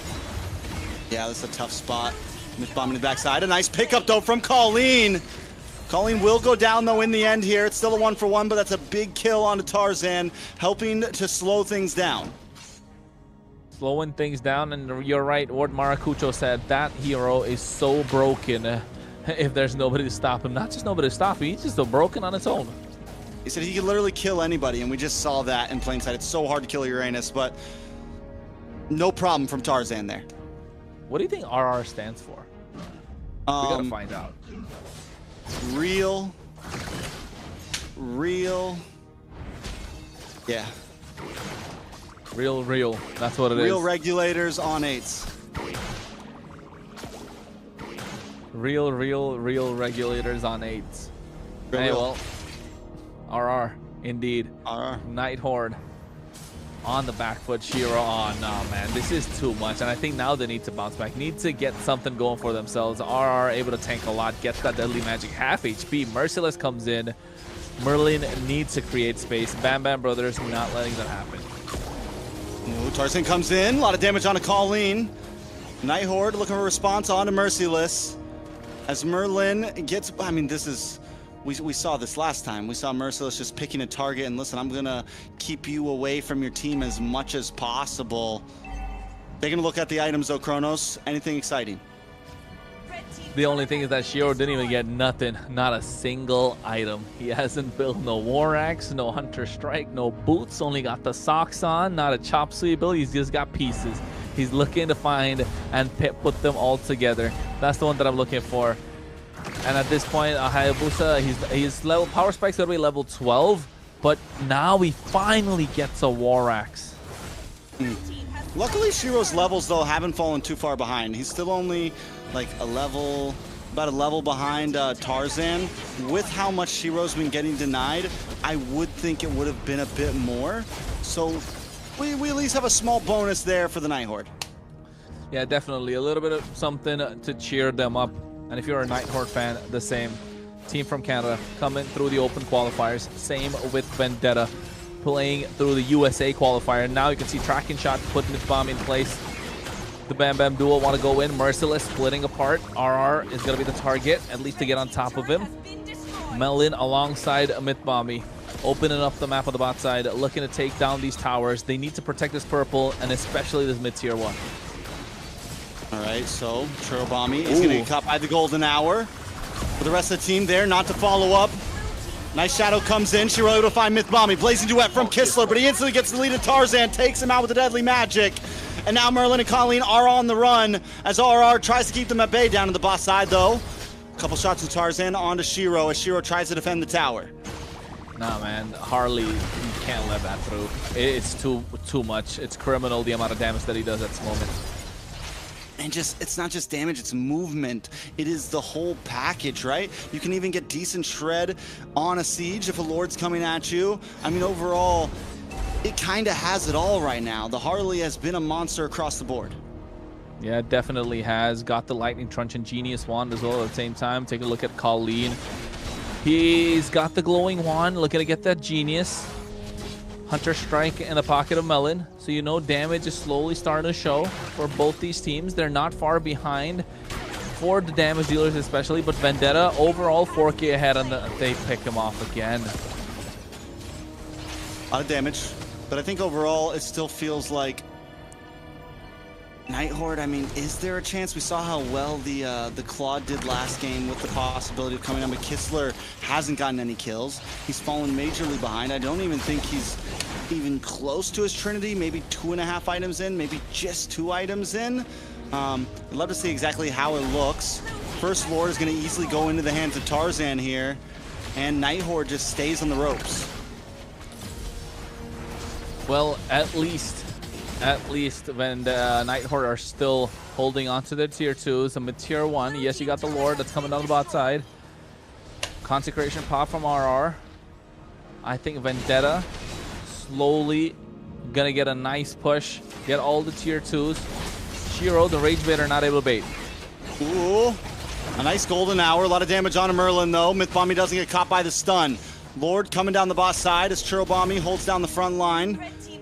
Shiro looking for a possible target.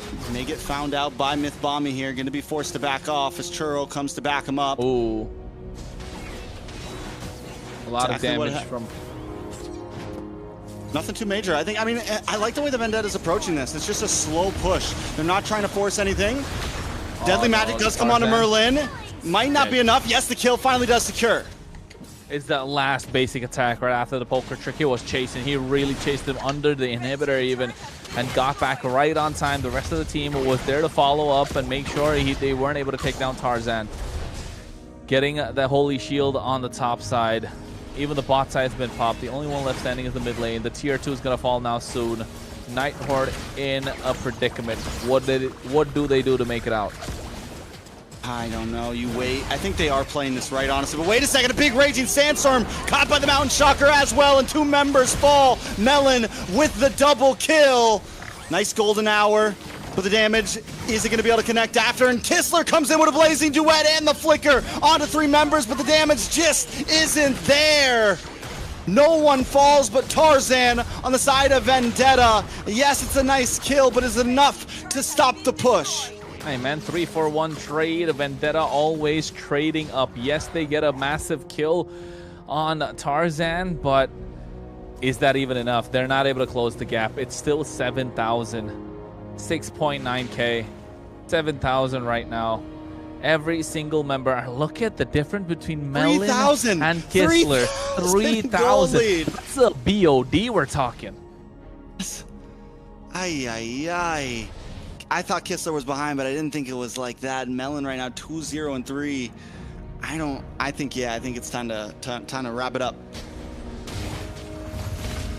Wrapping it up? Probably, I'd say so. Vendetta looking to take it all. Bet Ashley smiling. But Night Horde looking to make a comeback possible. They're trying to find an opening, and I think Shiro's looking to take him down. It could come down to a 1v1 between Tarzan and Shiro. He definitely has the items, right? He has the War Axe, he has the Malefic Roar. He just needs a little bit more oomph. Maybe add that BOD, or maybe get even a Magic Blade. The thing is, they don't need Tarzan right now. Like, a little something. Merlin able to get the kill on Shirobami. One of the Bam Bam brothers are down. But it still doesn't matter. I mean, if they can find little picks like that continuously, yes, you got something. You got something, but there's so little big set potential, like big play potential from the Night Horde here. They have to kind of be reactionary. There's that BOD for Melon. It's not looking good now. It's not looking good. Shiro's been really good on this high level, so far Colleen gets taken away. And into the backside, a big stun. Shiro is able to take the Lord though, but a blazing duet from Kistler locks on a Mercy and more. And now it's looking bad, but Melon picks it up. Kistler finds Mythbommy. It's a 1v1, Melon on the run. RR8 just locking him down. Kistler, Melon, and Melon gets the kill once again. He's still up. Can he get away? How does he do it? Oh, the Traceless comes There in it clutch. is. Finds a triple. Finds a triple. Melon, a 504. Unleashing the beast. Bam Bam duo down, no problem. We got the Rookie of the Year.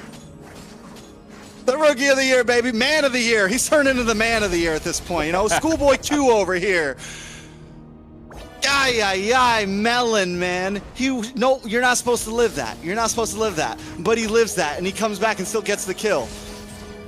Hey, it's because of the build. Look at the build. He got himself the Endless Battle, right? Not many people go for the Endless Battle early, get the War Axe, and then go for the BOD, maybe the Malefic Roar. Kind of shifted it up, get that extra bit of life steal. That was super important in that fight with that one basic attacks, that Heavenly Bow, making a massive difference for him to survive. And then having the Traceless just to move out, you know he's locked in after the previous game. A 5-0-4 on the Eastern Shin of the goal lane. Yeah, bro is on a high. He's riding he's riding the wave right now. There's no stopping this kid right now. At this point, if they don't get, and at first it was all Tarzan, right? It's okay, Tarzan's a monster, but now you have two major problems, and we're not even talking about Churobami either, because there's some damage as well. There's some CC as well. The Night Horde has to think carefully about how they approach these fights, and Shiro is doing a decent job at least clearing the off lanes, but is it going to be enough? When is it ever enough, Trex? When is it ever enough? Merlin It's never on enough. This photographer hasn't really been performing, has he? We've seen 2 games now, not looking good, but a fight could come through right now. Golden Hour? Ooh, Golden Hour only lands on a Melon. And no one's going to be able to close the distance because Mythbombie's there to help create the wall. Merciless jumps down. Oh, no. Colleen falls. Melon gets another kill with a blazing duet from Kistler, but it doesn't connect onto enough members. Shiro able to find Mythbombie though. Night Horde now looking for the advance as Melon was forced to back up. He's not there with the fight. I don't think he wants to take it. Turo and Merciless on the run. Merlin looking for the cutoff, looking for the stun, and he walks right into Melon, the wrong target. But wait a second, shadow kill onto Turo. Melon still looking for maybe the re-engage here. Does he want to go for a 1v3? Decides to back off. Night Horde finally went out on a fight. Yeah, I think that was back and forth. It came down to Tarzan getting picked off early by Colleen, the Chaos Assault, even taking that deadly magic, using the Brilliance, making it out alive, baiting too much. Tarzan has fell for that 3 times now. Colleen is able to get away with a blazing duet coming in. Kistler goes down. Kistler falls, which is huge. It's a 40-second death counter on the clock for him, and just in time for Merciless to get on the field and for Vendetta to try to make a difference here. Lord is on the map, and this could be one of the last Lords we see. Yeah, it definitely could be. 16 minutes in. It's not the Evolved Lord, but it's got to the point where both these teams are kind of now backed up. Vendetta still have the advantage. 5.7k goal lead, it's enough. It's a big difference maker, right? And most of it in the hands of Melon. All right, can they do it? It's Melon and Tarzan on the Lord right now. With Bombing brought low. There goes a shadow kill, used for nothing. Raging Sandstorm does come out, does not connect. Night Horde forced back. Lord gonna be marching down soon, and Vendetta don't need to push right now. They can just wait for it to come. I loved what MLBB did there, right? He was able to use the quicksand guard right next to the minions when he knew Shiro was visible. So the Ogi shadow kill, get the damage split apart. And thanks to that, you can see MLBB was able to survive. He even had the Sea Halberd. So yes, if it was just MLBB by himself, it could have been all Shiro. But now that's what they're looking at, a Night Horde facing down the barrel of a shotgun, and Vendetta are the ones to pull the trigger. Lord coming down the bot side. Will they be able to finish? All right, Night Horde is on the defense. They do have some shred capabilities with Colleen and Kistler. Vendetta still have to watch about how they approach this fight.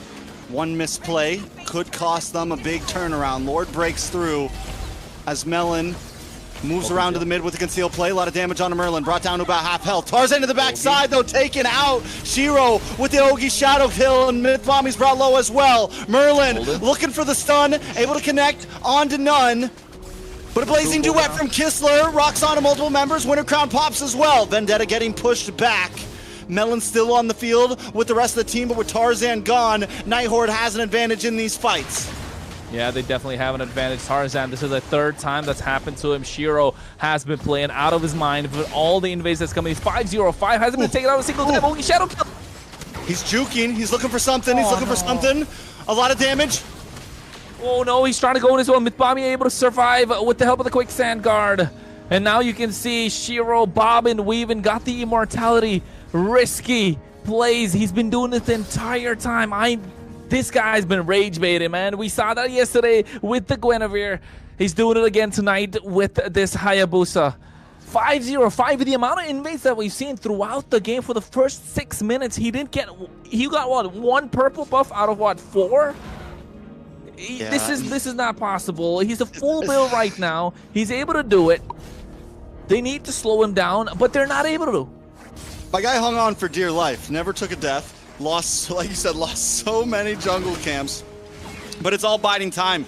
And Melon's starting to have a hard time finding targets. Night Horde seems to be adapting, knowing, hey, this is where we messed up. This is how we need to approach these fights now. And they're approaching them well. Another thing to point out is RR is becoming harder and harder to kill. Night Horde has finally found a moment. It's late game. It's everyone's maxed out on items at this point, but that's where the playing field has been evened, and even Merlin is getting better at landing some of these important golden hours and finding the stuns. And not just Merlin, right? Churobami using the golden hour, using the IMU for disengage, but the problem has been Tarzan. Yes, he can burst anybody down, but don't forget, Harley's as squishy as a cannon, not even as a cannon minion, to be honest. Cannon minion is probably tankier at this point of the game. Tarzan just needs to find the right timing.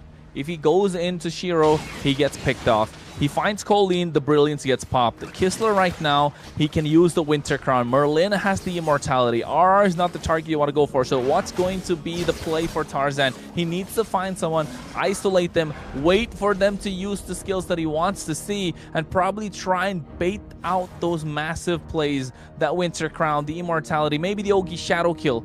Find an opening. Utilize those iframes into your favor. You need RNG on your side right now if you're Vendetta, especially if you're Tarzan. Getting picked off 3 times in a row is got to be a blow to the plays. It's got to be a blow to the confidence, especially if you're Vendetta. But if you're Night Horde, that's just moving and motivating your team to get the victory now. What looked so grim at start is starting to look a little more bright.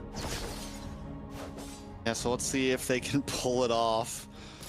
Shout out to some of the PH casters watching right now. Joseph, Renmar, Wolf, Leo. They say they're invested in this game, just about as invested as we are. It's game number 3, and a lot is on the line right now. The positioning from Vendetta. Melon needs to find the angle in, man, and I like the fact that he's sitting here in the mid. Merlin does show face, and watch for MLBB right now. Looking for the pincer. Looking for a way into the back line. Conceal play does come out. A lot of damage. Kistler able to BMI away. Melon unable to connect. Will get stunned. Ooh, gets caught by the golden hour. Merlin trying to find the engage as well. Shadow kill does come out. Merciless falls. RR and a Kistler to the backside with the flicker. Looking for Churobami, but Melon can't connect as well. The BMI to safety. Merciless down, Merlin low, forced to go back to base. Tarzan makes his way to the top side to make sure he pushes that long lane, but the Lord is still reset. Oh my god, Kistler was able to juke. Man, a lot of people invested in this game. I just hope my neighbors aren't. But at this point, you can see Kistler started to take down the Lord. He's doing a great job. RR doing the same. Consecration already popped. Here comes the Mountain Shocker as well. Mythbomb, he gets his HP back up. Shiro looking to take somebody down. Merlin goes in. Look at the damage on Shiro. It's going to be low. Final hit. Tarzan takes the Lord. Now they just need to disengage. Mythbomb's in a bad spot. Caught in between multiple members. Will go down. It's 12 seconds on the clock for Merciless. Oh, no. Can they make this walk to victory? Minions are on the base. Nighthorde staring death inside the face. Vendetta looking for the finish, but the members just aren't there. And Lord is coming fast.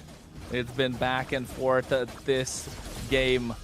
They got themselves the Evolve Lord. They need to find a way to stop it. Getting it into the base. I think this could be a blessing in disguise. Not having Mythbomb. Nighthorde able to clear it out quick. They do have Colleen. They do have Claude in the hands of Kistler. So yes, you know it's going to go down quick. Just waiting to see if they're going to get another set of minion waves coming through. It's going to be the last one. Tarzan looking to find the opening, but Shiro Winter Crown. Oh, Shiro down. Trobomb able to get the shutdown at that. Kistler brought low.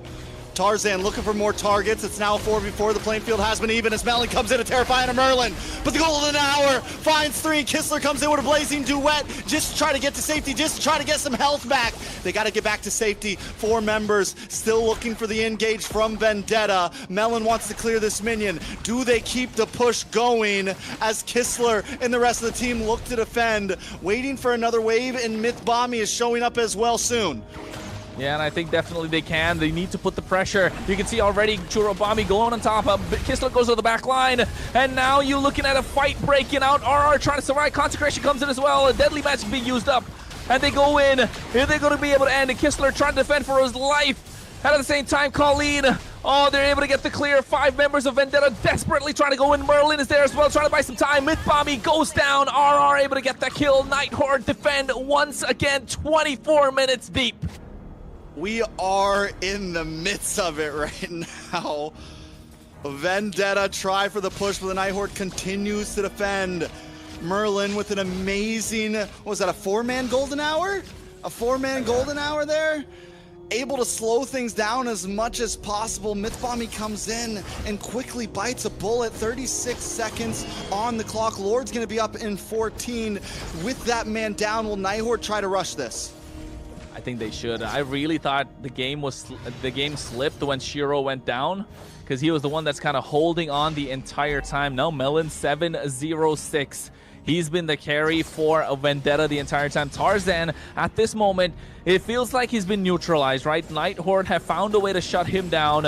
And now 60,000 HP on the Lord. Merciless is there to contest. Colleen already popping in the Chaos Assault. They're looking to blitz this Lord as fast as possible. Nighthorde are desperate. Yeah, Melon trying to find a way in as well, but the Lord is too low.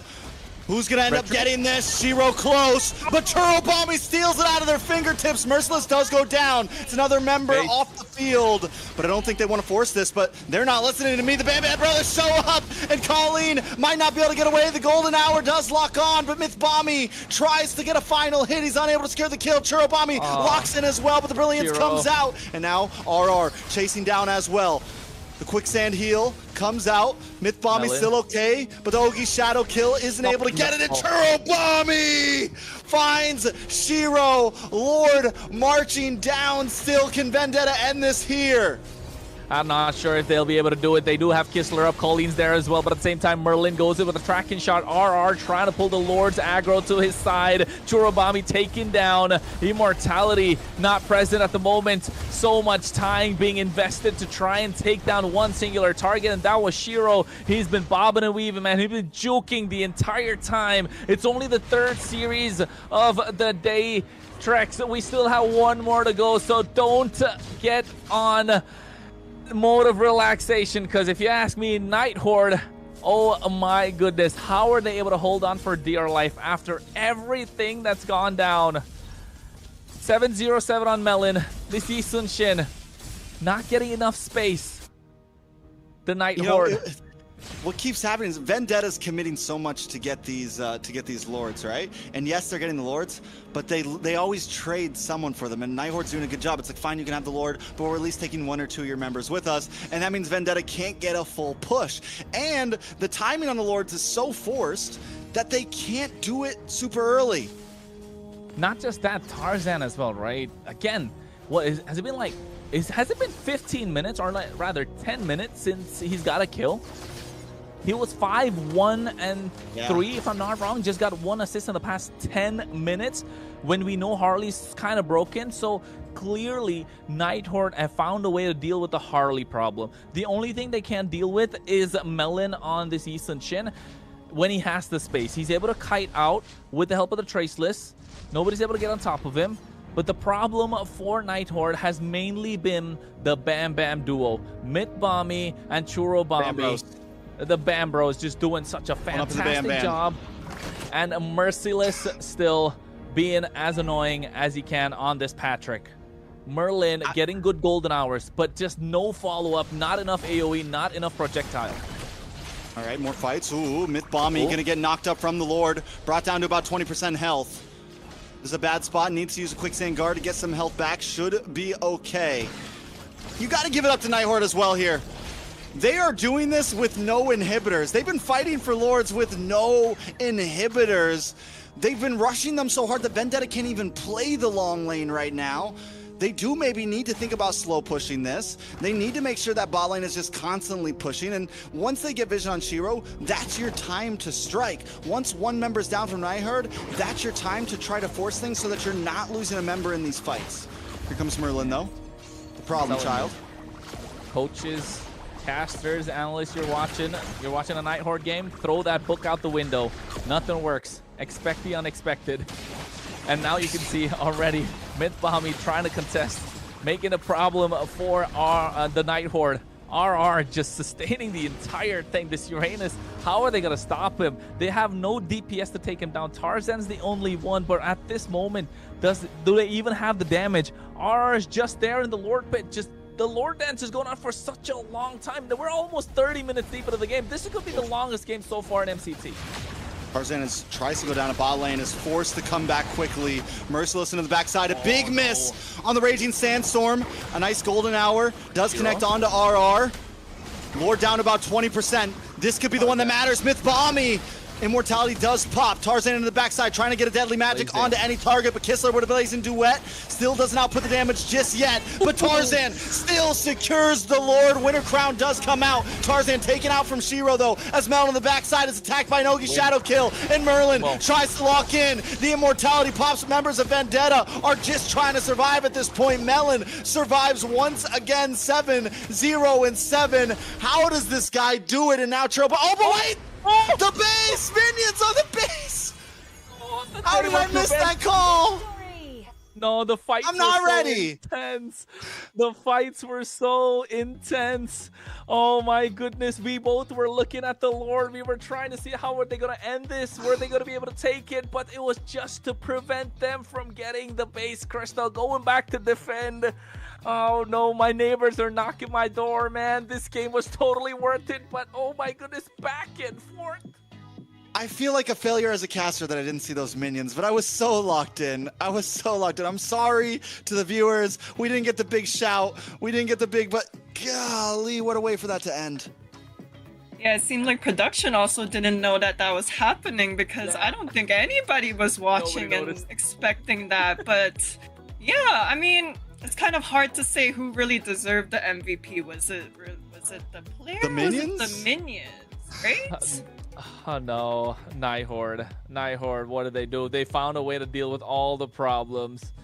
Yeah, they went back. I'm just taking a look at the replay. No, the minions were just I'm looking at it now. They side. sent back Lunox. I'm looking at the replay right now. I have to see what happened. They sent back Lunox, but it just wasn't enough. Colleen goes back.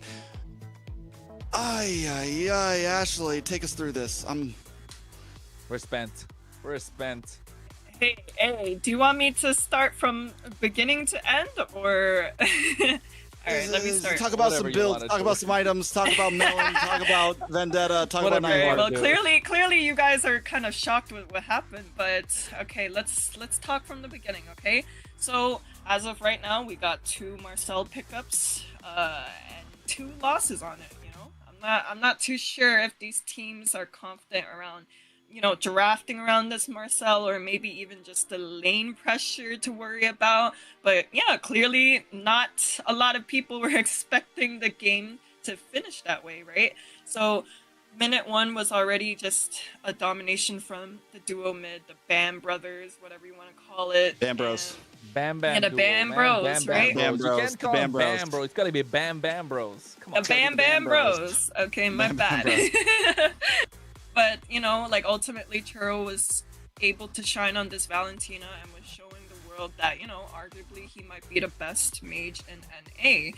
And and as for someone who's been refusing to pick up this YSS for many months, and that's a fact, Melon was able to, you know, lock in the pick and really do well against this Claude that was, you know, getting a bit of farm. But ultimately I do think on the side of Vendetta they had a better source of macro thus far. The MVP will go Who is it? to Um, Melon. Oh, had to be, right? But Has to be. honestly, It's gotta be guys, yours, honestly, guys, I think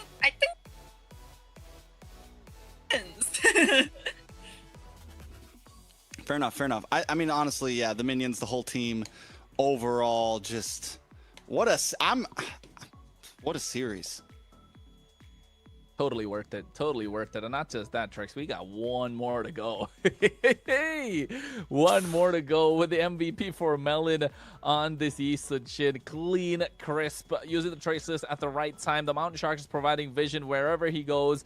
He's there dishing out the damage. Heavenly Bow goes in and gets out. And you can see he's able to kite at the right time, maximizing what this Eastern Shin can do. And this is what we're looking at. This is a play where he got Kistler, almost able to get RR. Gonna go down again with the traces, goes back out, looking to go back in, but Churobami got the job done anyway and finds himself a triple.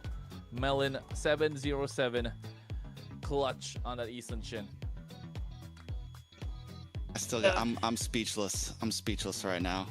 what a legendary way out.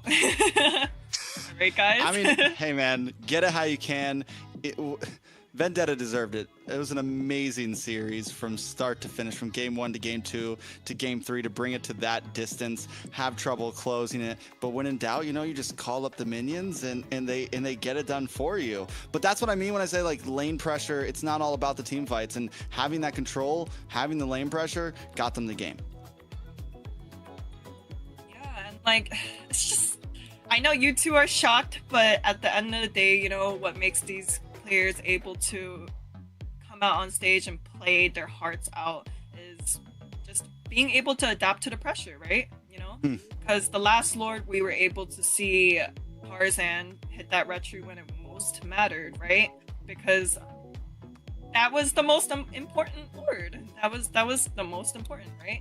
And I know you guys were a little bit locked into the fight that was going on, that we were able to see the minions ending, right?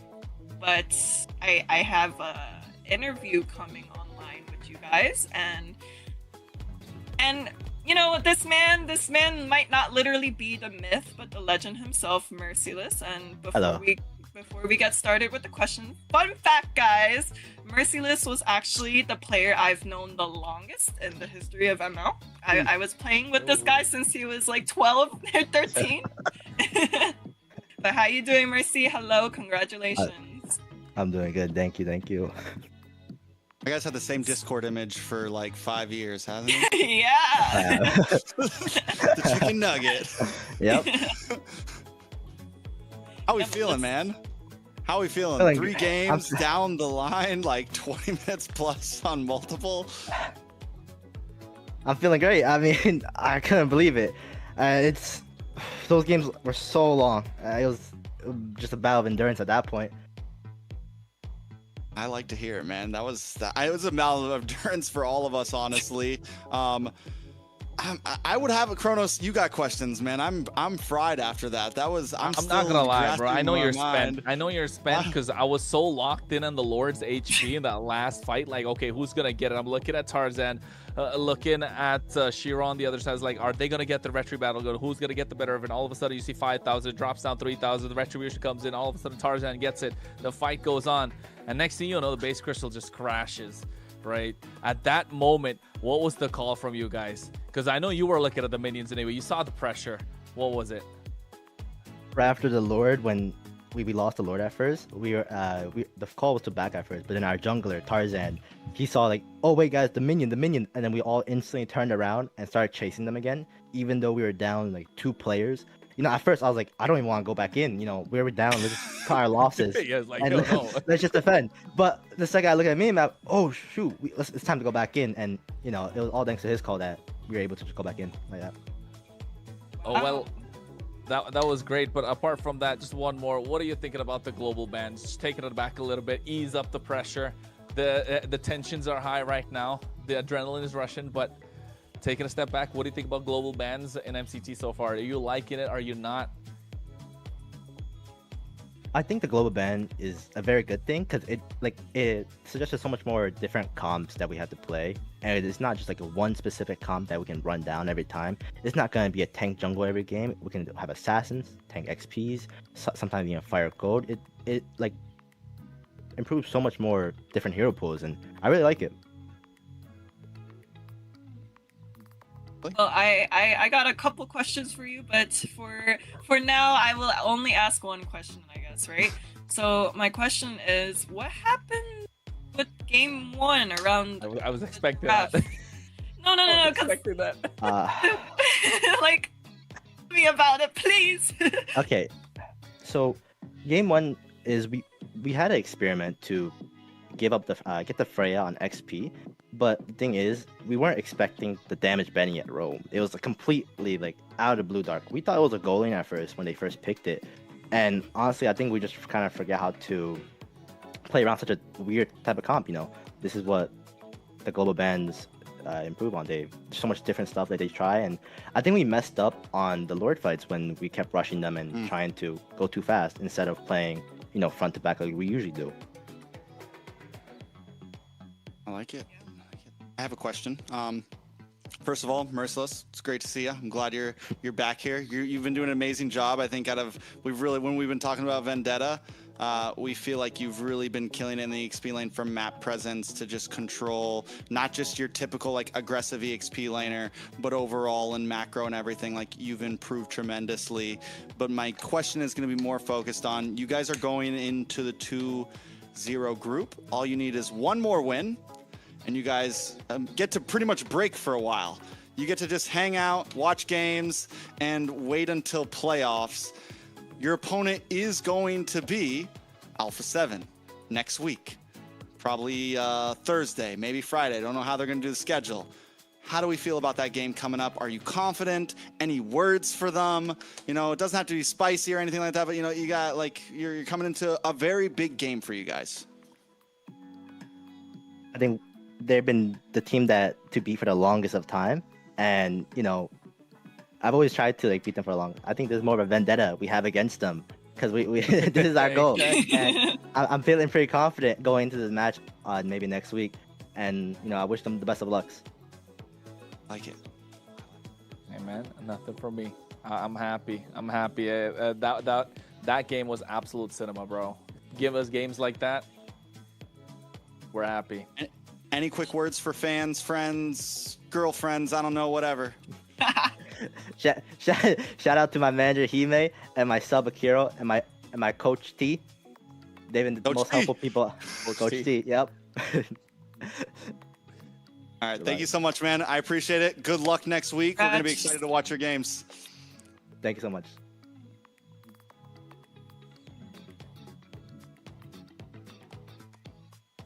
Sheesh. What a great... Ashley's all smiles right now. Suddenly I have a lot more energy. Yeah, I mean that yesterday by this time I was like, I was running out. That game just pumped me up. I'm ready to go a couple more series. You guys ready, production? I mean, let's just do that. Let's just do the Alpha 7 game and Vendetta game tonight. You know what I'm saying? Yeah, why not? Why not? We're ready to go. Okay. All right. Let's let's stop reaching out there for a second. We still have a series left. I mean, after that action-packed series, right? It's been back and forth, off-meta picks, curveballs shown all across the board. The next series is gonna slow us down a little bit, but for the next series, it's still both teams kind of need to make a statement with the performance that we saw. Stamina Esports versus Leon, right? That's the one that we're looking at for next. We spoke about it before the game started. We spoke about behind the scenes. Stamina Esports need to pull up. They need to pull up at least with a dominating victory. Same thing with Leon. After getting swept by Alpha 7 in a fashion that kind of put a little bit of a preconceived notion in everyone's head about the way that they've been playing. Trex, what are you thinking? I think Stamina needs to put up a dominant display, or Leon. It's got to be one of the definitely. Whichever one loses this is going down as, like, you know, the weak team in MCT, I feel like. I will, in defense of Leon, they got swept by a team that just swept Leviathan.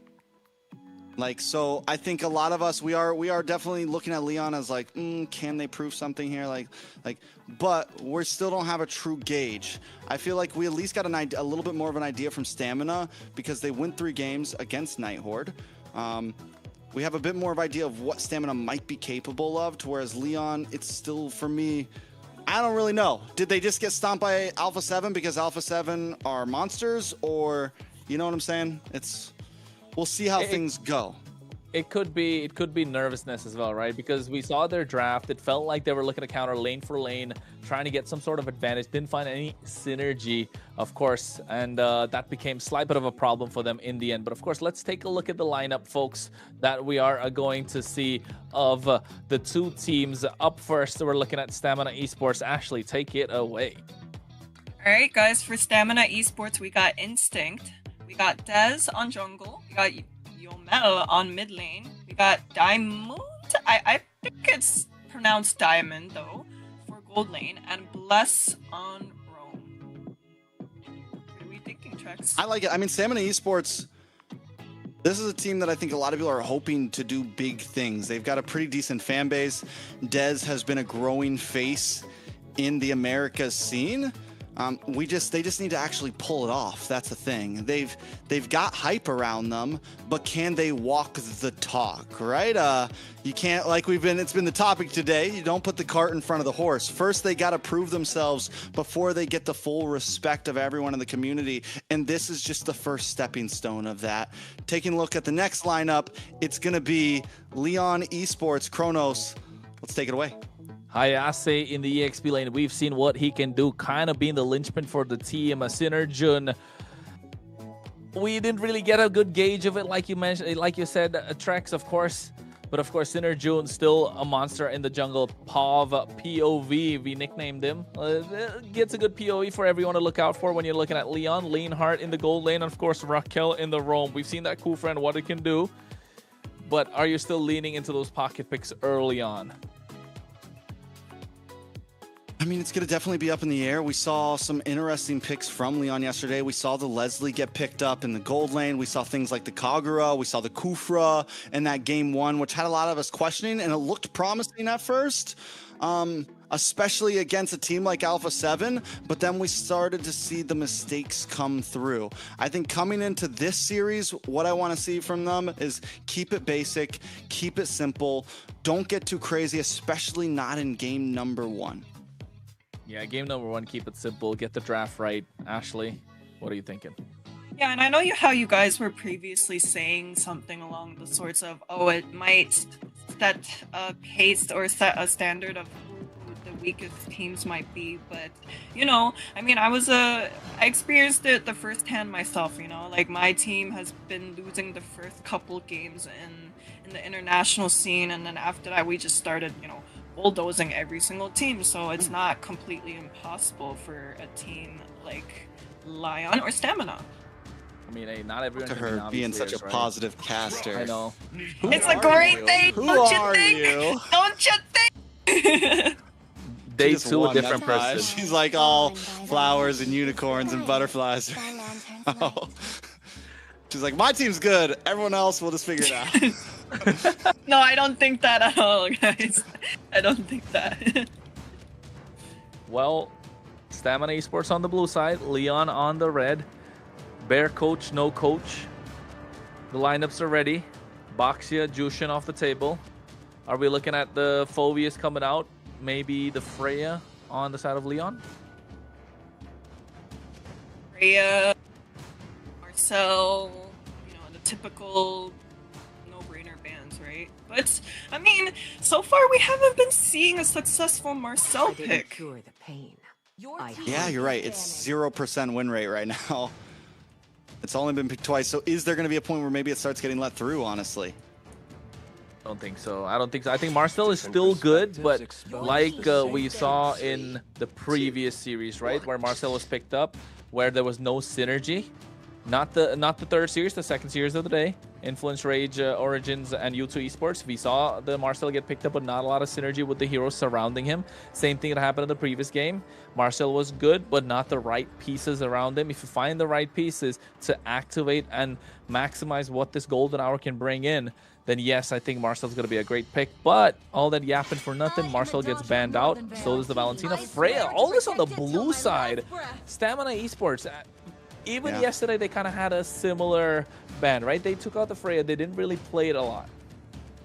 And it is interesting how so many blue teams have been banning out the Freya when it's not like, especially at this point where Marcel and Jushin are already banned, so you're not losing too much, like you're not risking a lot.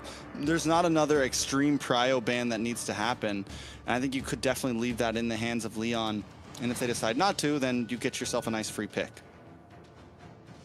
Yeah, I mean, far we still have like the Sora pick open, so on the side of Leon they have to pick between the Sora I've band been waiting for too long. or the carry band. I mean, okay, so there's no direct counter for the Sora, right? Valentina's not open, so yeah, you just pick up, I think you just first pick Sora here, honestly. First pick Sora, Leon responds with like, go for the Claude against the Sora, you go for like Claude and something else since you banned out the carry. You guys are thinking wrong, man. Is it going to be Harley or Sora? Ooh. Come on. Come on, really? We're still underestimating the Harley now as a first pick? I'm not underestimating the Harley, I'm just saying the Sora is also pretty good. They're going to go for the Sora. True. Sora, I agree. Sora, Harley plus Glue maybe on the other side? Maybe not the glue pick straight away. For me, since they banned out the carry, I envision them picking up a Claude here. So Those Claude are like and Glue the two then. top picks. Really, I'm not too much of a first pick glue fan. All you need is little magic to dream a wonderful dream. I mean, hardly Claude. I Okay, know you're not getting like a big front liner, but Harley Uranus. We were all halfway there. Yeah. We were. Harley is strong. Yeah, I guess since Sora's in, they don't have to rush the Claude. They don't have to rush the Marksman, essentially. So Stamina Esports, on the other hand, they lock in. They could go for something like the Glue here, something tanky, something that can at least withstand Harley for a little bit. I still don't like the glue pick this early on. It's giving leeway to, you know, maybe a Faram pick for the other side. Crowned by heaven's mandate. I think that was a Zeton. Shall That was a endure. Zeton that we heard. Sand rises when I give the That word. the lead. Yeah, I heard Khalid Khalid. and Zetion. Zaytan. Zetion. No, Zetian and Khalid, super strong. Get a good mid lane prio. Able to rotate much faster. You got that global ultimate with the Fury of the Phoenix. They're definitely strong for the first turtle. How are they going to clap back with it? Hylos, super strong pick again. Able to contest the river control. Definitely going to take charge in these team fights. You definitely have a way to disengage as well. A lot of HP bars. And it can do well against the Khalid too. It can kind of stop it in the tracks. If you want to try to come in for the dive, it can take you out of the quicksand guard. Little bits of crowd control like that will be important for Leon in this fight. I'm born with Yeah, I think for the side of stamina, I would rather go for maybe gold lane bans.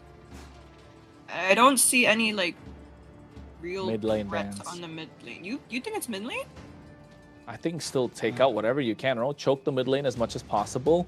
What, the Eve's still an option? Take that Eve off the table. I guess no matter maybe? what, Sora is going to do good in the gold lane, so you don't have to like stress it too much.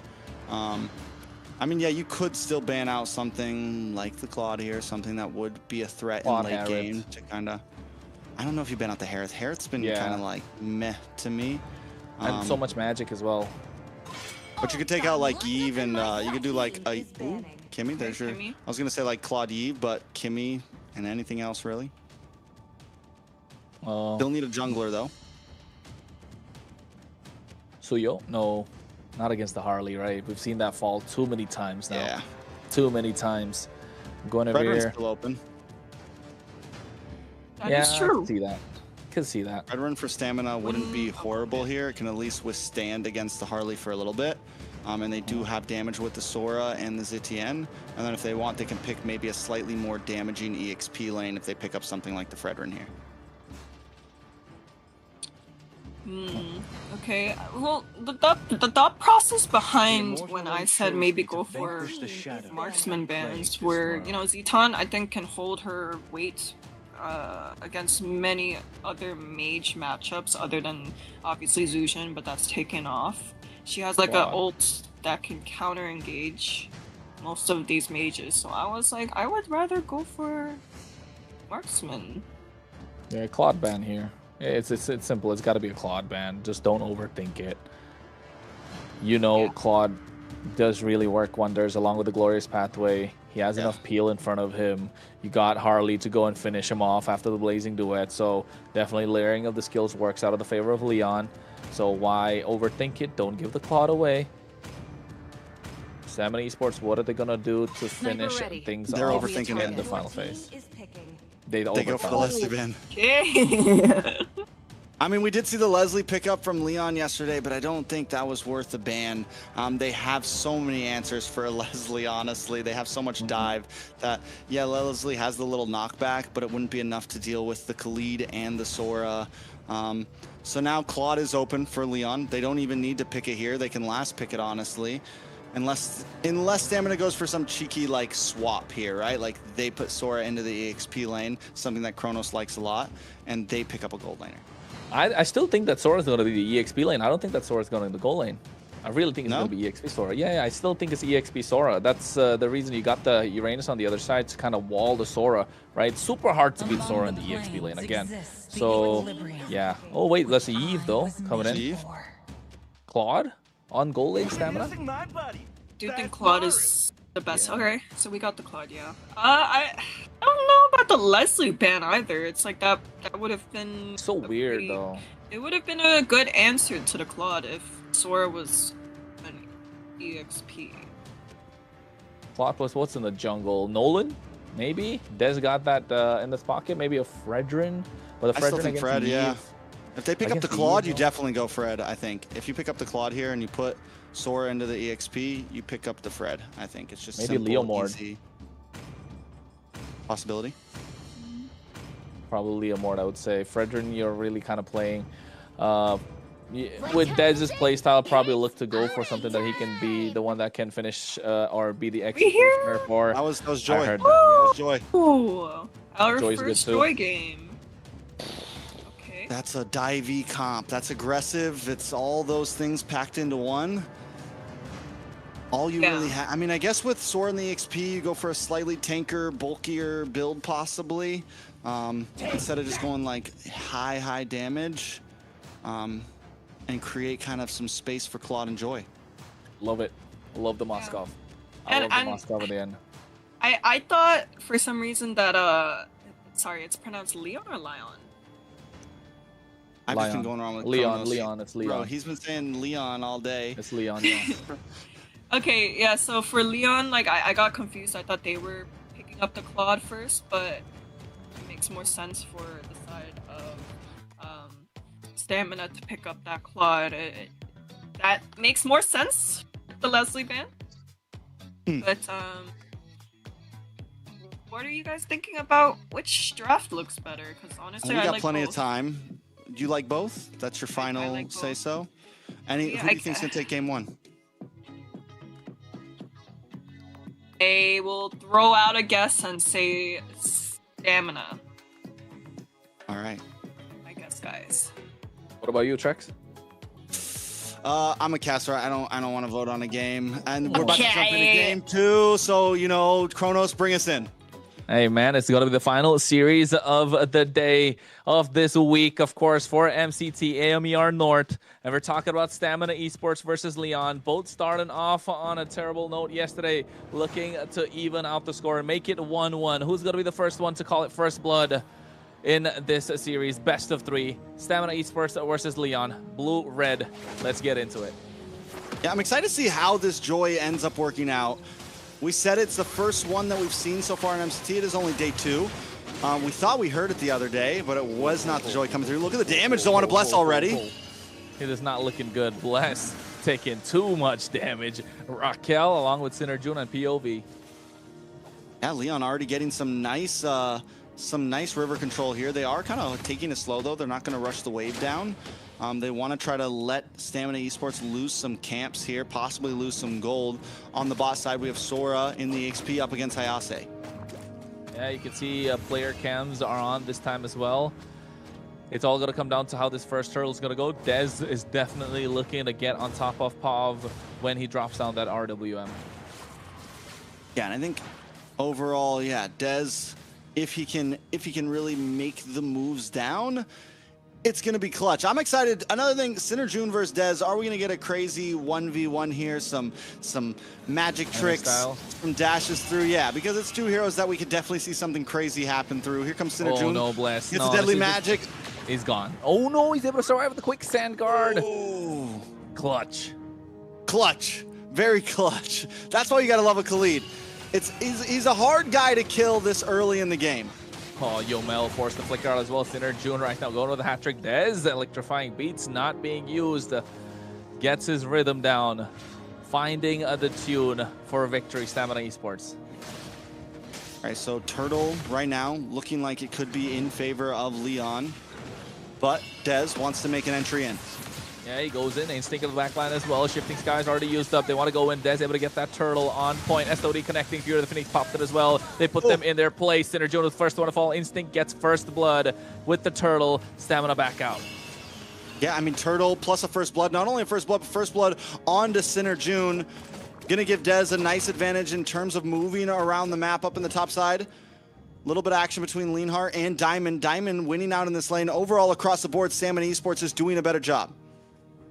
Stamina Esports winning across the map. The only thing that Leon have going for them is that EX Billion. Hayase applying the pressure onto Instinct, and he needs to continue to do so. All right, taking a look at the items. Once again, nothing out of the ordinary on either side, really. Synerjun is going to skip boots for now and kind of jump right into an item. Needs to do some catching up after taking that death, and knowing the Joy, it's going to be moving around the map fast. The jungling path is doing clean, already a level ahead of Synerjun, especially after getting the kill. How are they going to work this out, though, now? 50 seconds to the next turtle. Leon, Synerjun needs to start getting those kills, right? This Harley needs to come in online fast. Looking to get that Genius one. Only got socks in, no boots. Still able to keep up in terms of gold against Dez. But the Hylos getting the better of Bless.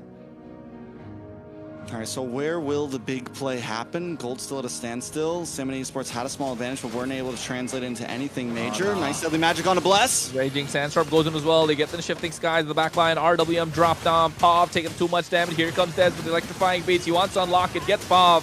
And now the SOD connecting. Instinct has to flicker out of harm's way. Diamond making his way there as well. Synerjun comes in. They all back off again. Touch and go. Stamina find one. Back away. And that's all they have to do. If they can keep on doing that, it's going to become worse and worse. If Dez can get another kill in, we're going to start to see that stack up. Pav is going to be, you mentioned it, a hot target for Dez with the electrifying beats. Leonhardt's going to need some time to even get involved in these fights. We're down to the second turtle now as Leon starts it off. Well, Leon starts it off. Seems like they have control of the pit. They're able to get the turtle. Pav takes it for himself. Now the top side pressure is on. Instinct doesn't care of the bot lane. I mean, gentleman's handshake. Both EX billionaires not going to go there. Synerjun finally gets the Genius Wand. We're going to start seeing some pickoffs come through. We already know what the Harley can do. Even with the death, the damage is already going to start stacking up. Genius Wand does lock in for Dez as well, though. So, I mean, both standing at a standstill, 300 gold lead into the hands of Dez. I called it from the beginning, and when I'm calling it again, I feel like this is going to be a big battle of junglers here. Who can really carry the team to victory? Can Dez finally come out on top and secure a win in the MCT? Hey, man, he's got to put stamina on his back. It's been a long time. They've been waiting today to play their game even after such a long series coming off the 3 series that we saw. But here, Instinct going in. Shifting Skies, Raging Sandstorm coming out as well. Nice of Fury of the Phoenix to put them in place with the Blazing Duet goes in Diamond, but Hayase able to zone them all out. SOD misses. Just trading skills, trading HP. It's a slow game, honestly.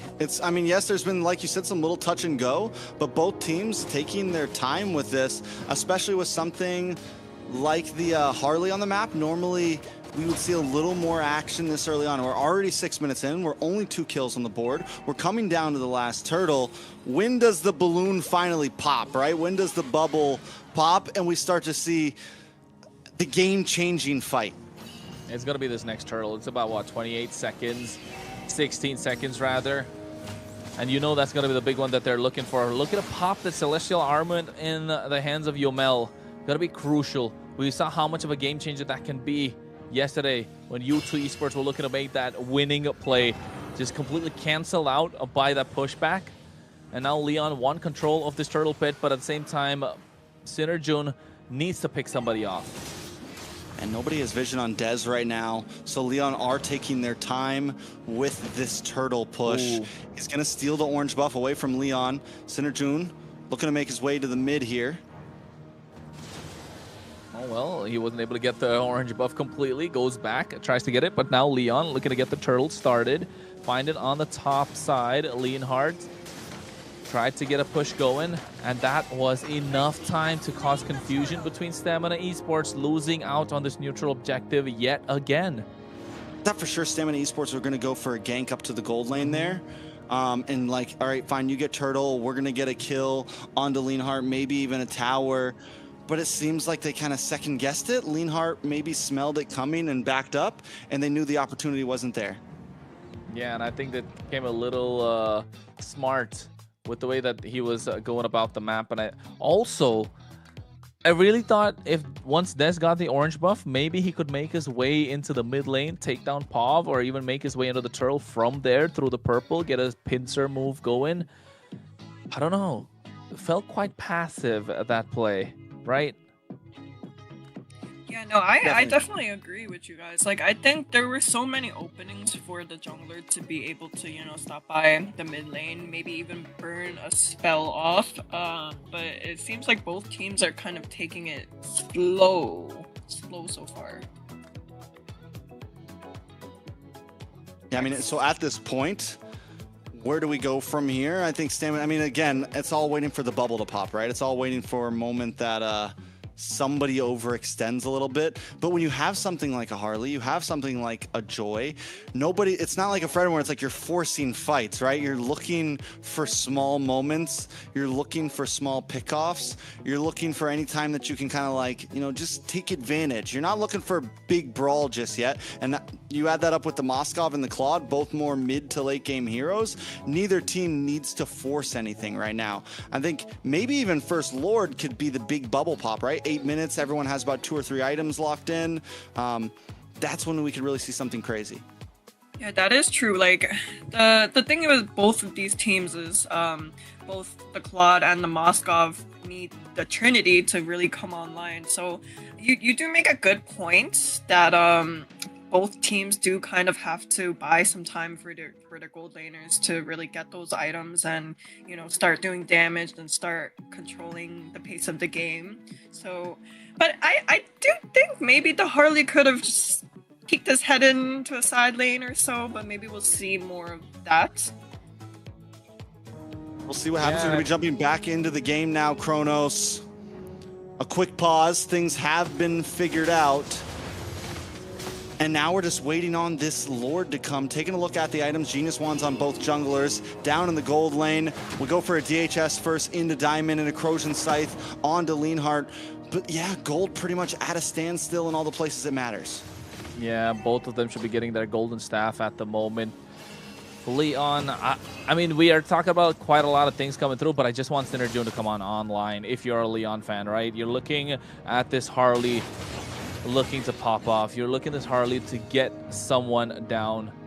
Just kind of underwhelming when you see Harley and a Joy on both sides or either side, and neither one gets a kill, but Leonhardt goes down. Blazing Duet comes in early. Diamond goes back, but Pav able to get that one through. But a lot of resources expended for that just one kill. A gold laner for gold laner. Yomel's actually the one who ends up securing the kill with the Fury of the Phoenix. Enough damage goes down from Diamond, but Diamond goes too deep and is caught off by the rest of the team. Oh, no. Look at the dive though in the middle side. The bubble is popping. Synerjun falls as well. 4 kills now into the hands of Stamina Esports, but a tower drops on the top side. Leon making up ground. Yeah, they're evening up the tower structures, of course, but in terms of kills, they've been behind. It feels like they're lacking confidence. Are they paying a little too much respect to Stamina Esports here? But never mind, Windstrike coming through. Here goes the Shifting Skies, but at the same time, their damage is being dished out, but not the right target. I mean, we'll see exactly how it goes down on the boss side. Stamina Esports looking for a response of their own. They're able to take out Leonhardt. Diamond gets the kill. Tower drops on the boss side as well. Stamina Esports Lord coming up. It almost feels like Leon are playing too passive, right? It's too passive to be true at this point. A little too much respect paid for Stamina Esports, and I think this is too much for them to handle. The Lord is up already, 9 minutes 40 seconds in at this point. Hayase needs to get control of this Lord Pit along with Raquel. A lot of HPs is there. They do have the Revitalize. Diamond already getting it started. You can see Bless take it down low with the Deadly Magic. Here comes the Fury of the Phoenix. Well, slow them down. Glorious Path they used in early. Hayase zoning them out in the back line. You can see already POV. Pav has to flicker out. Instinct getting caught now with a poker trick. Already used the Shifting Skies. The fight has been dispersed. It's been back and forth. Nothing falling through so far. Dez trying to get a push up top, trying to shove the waves in, but Leonhardt able to get the tier 1 tower on the bot side. Mid should be the one that they're looking at. Synerjun getting caught up by Bless. Raging Sandstorm coming in as well. Desert Tornado. Hat trick out of there. Diamond is there. Dishing out the damage. Again, this tango. The cha-cha for the Lord Dance continues. Bless taking out another Deadly Magic, but oh my god, the Wind Strike coming through as well. They go in for the Shifting Skies. Blazing Duet at the same time. Synerjun is out. 4 members taken away by Leon, or from Leon by Stamina Esports. The Lord is marching on the bot side. The only one left standing is this lonely Uranus trying to defend the mid-tier 1. And now they're trying to catch them off guard. A sandwich play to get the wipeout, and they do that indeed. Stamina Esports dominating this play in that Lord Pit, and what a play coming in from Instinct. Goes in at the right time, gets the Wind Stride and the Shifting Skies. Now the Lord marching on the bot side. Stamina Esports have advantage. All it takes is one moment. We're waiting for the bubble to pop, and First Lord was it. Stamina Esports clears out the team. And again, right, it was Synerjun getting caught out first, mispositioning himself. I don't think I've ever seen a Harley play so passive. That's been kind of the problem here, if you ask me, for Leon. Synerjun needs to be a little more active around the map. Be a little more, I don't know, on the front foot, taking charge. Be an assassin. Maybe it's a comfortability thing. Maybe it's like, oh, we have to pick this. Maybe he's just not quite there yet on the hero. 0-3-0 is not what we normally see from a Harley in any game. This has been one of the most powerful picks, and it's not like he's up against a bunch of counters or anything. This should have been a time for Leon to really shine with Synerjun, but they weren't able to pull through. I mean, not just that, right? I mean, not taking away any credit from Bless. He was able to body block quite a lot of those deadly magics, but with Synerjun playing on such a mobile hero, he should be able to cast the backline. But by no means is he behind in terms of farm, right? But Instinct goes in, Fury Phoenix popped it as well, Glorious Path comes in, now the Blazing Duet Diamond goes in, they get first one to fall is Synerjun. Instinct with the Shifting Skies gets shut down by Pav. Dez gets the SOD on him, but makes his way out of there. So 1-for-1 trade, but Stamina still get the better. Yeah, a much better. You take another kill on a Synerjun. At this point, you could start looking for trades elsewhere because Synerjun's going to be so far behind that now it's, okay, who do we want to target down on next? Leonhardt's already take 3 deaths as well. So the major damage dealers of Leon just are unable to output. It's going to be a while until they can. Probably we're talking at this point, we're looking into the 18th minute mark till Leon can really put up a fight. We're looking at end-to-end game till Leon can really put up a fight. I don't know, man. If they got to take it to that point, maybe another 5-10 minutes. But can they really hold on? Yes, they have Leonhardt who can kind of get a split push possible. 10 seconds to the Lord Treks. I don't know. We need to see some macro plays come out. But Diamond is on top of it. Yeah, Diamond's controlling the map. Same thing with Bless. I mean, Stamina Esports in general, once they were able to kind of get a fight, start to get into their groove, find their moment. Now they're no longer just looking for pickoffs. They're looking for plays across the board. Lord's going to get shredded down. Does Synerjun try to pull something off here? SOD connecting. But you know what? I want to kind of... I mean, he's not going to go through, right? I'm trying to say, like, Stamina Esports were in a similar position yesterday with game number 1, right? They were super, utterly dominating, but really let the game slip after a while against Night Horde. That went on, what, 27 minutes? And then they overheated. Can Leon do the same? I remember in that game, too, we were kind of calling it like, they need to finish this. The clock is ticking. And when you're up against something like a Moskov, the possibilities are there. Something even like a... I mean, yes, the Harley hasn't done well, but the damage will eventually come online if he can find the right targets. So, yeah, Stamina Esports, the clock is ticking. Close things out. Don't be too scared. Yeah, I think looking to get the push on the final third. Concealed play coming as well. Furious Phoenix along with a wombo combo, the Blazing Duet at the same time. And Stamina Esports collapse on top of Leon, but only get one. And that's going to be Leonhardt. But that is enough for them to try and get the base crystal. Look at the siege at the inhibitor on the bot side. The Lord already taken down. Bless creating the space that they need. Diamond wants to go in and get the finish. And Stamina Esports, they respect and go back. They respect it. I mean, they're 7.8k gold lead. I know I'm saying the clock is ticking, but they do still have a little bit of time with a lead like that. They are going to go for the re-engage here. They're waiting for the minions, looking for another inhibitor. Will they be able to get it, though, at this time? Raquel doesn't have... He does have the Glorious Pathway. Bless out of there with the Raging Sandstorm. SOD connecting. He might as well come through at this point. No. A lot of damage being dished out. Pav with the RWM. A lot of damage on Instinct. Leonhardt looking for the reconnect here. Oh, Dez looking for the re-engage, though. Wind of Nature coming through as well. Dez able to find a double kill. Now he goes into the back line. Everybody backs off. 2 kills. 2 important kills. Synerjun and Leonhardt. Oh, how can Leon even bounce back?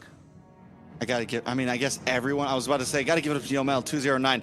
But almost everyone on the team of Stamina Esports is deathless right now since there's only been 2 deaths across the board. Dez, Yomel, and Bless holding the lead on that. Look at Bless in the backside. Oh my God, comes in with a concealed Raging Sandstorm looking to take them down, but now they're locking the base crystal. Stamina Esports, 1-0, best of 3, dominating victory, what we wanted to see.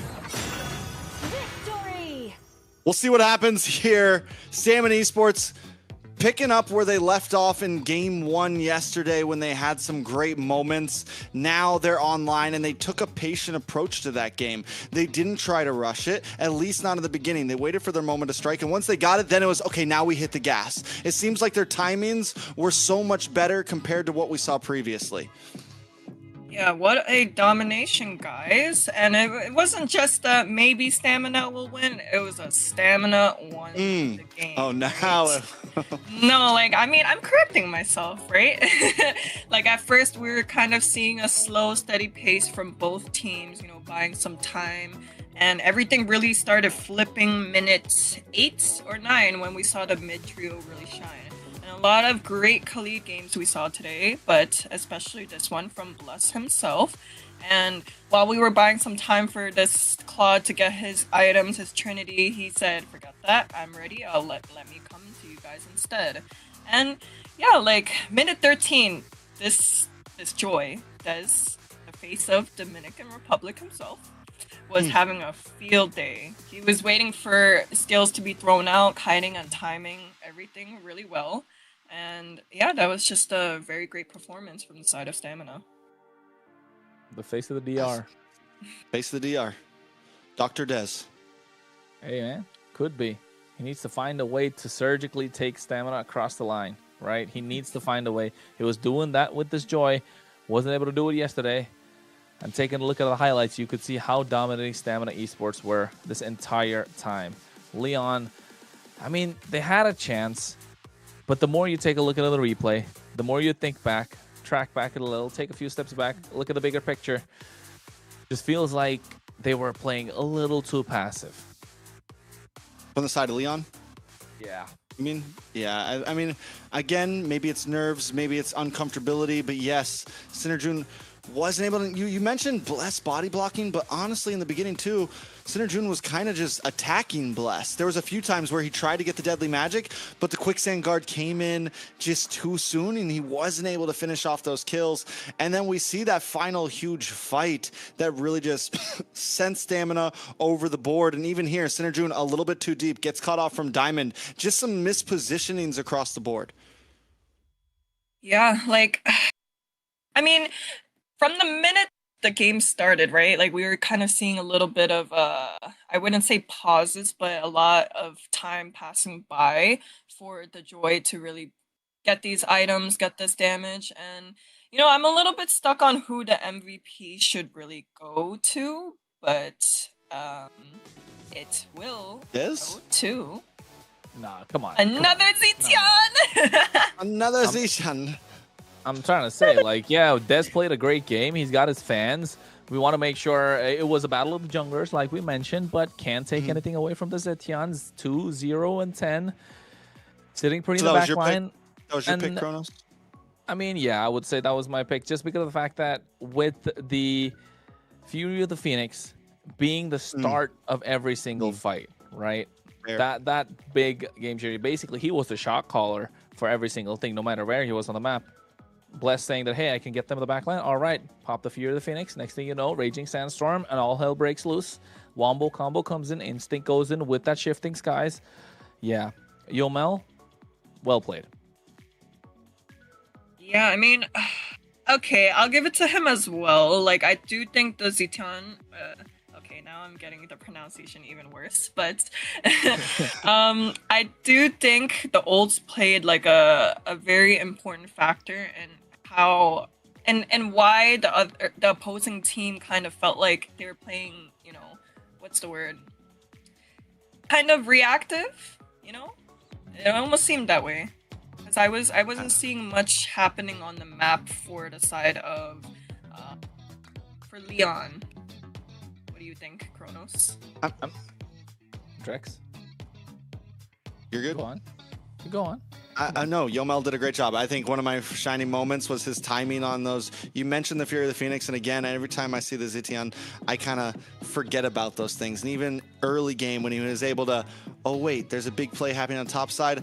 I'm gonna snag this kill real quick in the gold lane when I'm halfway across the map. So his awareness overall just seems clean. And on a hero like that, you have to have full map awareness. You have to know what's always going on while still holding your own lane, you know. And Yomel's done a great job at that. Yeah, definitely. And abusing kind of the mechanics of the hero, utilizing the range that you have.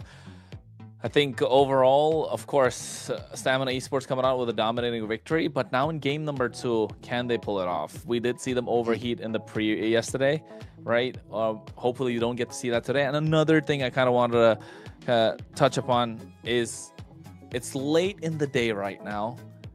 Is fatigue kind of getting to them? Or did they wait for too long?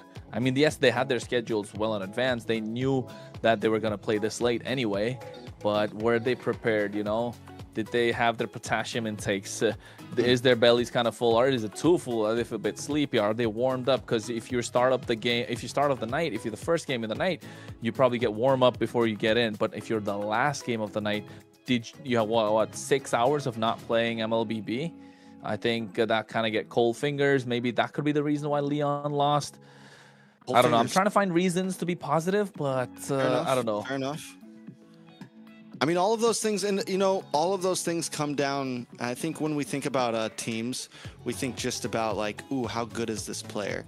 But mentality comes in. How well you schedule yourself around these games. Are you getting sleep? Are you doing all these things? Like those things also are what great players are able to handle, are what great teams are able to handle. It's not just micro mechanics. It's not just macro mechanics. It is the full deal. So as we jump into game number 2, possibly the last game of the night, are they going to be able to maybe bring this to a game 3, or does Stamina already have the momentum, Ashley? Yeah, I mean, okay, well, to be fair, they will be playing, they're playing the last series for today, right? They played the first series of yesterday, so it's only a little bit fair, right? But, you know, it's going to be the first 2-win game that both teams might potentially have. It's going to be the first time that they'll be, you know, they'll be doing that. So they should know by now, like this is almost like a all or nothing situation. Not completely yet, because they won't get kicked out just yet, but they should really give it their all. Definitely. I think if you're Stamina Esports, you're looking to make that statement with a 2-0 victory. But if you're Leon, you don't want to be getting the short end of the stick. You don't want to be seeing, you know, you don't want to be the gum on the bottom of somebody's shoe, right? At this point. So looking to make any sort of a comeback possible. And it all comes down to the draft. And even in the draft, Leon did have a decent draft going in. It's just the execution of the draft.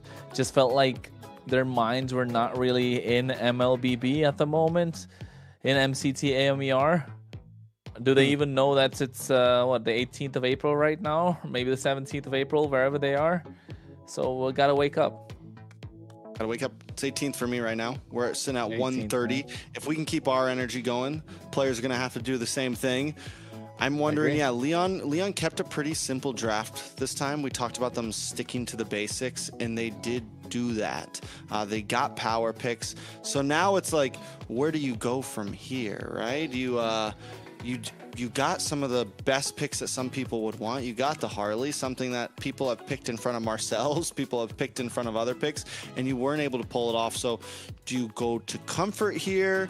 Do you go to maybe not exactly full meta, but like, hey, this is what we like to play. This is what we might be able to win for, and try to catch Stamina Esports off guard? Because, yeah, we've seen that work. We saw it work earlier with Night Horde up against Vendetta, right? Able to kind of Merlin picking up things like the Benedetta. So it's a big battle, and it is a lot on the line here. We're no longer just looking at, it's not day one. You're sitting at 0-1 right now. Another loss, you go down to an even worse position in the Swiss stage. I think. Yeah. Sorry. Kronos? No, you just want to be in the upper half of the table, right? When you're going in, get a better seed in the Swiss stage. That's all I kind of want to say. Yeah, now's the time for both teams actually, but more so on the Leon's team to really give it their all. Whatever it is that you have planned, just throw it out there, because it's not looking so great for them. So with that, what does Coach Bear have planned here for Stamina Esports? They've already taken a dub. Do we just play the same game? They feel good right now. We always talk about the losing team and what they have to change. The Stamina Esports really have to change anything. Well, blue, red, Eve, Rhea. Boxia? How are we gonna see this happen? Marcel? Probably. Lucian? Yes. Boom, that's the bans. First pick Those into are the Leon. bans. Sora still open. Perspectives exposed. To the side of Leon if they There you want go. it. 2, 1. I don't think they're gonna get it. Yeah, I mean, for the side of Stamina, when they were first picked, they were able to just throw out like target bans and like leave some strong picks open for themselves. So I do think it's time for Leon to maybe do the same for themselves. I mean, hey, Coach Bear, no coach. Aren't we swear to always protect like it till towards my no last coach? breath. I thought that was the general consensus. No, I like coaches. Me too. I was just trying to go with what the table was going with. But Freya taken off. Jushin off the table. It's got to be Boxia and Sora, right? Valentina's another great option that's available. I mean, the thing is Leon doesn't need to ban out the Sora. It's got to be done by Stamina. And that means, do you leave the Basha open if you're Leon? I don't think you ban Basha here. I think you leave at least one of them open to force Stamina to do it so you can get one of them. So Leon can kind of go for more of a target ban here. Something outside of the meta. Harley. Harley, yeah. Honestly, ban out the Harley here. Yeah, Harley looks good because they can't pick it themselves due to the global ban. And not just that, dangerous grass. Harley's super dangerous on that map. Very dangerous. In the dangerous grass. I am not the only one Peeking through. bound by these chains. Obvious. Obvious ban. Focus, Solid. not bad. Solid.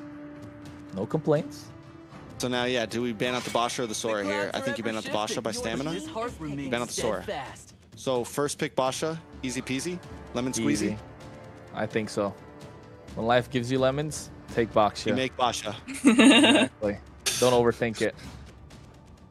I mean, I was kind of thinking, like, what She's if overthinking it. no? Okay. I mean, I guess Sora is always a. Oh right. They have a ban on Sora on Stamina side too, so they can't pick it up. Okay, never mind. Never mind. Carry. Okay, what's Oh, going Lord. on now?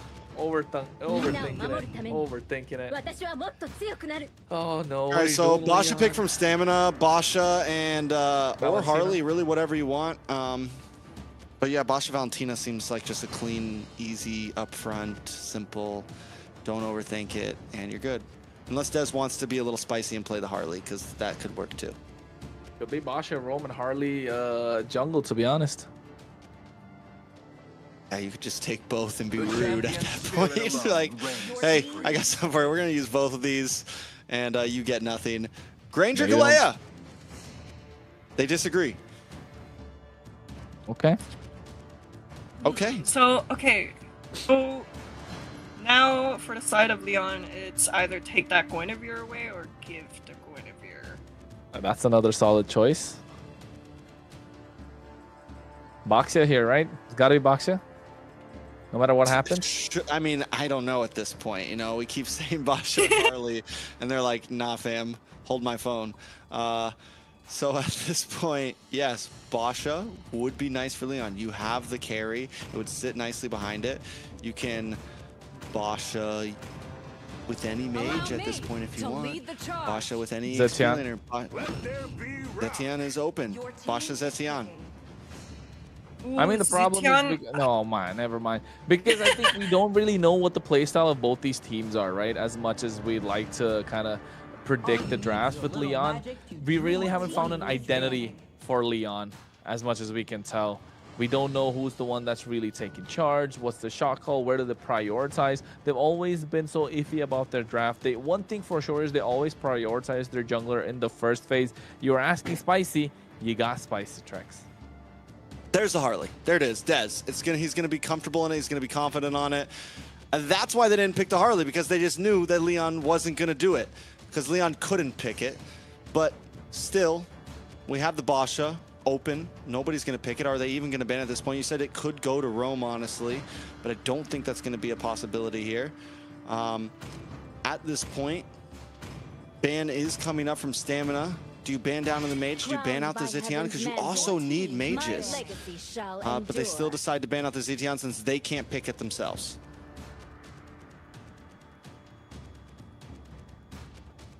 Kronos? How is it gonna work out now? If you ask me, the Zetian's not gonna give that. They're not gonna give that away, like you mentioned. On the other side, take out another mid laner. Yeve's already taken off the table. Zetian, what's something else that is gonna be super annoying with all the extra range? Valentina, right? Take off the Valentina here. Yeah, Valentina. Yeah, you don't want to give that first pick. You want to think about, since the Zitian's gone, yeah, you get rid of the Valentina. You lock into something else as well. But they go for EXP lane instead, taking out the Yuzong, taking out possibilities to get to the back line and give Leonhardt a hard time. I mean, I get the Yu Zhang as well being taken away, just because of the fact that even if Valentina's picked up, what is the Valentina really going to take away? There's only one time ever I have seen an MLBB where the Valentina takes away the taunt of the Fredrin, flickers in, and then taunts, what, 3 people? I think was that Stanford? Sanji? Was that Sanji? Might have been Sanji. I feel like Yeah, I've seen it Team once or Liquid? twice, but Yeah. that's a rare one. Yes. That's very rare, right? Very rare. That You was gotta be, epic. that was super big brain, and one of the best plays I've ever Like seen. that I was think. what, MSC, like last MSC, I think he pulled that one off. That's crazy, man. That's absolutely crazy. Nobody would think about you doing that so much. But hey, if it works out, works out. But look at that. They take away the R-Lot. I think this is a target ban. We've seen this before as well. They'll lock it down and not let Bernoulli play that in the EXP lane. However, here now, Leon maybe look to take out another EXP laner. Kind of choke the pool that's there of Stamina Esports. Never mind. Take away a mid lane, Lilia. But Eve is not open. I'll banned out first thing. Farza could be a possibility here. We've seen it pull up whenever some of these choices are gone. Lunox also still open as well. Could be some nice shred against the Fredrin and the Hilda. Could be a decent pickup up front here. I think, you know, they're lacking a lot of crowd control if you're Stamina Esports, apart from that title strike and Tsunami Slam. It's going to be crucial. It's going to come down to that. Yes, you have the combo that's possible with Granger. Yes, you're giving Harley a lot of space. I think it's just going to be crucial to see where the crowd control is coming from.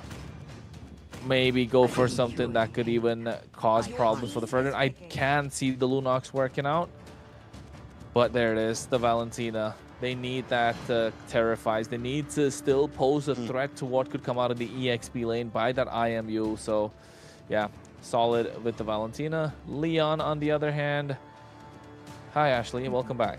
Hello. Back. Sorry, I low you TP'd away. I'm here. Yeah, she hit the diversion on us. Sorry. Continue, Kronos. No, I was saying, what could Leon go for here? They're lacking mid lane options. Not a lot left open. The Valentina was a solid pick, or solid choice. Now that's not available. Kadita, if you ask me, Leon, they could play that in the dangerous grass. Flip one over onto the Harley. Maybe even the Kagura. The Kimmy is still available, but I think Kadita is just so good here. We haven't seen a Kadita yet, but they do pick it in. There we go. Paired up with the Mincy. I don't know about the Mincy, though. Not gonna lie. It's crazy. It's crazy. It's crazy.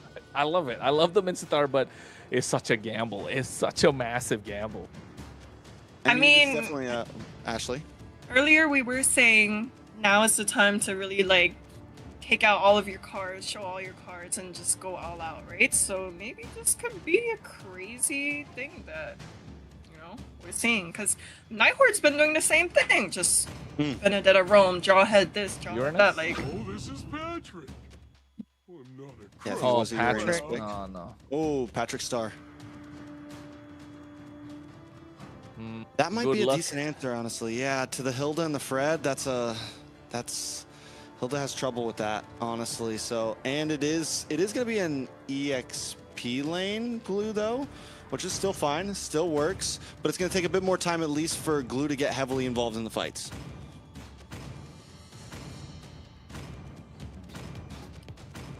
well, looking at these lineups.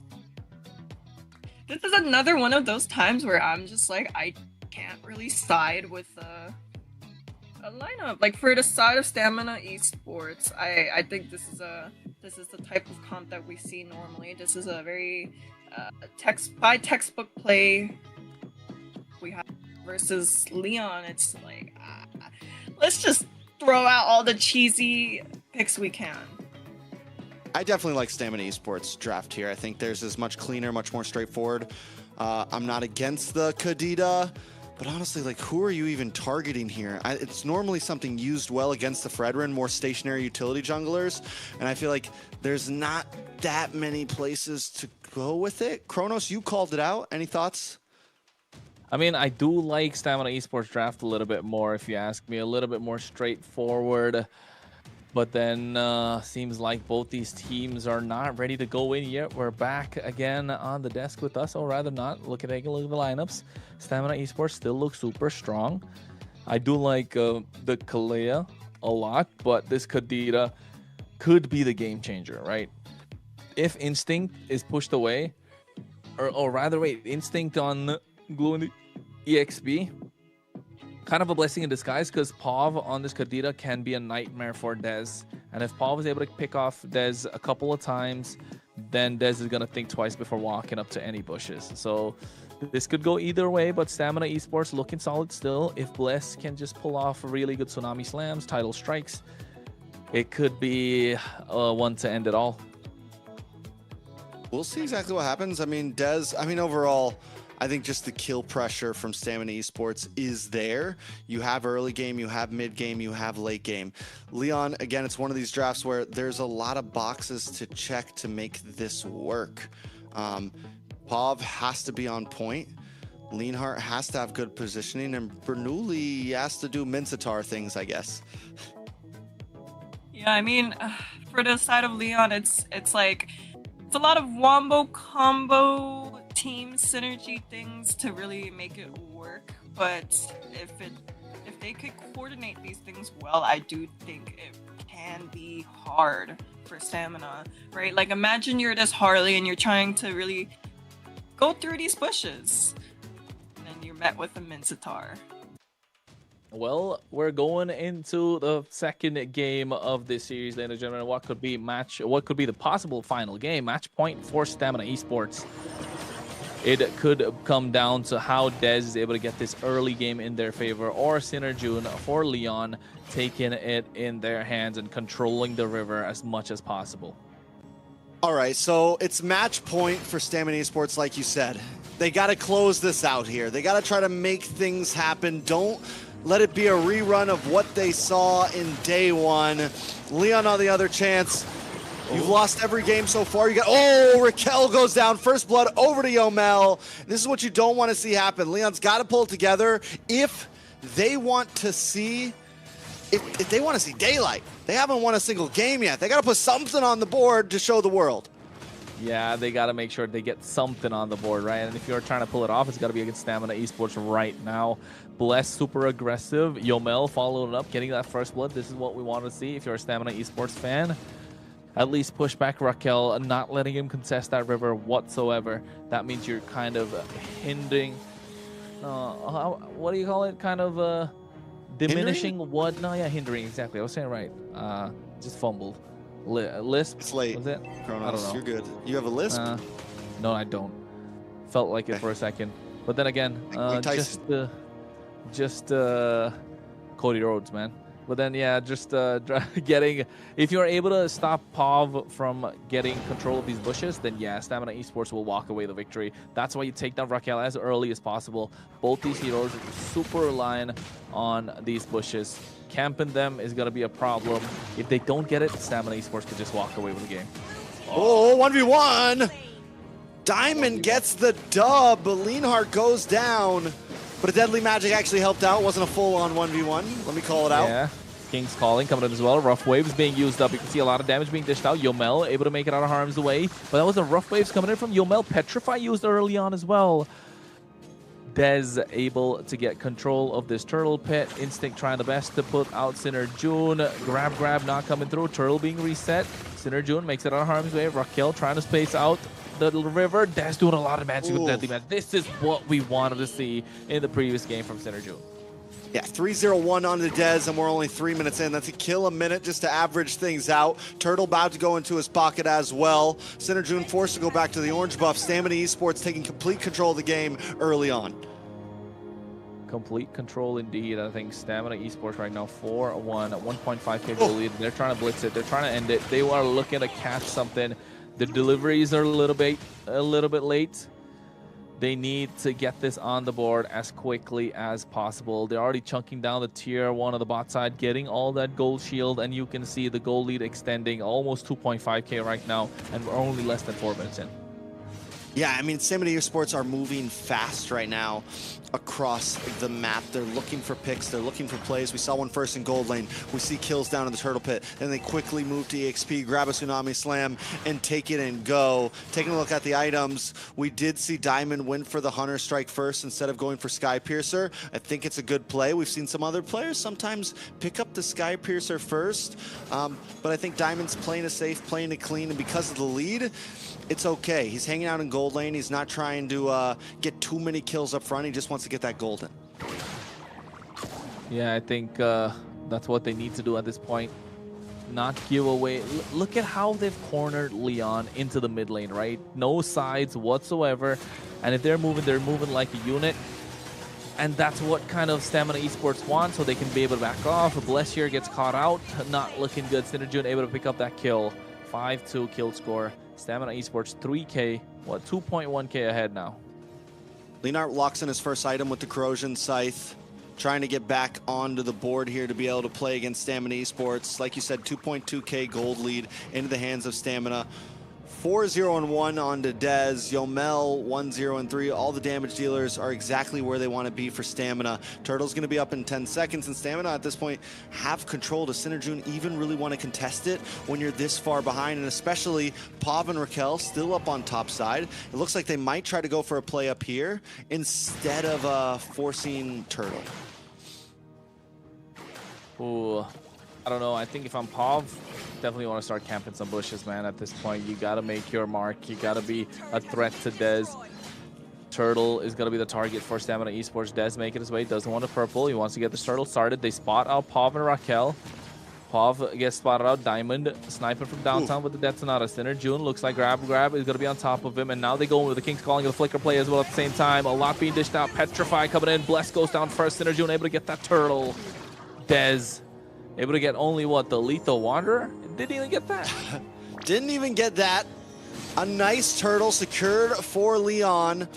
And honestly, a great King's Calling to help clean up space. They even brought down Diamond to try to get advantage in that fight, but it all kind of backfires on them because not only do they lose the turtle, but they also lose the tower up in the top side. This is looking good for Leon. They're able to push back. I think Stamina Esports, we saw this happen yesterday. Overheating. Game number 1.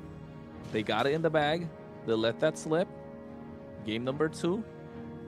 Not really sure what happened. Kind of don't remember. Memory of a goldfish, but still we know what happened. Stamina Esports should not be doing. Let it not be a repeat of day number 1. I mean, Dez still hasn't gone down. The damage is still heavily there. Instinct able to just get away in the nick of time. Dez can still make moves happen. Diamonds can still make moves happen. Yes, the playing field is even away. Bless in a bad spot, does go down, unable to get the kill, but Dez picks one up, doesn't have a hat trick, is going to be in a bad spot, going to get caught up. Dez falls as well, a shutdown in the hands of Raquel. Yeah, this is what they were looking for.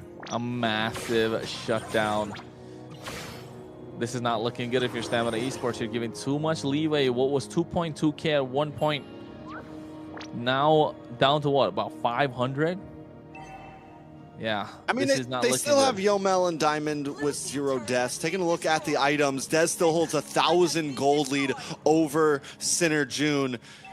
If they let more mistakes like that happen, yes, it is very, very bad.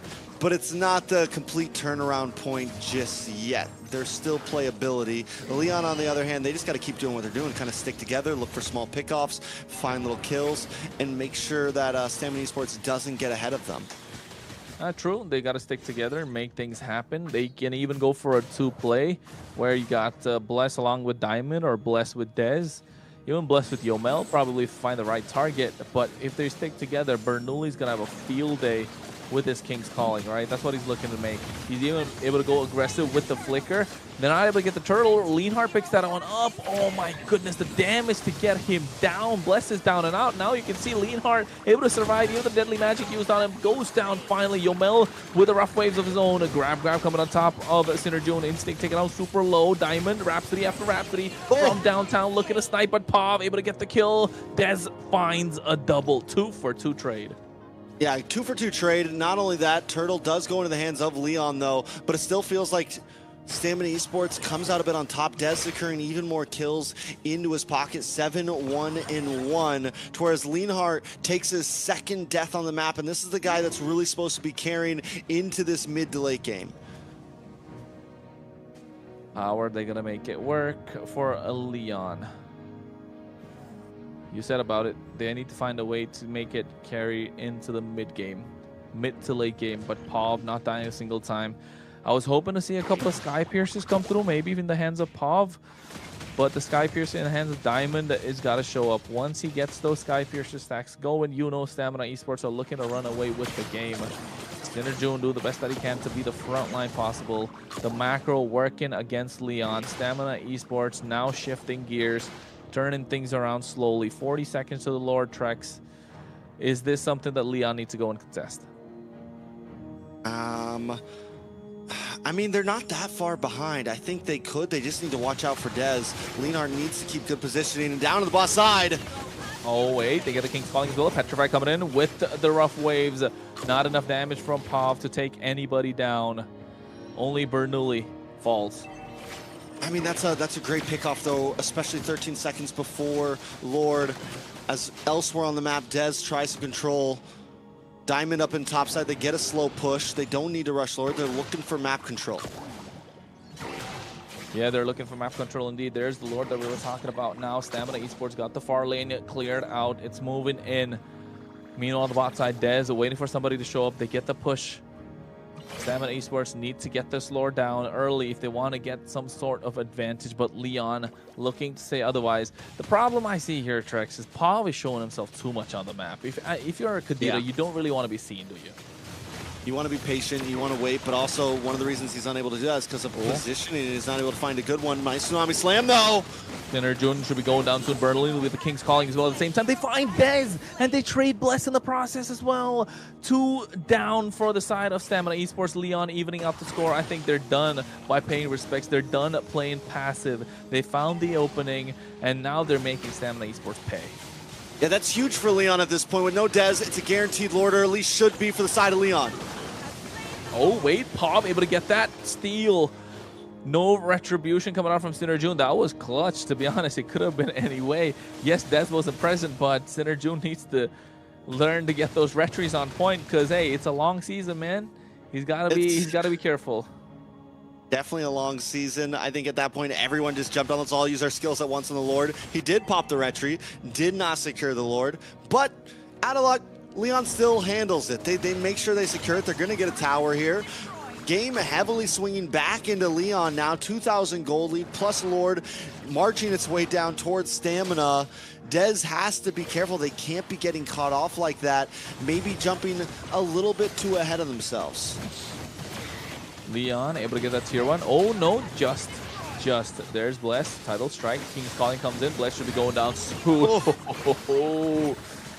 Yeah, this Min Star is coming in clutch. 2, 5, and 6 though. Can still do much better. Look at this. Kind of going from the back. Looking to catch Leonhardt off guard.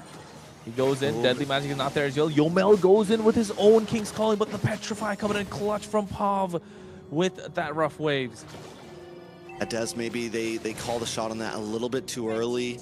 Don't know that Pav is also hanging out in that bush. Don't know if they have the defense ready. It was a good try from Stamina Esports. It does delay the push a bit, but still not enough to turn things back into their hands. Well, Trex, I know you're smiling. You're pretty happy that we're going to go possibly see a game number 3, man.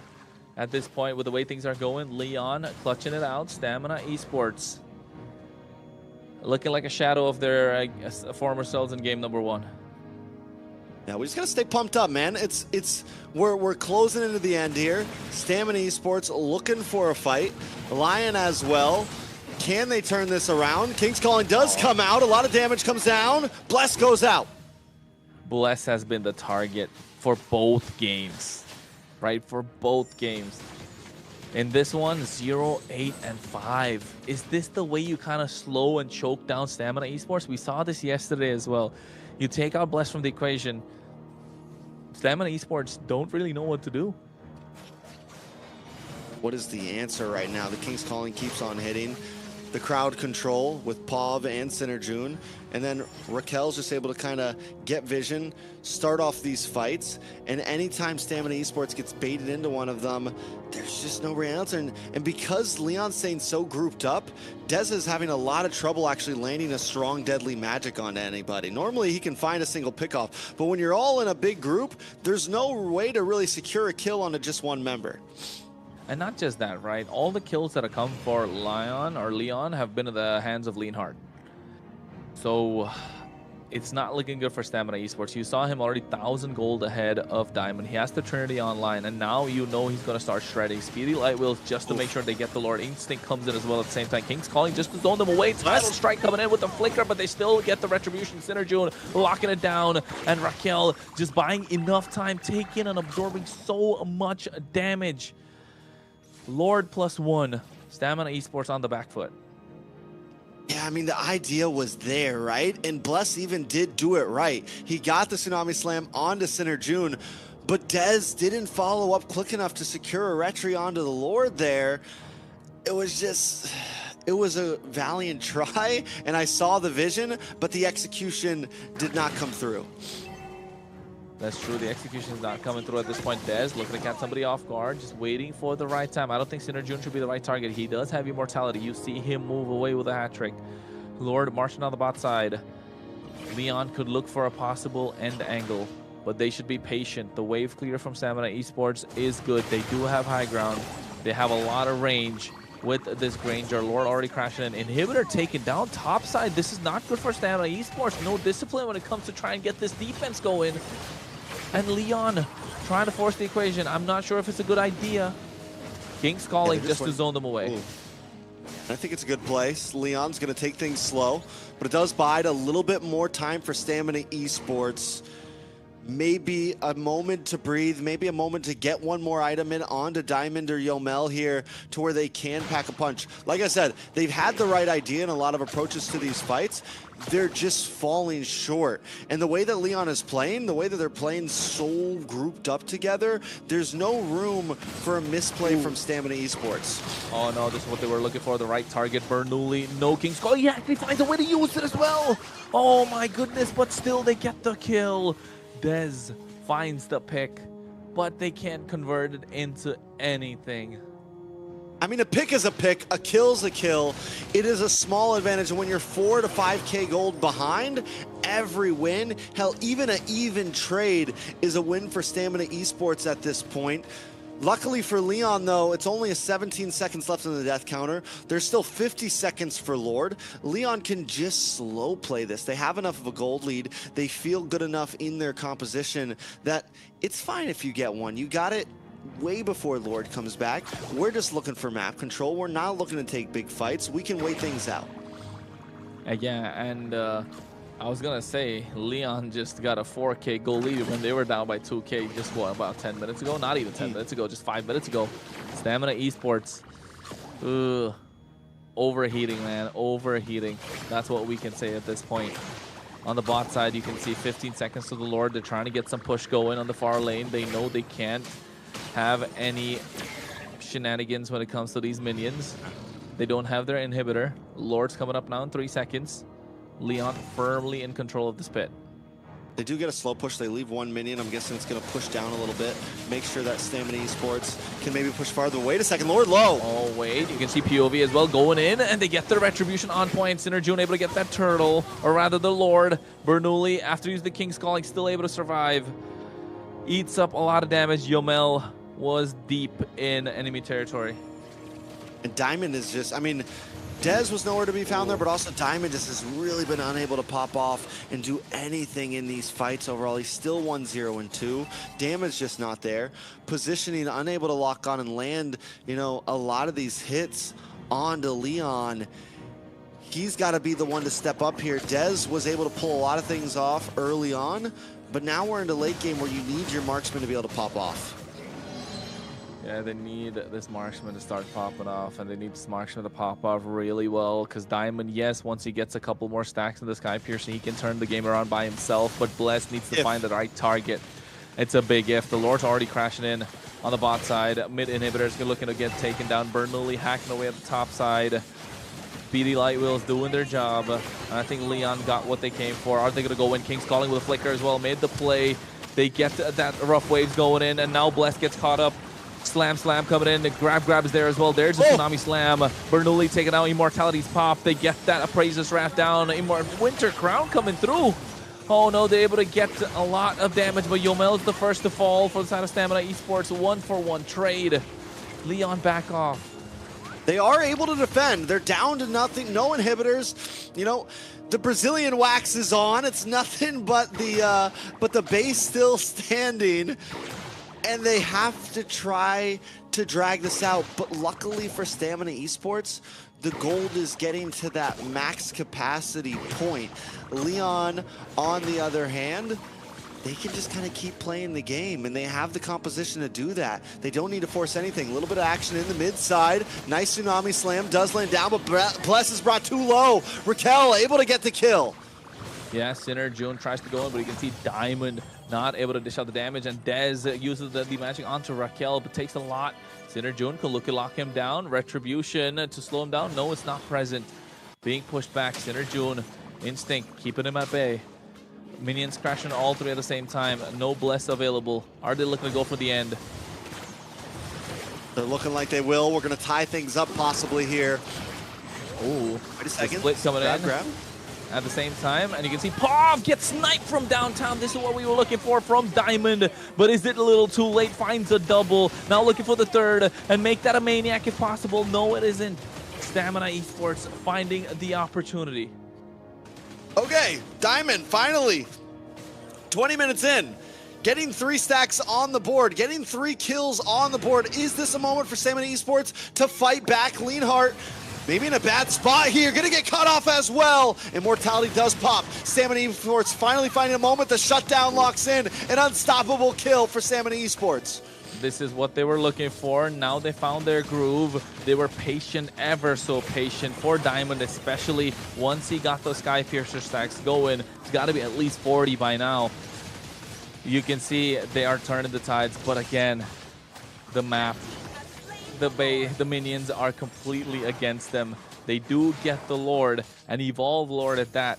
Will they be able to find the push? Will they be able to find the end? And the Lord marching down the top side. It's going to take a long time for the Lord to come in. And they need to plan on how they're going to execute this push. Because if they're going to take it to another Lord, Leon will have the advantage. Yeah, Leon definitely. I mean, without any inhibitors, we could see something similar to what we saw between Vendetta and the Night Horde. But they have a push here. They have all 5 members. At this point, it's kind of do or die for Stamina Esports. Can they make it happen?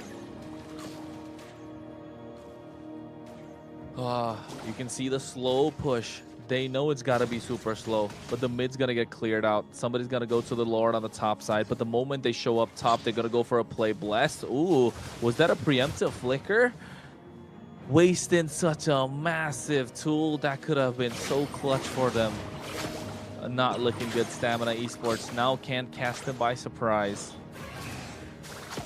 Lord's going to start getting shredded down. Speedy Lightwheel does come out from Leanhart. Stamina Esports just looking for any play on the map, but they're finding nothing, just grasping at straws right now. Maybe they get a tier 2 in the boss side? Maybe, right? A big if. They don't even get that next set of super mini waves coming in. Or did they? Here it is. Tsunami Slam with that a nice lockdown onto Pav. Dez able to get the kill. 10, 2, and 3, but the rest are not able to follow.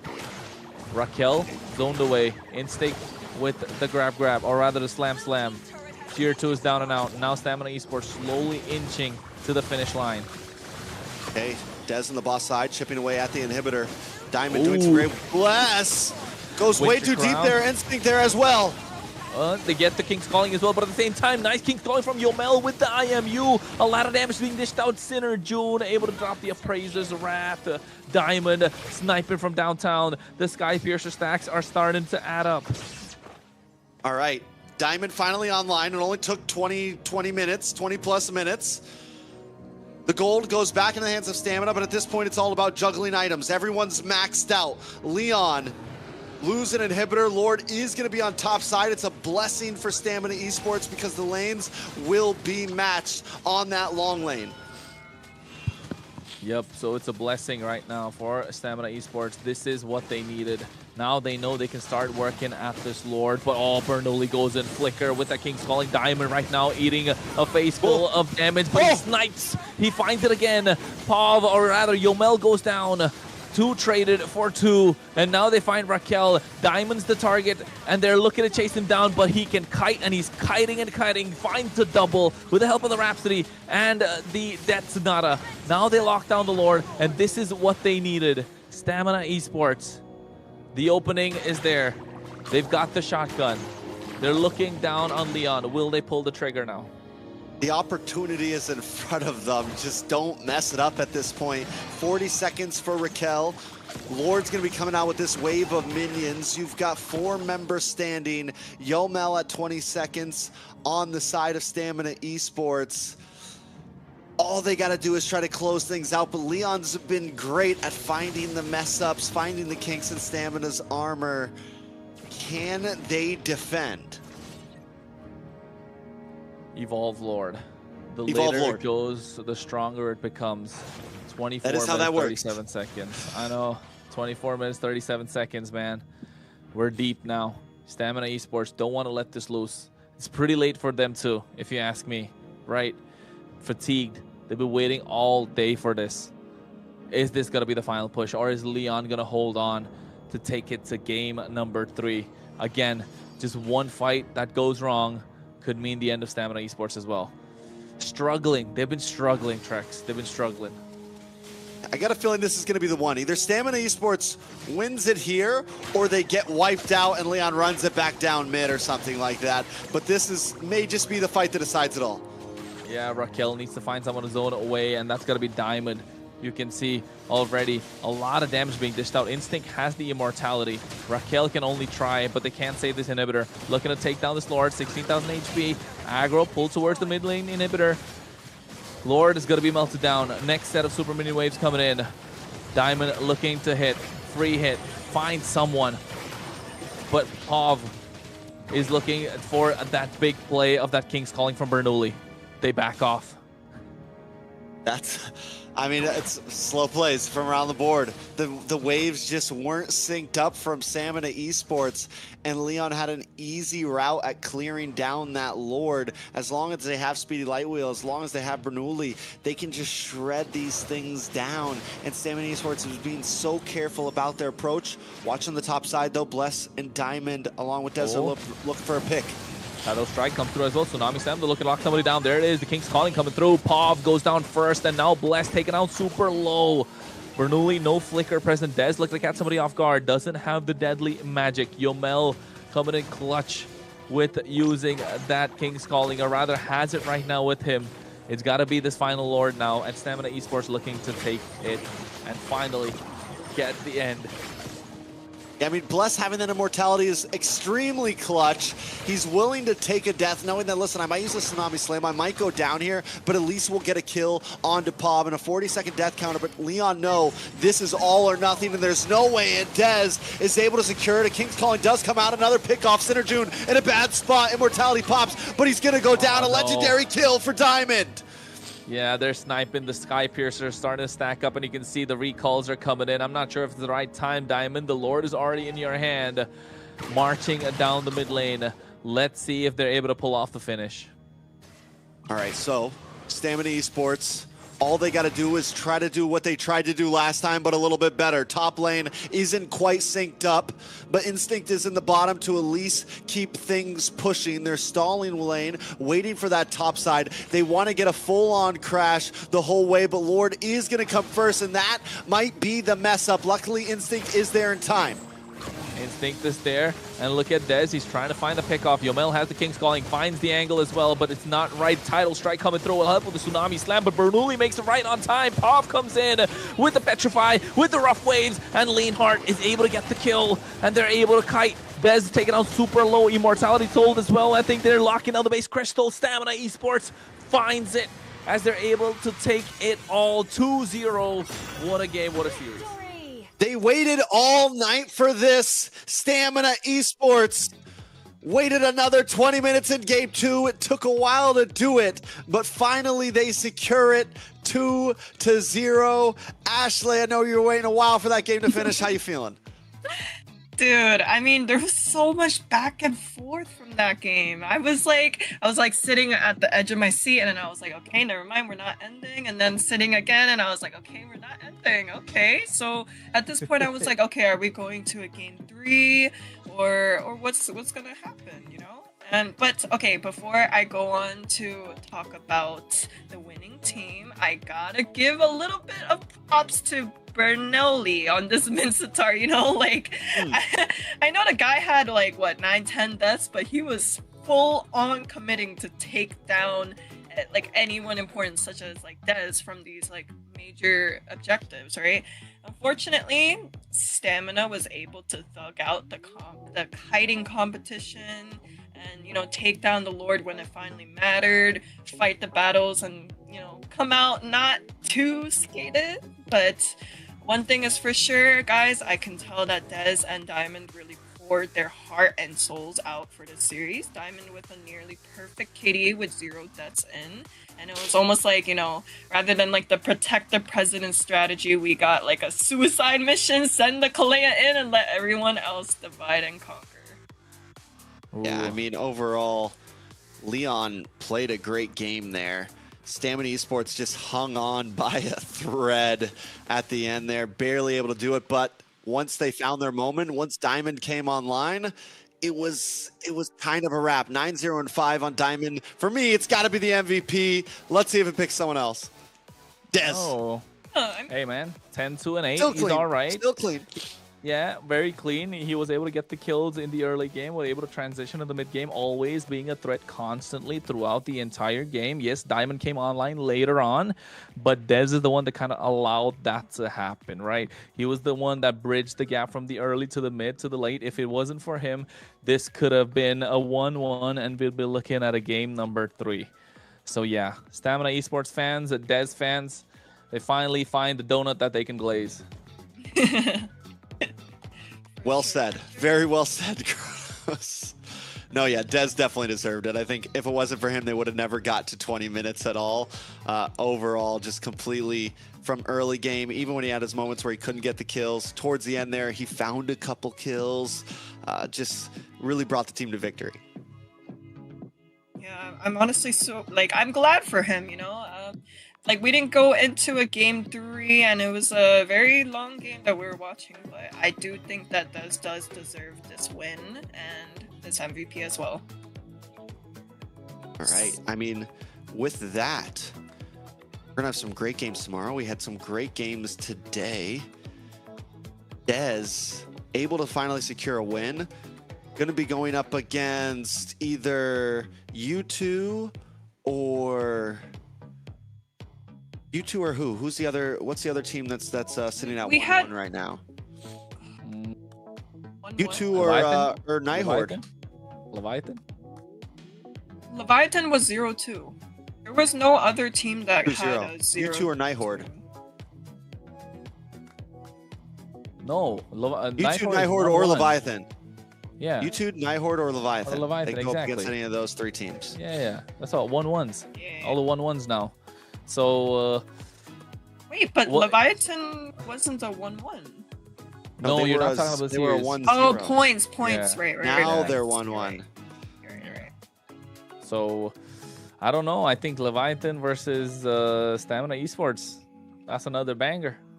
That's a banger. Or Leviathan versus for me it's Leviathan versus Nighthorde. And then you give me U2 versus Stamina. Hey, for me, it's VT versus Alpha 7 tomorrow. Oh, well, Okay, no sorry, matter not what, that's tomorrow, happening. but You know that's happening. I'm stoked for that. Yeah, that's a really good one. But hey, we don't really have it. We're just theory crafting. We're just kind of putting our, perspectives to what we want to see, our dream matchup, so call it. But yeah, if you ask me, we definitely are waiting for the next ones. And of course, a lot more info to follow. But that was a series. It could have really gone all 3 games. That Granger coming in clutch, at the 20th minute? And if it wasn't for that, yeah, one more game. Ooh, it's been a long night, folks. It's been a long night. Yeah, leave a comment, guys, on which teams you guys are excited to see go up against each other. Give us a quick recap, Ashley. Man, all right. So starting with the first series that we went and viewed, it was Leviathan 0-2 against Alpha 7. The second series was Influence Rage 2-1 versus U2. The third series was 1-2 Nighthorde and Vendetta. And finally, 2-0. I'm blanking out, guys. Influence. Oh, yeah. I'm blanking out, guys. No, Stamina Esports Leon 2-0. So what? We got 2 best of 3s and just 2-0 sweeps. So I mean, we were kind of expecting all games to go to the best of 3s, except for probably the last one could have been a 2-0 on either side. So we got saved by 1 game, maybe a couple, but still, it was a long night, especially with the games that were there. Not just long, but entertaining. That's the best part, right? Every single series was a nail biter, went down the wire. Could have been anyone's game, to be honest. Yeah, I feel like over the past 2 days, we've had a lot of 20-plus minute games. We've had a lot of games that have gone the long haul. It hasn't just been stomps. We've had a like 2 or 3 under 15-minute games, but it gets made up for with some of these 25-plus minutes, 28 minutes, 22 minutes, and they are back and forth battles. Yeah, I think today especially was a very hectic, turn of events, because even when we were talking amongst ourselves, right, it was like we weren't sure which teams were exactly going to take a broom and sweep it all away. We weren't sure. Like I was pretty entertained. We even had a game where it was won by minions, like won by minions. That's crazy, guys. A dub's a dub. A dub's a dub. dub. Exactly. I mean, that game was intense, but so was this last game. I think the intensity just keeps building and building in MCT as we go in deeper and deeper. It's only day number 2. And with the amount of games that we've had, it is absolutely crazy. But of course, folks, we're going into an interview with the team that came out victorious. And of course, we have the jungler, the MVP, Dez. How are we doing today, man? I'm doing good, man. How are you guys? Fantastic. We're good. It's upsetting that we had to see that series so late because that last game was such a nail biter, and I think everyone is feeling it. I know it's late for you guys as well. How have you been holding it together? Like keeping morale high with such a long game and late night. Yeah, it is crazy because it is 2 a.m. right now, and then usually when you have like a tournament day, you wake up early, you're just thinking about the match the whole day, but you have to wait for so long. So you have to try to not do too many things and not get burned out before the match, so you can be prepared. But yeah, that second game was just crazy. We didn't expect that. I mean, similarly, what happened with the second game, right? We thought you guys were going to overheat, especially with the long wait that you had throughout the day. Same thing happened yesterday. What happened yesterday, Des? Talk to us. Game number 1, you guys had it in the bag. It should have been a 15-minute game. Went for 30 minutes almost, and then all of a sudden, second game kind of flipped it. Talk to us. What was going on? Yeah, honestly, we just didn't expect such like a weird draft from Nighthorde. It caught us off guard because we don't really we didn't see anything like that like in the scrims. Like we didn't expect the Jawhead or the Sun, and even today we saw that they picked Benedetta Rom. So their picks are definitely off meta, but they somehow make it work. so it catches people off guard. And also, like, we did have to make like some changes a few days before the tournament, and we're currently like adjusting to our new roamer blast. So it's definitely gonna take some time, but hopefully we're more ready for next week. You know, it kind of does seem that, you know, like you guys lost a series yesterday and you were able to pick up the pace today. Like I know you played wonderfully, you know, well-deserved MVP. Can I ask you, like, what's your scheduling like? Like what's like usually the plan to improve, you know? For the tournament day?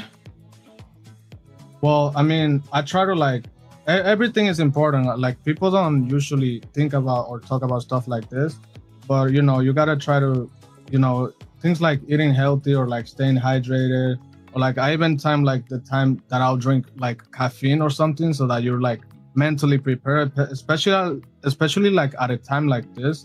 You have to be really ready, and then you know you also gotta like watch a lot of MPL, practice yourself when you can, and just try to be confident overall, because yesterday was the first day, so I'm sure like a lot of people were a little bit shaky, but once you get through that first game, I feel like the nerves just, you know, you don't have them anymore, and you get more comfortable playing the tournament, and you get, you know, feel that pressure off of you, and it is very important. Yeah, I mean, it's nice to know what the prep behind the scenes is, but now since you finally got the first victory, you're ahead, you got the points on the table, 1-1 now. I want to ask who you want to face to next week, but before that, which is the team that you really want to go head to head against and take down the entire competition? I mean, I think everybody's aiming for like Alpha 7 because they know they're like the strongest team and they have like, you know, all the stars players. So it'll definitely be good to aim for them. And then to whoever we face, I think we have a chance to go against Nighthawk again. So it'll be nice to have like another rematch. Vengeance Arc. Yeah. The Vengeance Arc. But yeah, I want to say like this MCT, I feel like it has been like the most competitive. There's a lot of good teams, and it's definitely very enjoyable to like watch and play as well. And what do you think about the global bans though? Like, I mean, change? Yeah, I know a lot of people don't like it because they're not applying those rules like overseas and stuff, but I personally love it a lot because with global ban, you don't see the same heroes over and over, you know. You're gonna see something new every game, which is something that I really like. And it's something that we've seen before, like, you know, same picks over and over again, no matter what game it is. I definitely like it. It's super interesting. Overall, coming into this, you take a loss on day one, you take a win on day two. How's the team's morale holding up? How are you guys feeling going into this? Like, what is I guess my final question is like, what's the overall goal of this? Are you guys like aiming for grand finals? Are we aiming like we really just like we'd be happy with top 3? Like, what is you know, what is Team Stamina Esports like goal throughout MCT? We're definitely aiming for grand finals, but after today is definitely a relief that we did win tonight because it gives us like more time, you know. Now we have until next week to prepare even more and try to build that synergy. That's very important. But of course, our goal is to like qualify for EWC. Anybody that plays tournaments should be always aiming to, you know, win. Of course, you cannot be comfortable with just, you know, getting top 3, top 2. You should always aim for the top, and you shouldn't care about like who you're against or anything. Yeah, man. Like it. You sound like you're locked in. The noise is completely blocked out. And I think this is the version that we were kind of expecting as well. All of us on the desk, we've been talking about it behind. Like Trex has been saying it mostly. Like, we got to see Dez locked in. And hey, listening to what you had to say, Trex, you happy? A lot of white noise. He's just completely locked in, right? I mean, and I feel like you're becoming a popular face in the NA scene. Last year we got to see you kind of break into top 8 and like really start performing against some of like the big dogs. And I think a lot of us want to see where you can exactly take it. You know, like, can you push the limit? Can you be that grand finalist? There's still obviously some growth, but the drive, we can see it, and we're happy to see it there for sure. Yeah, you can't just go against the big dog. You gotta be the big dog now. You gotta beat them. Exactly. You gotta be them, bro. You gotta be the big them. dog. You gotta beat the god dog above the big dog. God dog. Yeah. Well, more or less, if anyone is deserving to be here today, it's you, Des. I'm pretty sure a lot of us know that you worked hard to, compete for the spot, and best of luck to you. I do know that you have a lot of fans who came to show support and watch you today. So do you have any messages for them?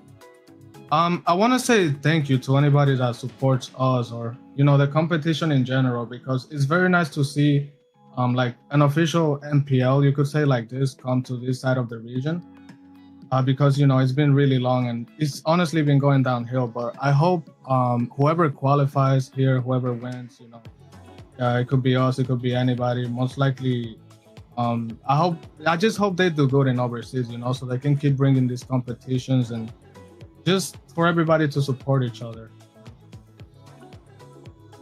Well, thank you so much, Des. It's been a pleasure to have you. Can't wait to see you guys play next week, seriously. I think we're all excited for it, the players, the teams, the casters, the viewers. So we'll see you next time, all right? Thank you. Good luck. All right, guys. Hey, man. That's some really positive news we see. And the fact that even though you kind of glazed the donut, it's not going over his head, right? Come on. Can we stop with the glazed donut? It makes me feel weird inside. Okay. A little uncomfortable. I get it. But you know what I'm talking about, right? It doesn't really get to his head. Pride's not a massive thing here. Doesn't have a massive ego, I'd say. And I think he's really humble in terms of what he's looking forward to. He's literally locked in and wants to really get through to the competition, understand what's at play, from looking at it from a macro and a bigger picture perspective. Most definitely. With that, we start to go into the closing of this night. We're going to be taking a look at the Swiss format and what we're going to be, I think, our matches tomorrow? Yeah, it should be. Is it out? Matches no, it's tomorrow? Not. No, not tomorrow, next week. But I don't think it's coming out today, is it? Or next week. Next week. Even if it came out, I'm pretty sure they wouldn't show me, because they'd be like, wait. Yeah, don't show Ashley. Hey, but you know what, Ashley? You were absolutely amazing. Fantastic. Day Really one, were. day two. Could not have asked for a better host. Sadly, this is our last day with you. Unless you decide to come back one day. You always have a place here with us on the desk if you want it. I mean, we don't run it all, but if it was up to us, we'd be like, yeah, let's bring Ashley back. A new career path. I don't know, guys. One challenge at a time, right? I still have. First, you got to go win MWI, and then you come and be a caster. You get to retire as a caster. Yep. I promise you. If I do ever win the whole thing, I will be back. I'll be back right here. That's good. We'll be cheering. We'll be rooting for you. Thank you. But then it's not like we're saying goodbye now anyway. Yeah, we still got some time to kill. We still got some time. You guys are definitely gonna see me more often anyways. But yeah, more or less what I did notice about these interviews though, were a lot of these interviews were very it was kind of wholesome. So wholesome. No ego, straight humbleness, straight just it almost felt like relief, right? It wasn't just cheering. Not boring. I want where's the spice at? Hey man, it's right here. Ashley, I know. That's why I was tired. No, but for sure, it was good to see some of these familiar faces, some of these new faces. Now I have a lot of favorites. Oh yeah, everyone's been super cool. I think even some of the new faces, everyone just seems very excited to be here. It's a great start, I feel like, to MCT. I think when we get into playoffs, things might, interviews might get a bit more everyone's going to get a bit more comfortable. There's going to be a bit more rivalries starting to happen. And I feel like we're in this place where, we're kind of rebuilding, and players are going to start to, the rivalries will start to happen as we move forward. I agree, and I think with this first weekend that is there, right? It was an absolute crazy weekend. What was the favorite parts of your weekend, at least? But before that, we are gonna see the schedule for next week, folks. Not tomorrow. Oh, Or is it tomorrow. Wait, we're looking for tomorrow. South, actually, for South. yeah. My bad. We're looking at the schedule for the South, which is gonna happen tomorrow. That's right. AMER is not just North; it's North and South. And we are looking at these 4 matches: Octa Gaming versus Black Sentence Esports, DreamMax Esports versus Infinity, Influence Rage versus Entity 7, and Alpha 7 versus 9Z Global. And you know what, Trex? The one to watch out for is that last one. Actually, you know what? All games are cracked. Yeah, I mean, if it goes anything like how things went here, all of the matches will be amazing. It's not going to be me, Kronos, or Ashley on that desk. It's going to be a set of new casters. We'll leave that as a surprise for you guys. Hopefully, you've been following the MLBB Esports, and you know what casters are going to be casting tomorrow. That's why you got to watch that kind of stuff. That's why you got to tune in. But I'm sure they're going to bring on an amazing show for you guys. So make sure you guys stay tuned in, because the week is not over for MCT Americas. It's crazy, right? It's crazy to think that we got 4 days of streams going on MCT AMER. And of course, like Trek said, if you want to keep up with all the info, make sure you follow MLBB Esports and be a part of our community. X, Instagram, Facebook, YouTube, TikTok. The info is all there. And of course, I think a massive shout out to the ones who made it possible for us. And maybe do it early as possible. Maybe, yes, we do. Of course, we're talking about runestone.gg. A quick shout out to them, because if you want to level up your gaming experience, check out runestone.gg. It's the perfect place to track stats, improve your gameplay, and stay ahead of the competition. Go take a look and start climbing smarter today. You know why? Because they are the official sponsor for AMER MCT 2026. And get ready for a new esports experience with real-time data and more interactive broadcast, folks. Well, Ashley, it was an amazing cast with you. Seriously, from day 1 to day 2, you got rid of the shakes. You were able to come on. I'm super thankful. It was an amazing week 1 with you, Kronos. We got a lot more days to come. And to all the players, fans, viewers, seriously, it was great. Ashley, or Kronos first with any last words, and then Ashley, if you want to give some last words and send us out. Yeah, I mean, I got nothing really. It was exciting. Just looking forward to tomorrow as well as next week. Don't forget to catch us in the, catch the South streams as well, because they're going to be cracked. They're going to be amazing. And of course, at the same time, follow our socials, show us some love, like, subscribe, share the streams. It helps out the growth of MLBB Esports, and not just that, AMER as a whole. Well, looking forward to next week. All right. Well, I'm not sure where to start, but I wanna first thank the casters right next to me over here. Even though I might banter with you guys quite a bit, it was wonderful being here with you guys at this desk. Even I couldn't predict this happening, but hey, it was very fun with you guys. And thank you guys. Thank you to all of the fans and supporters out there just watching this kind of train wreck happen.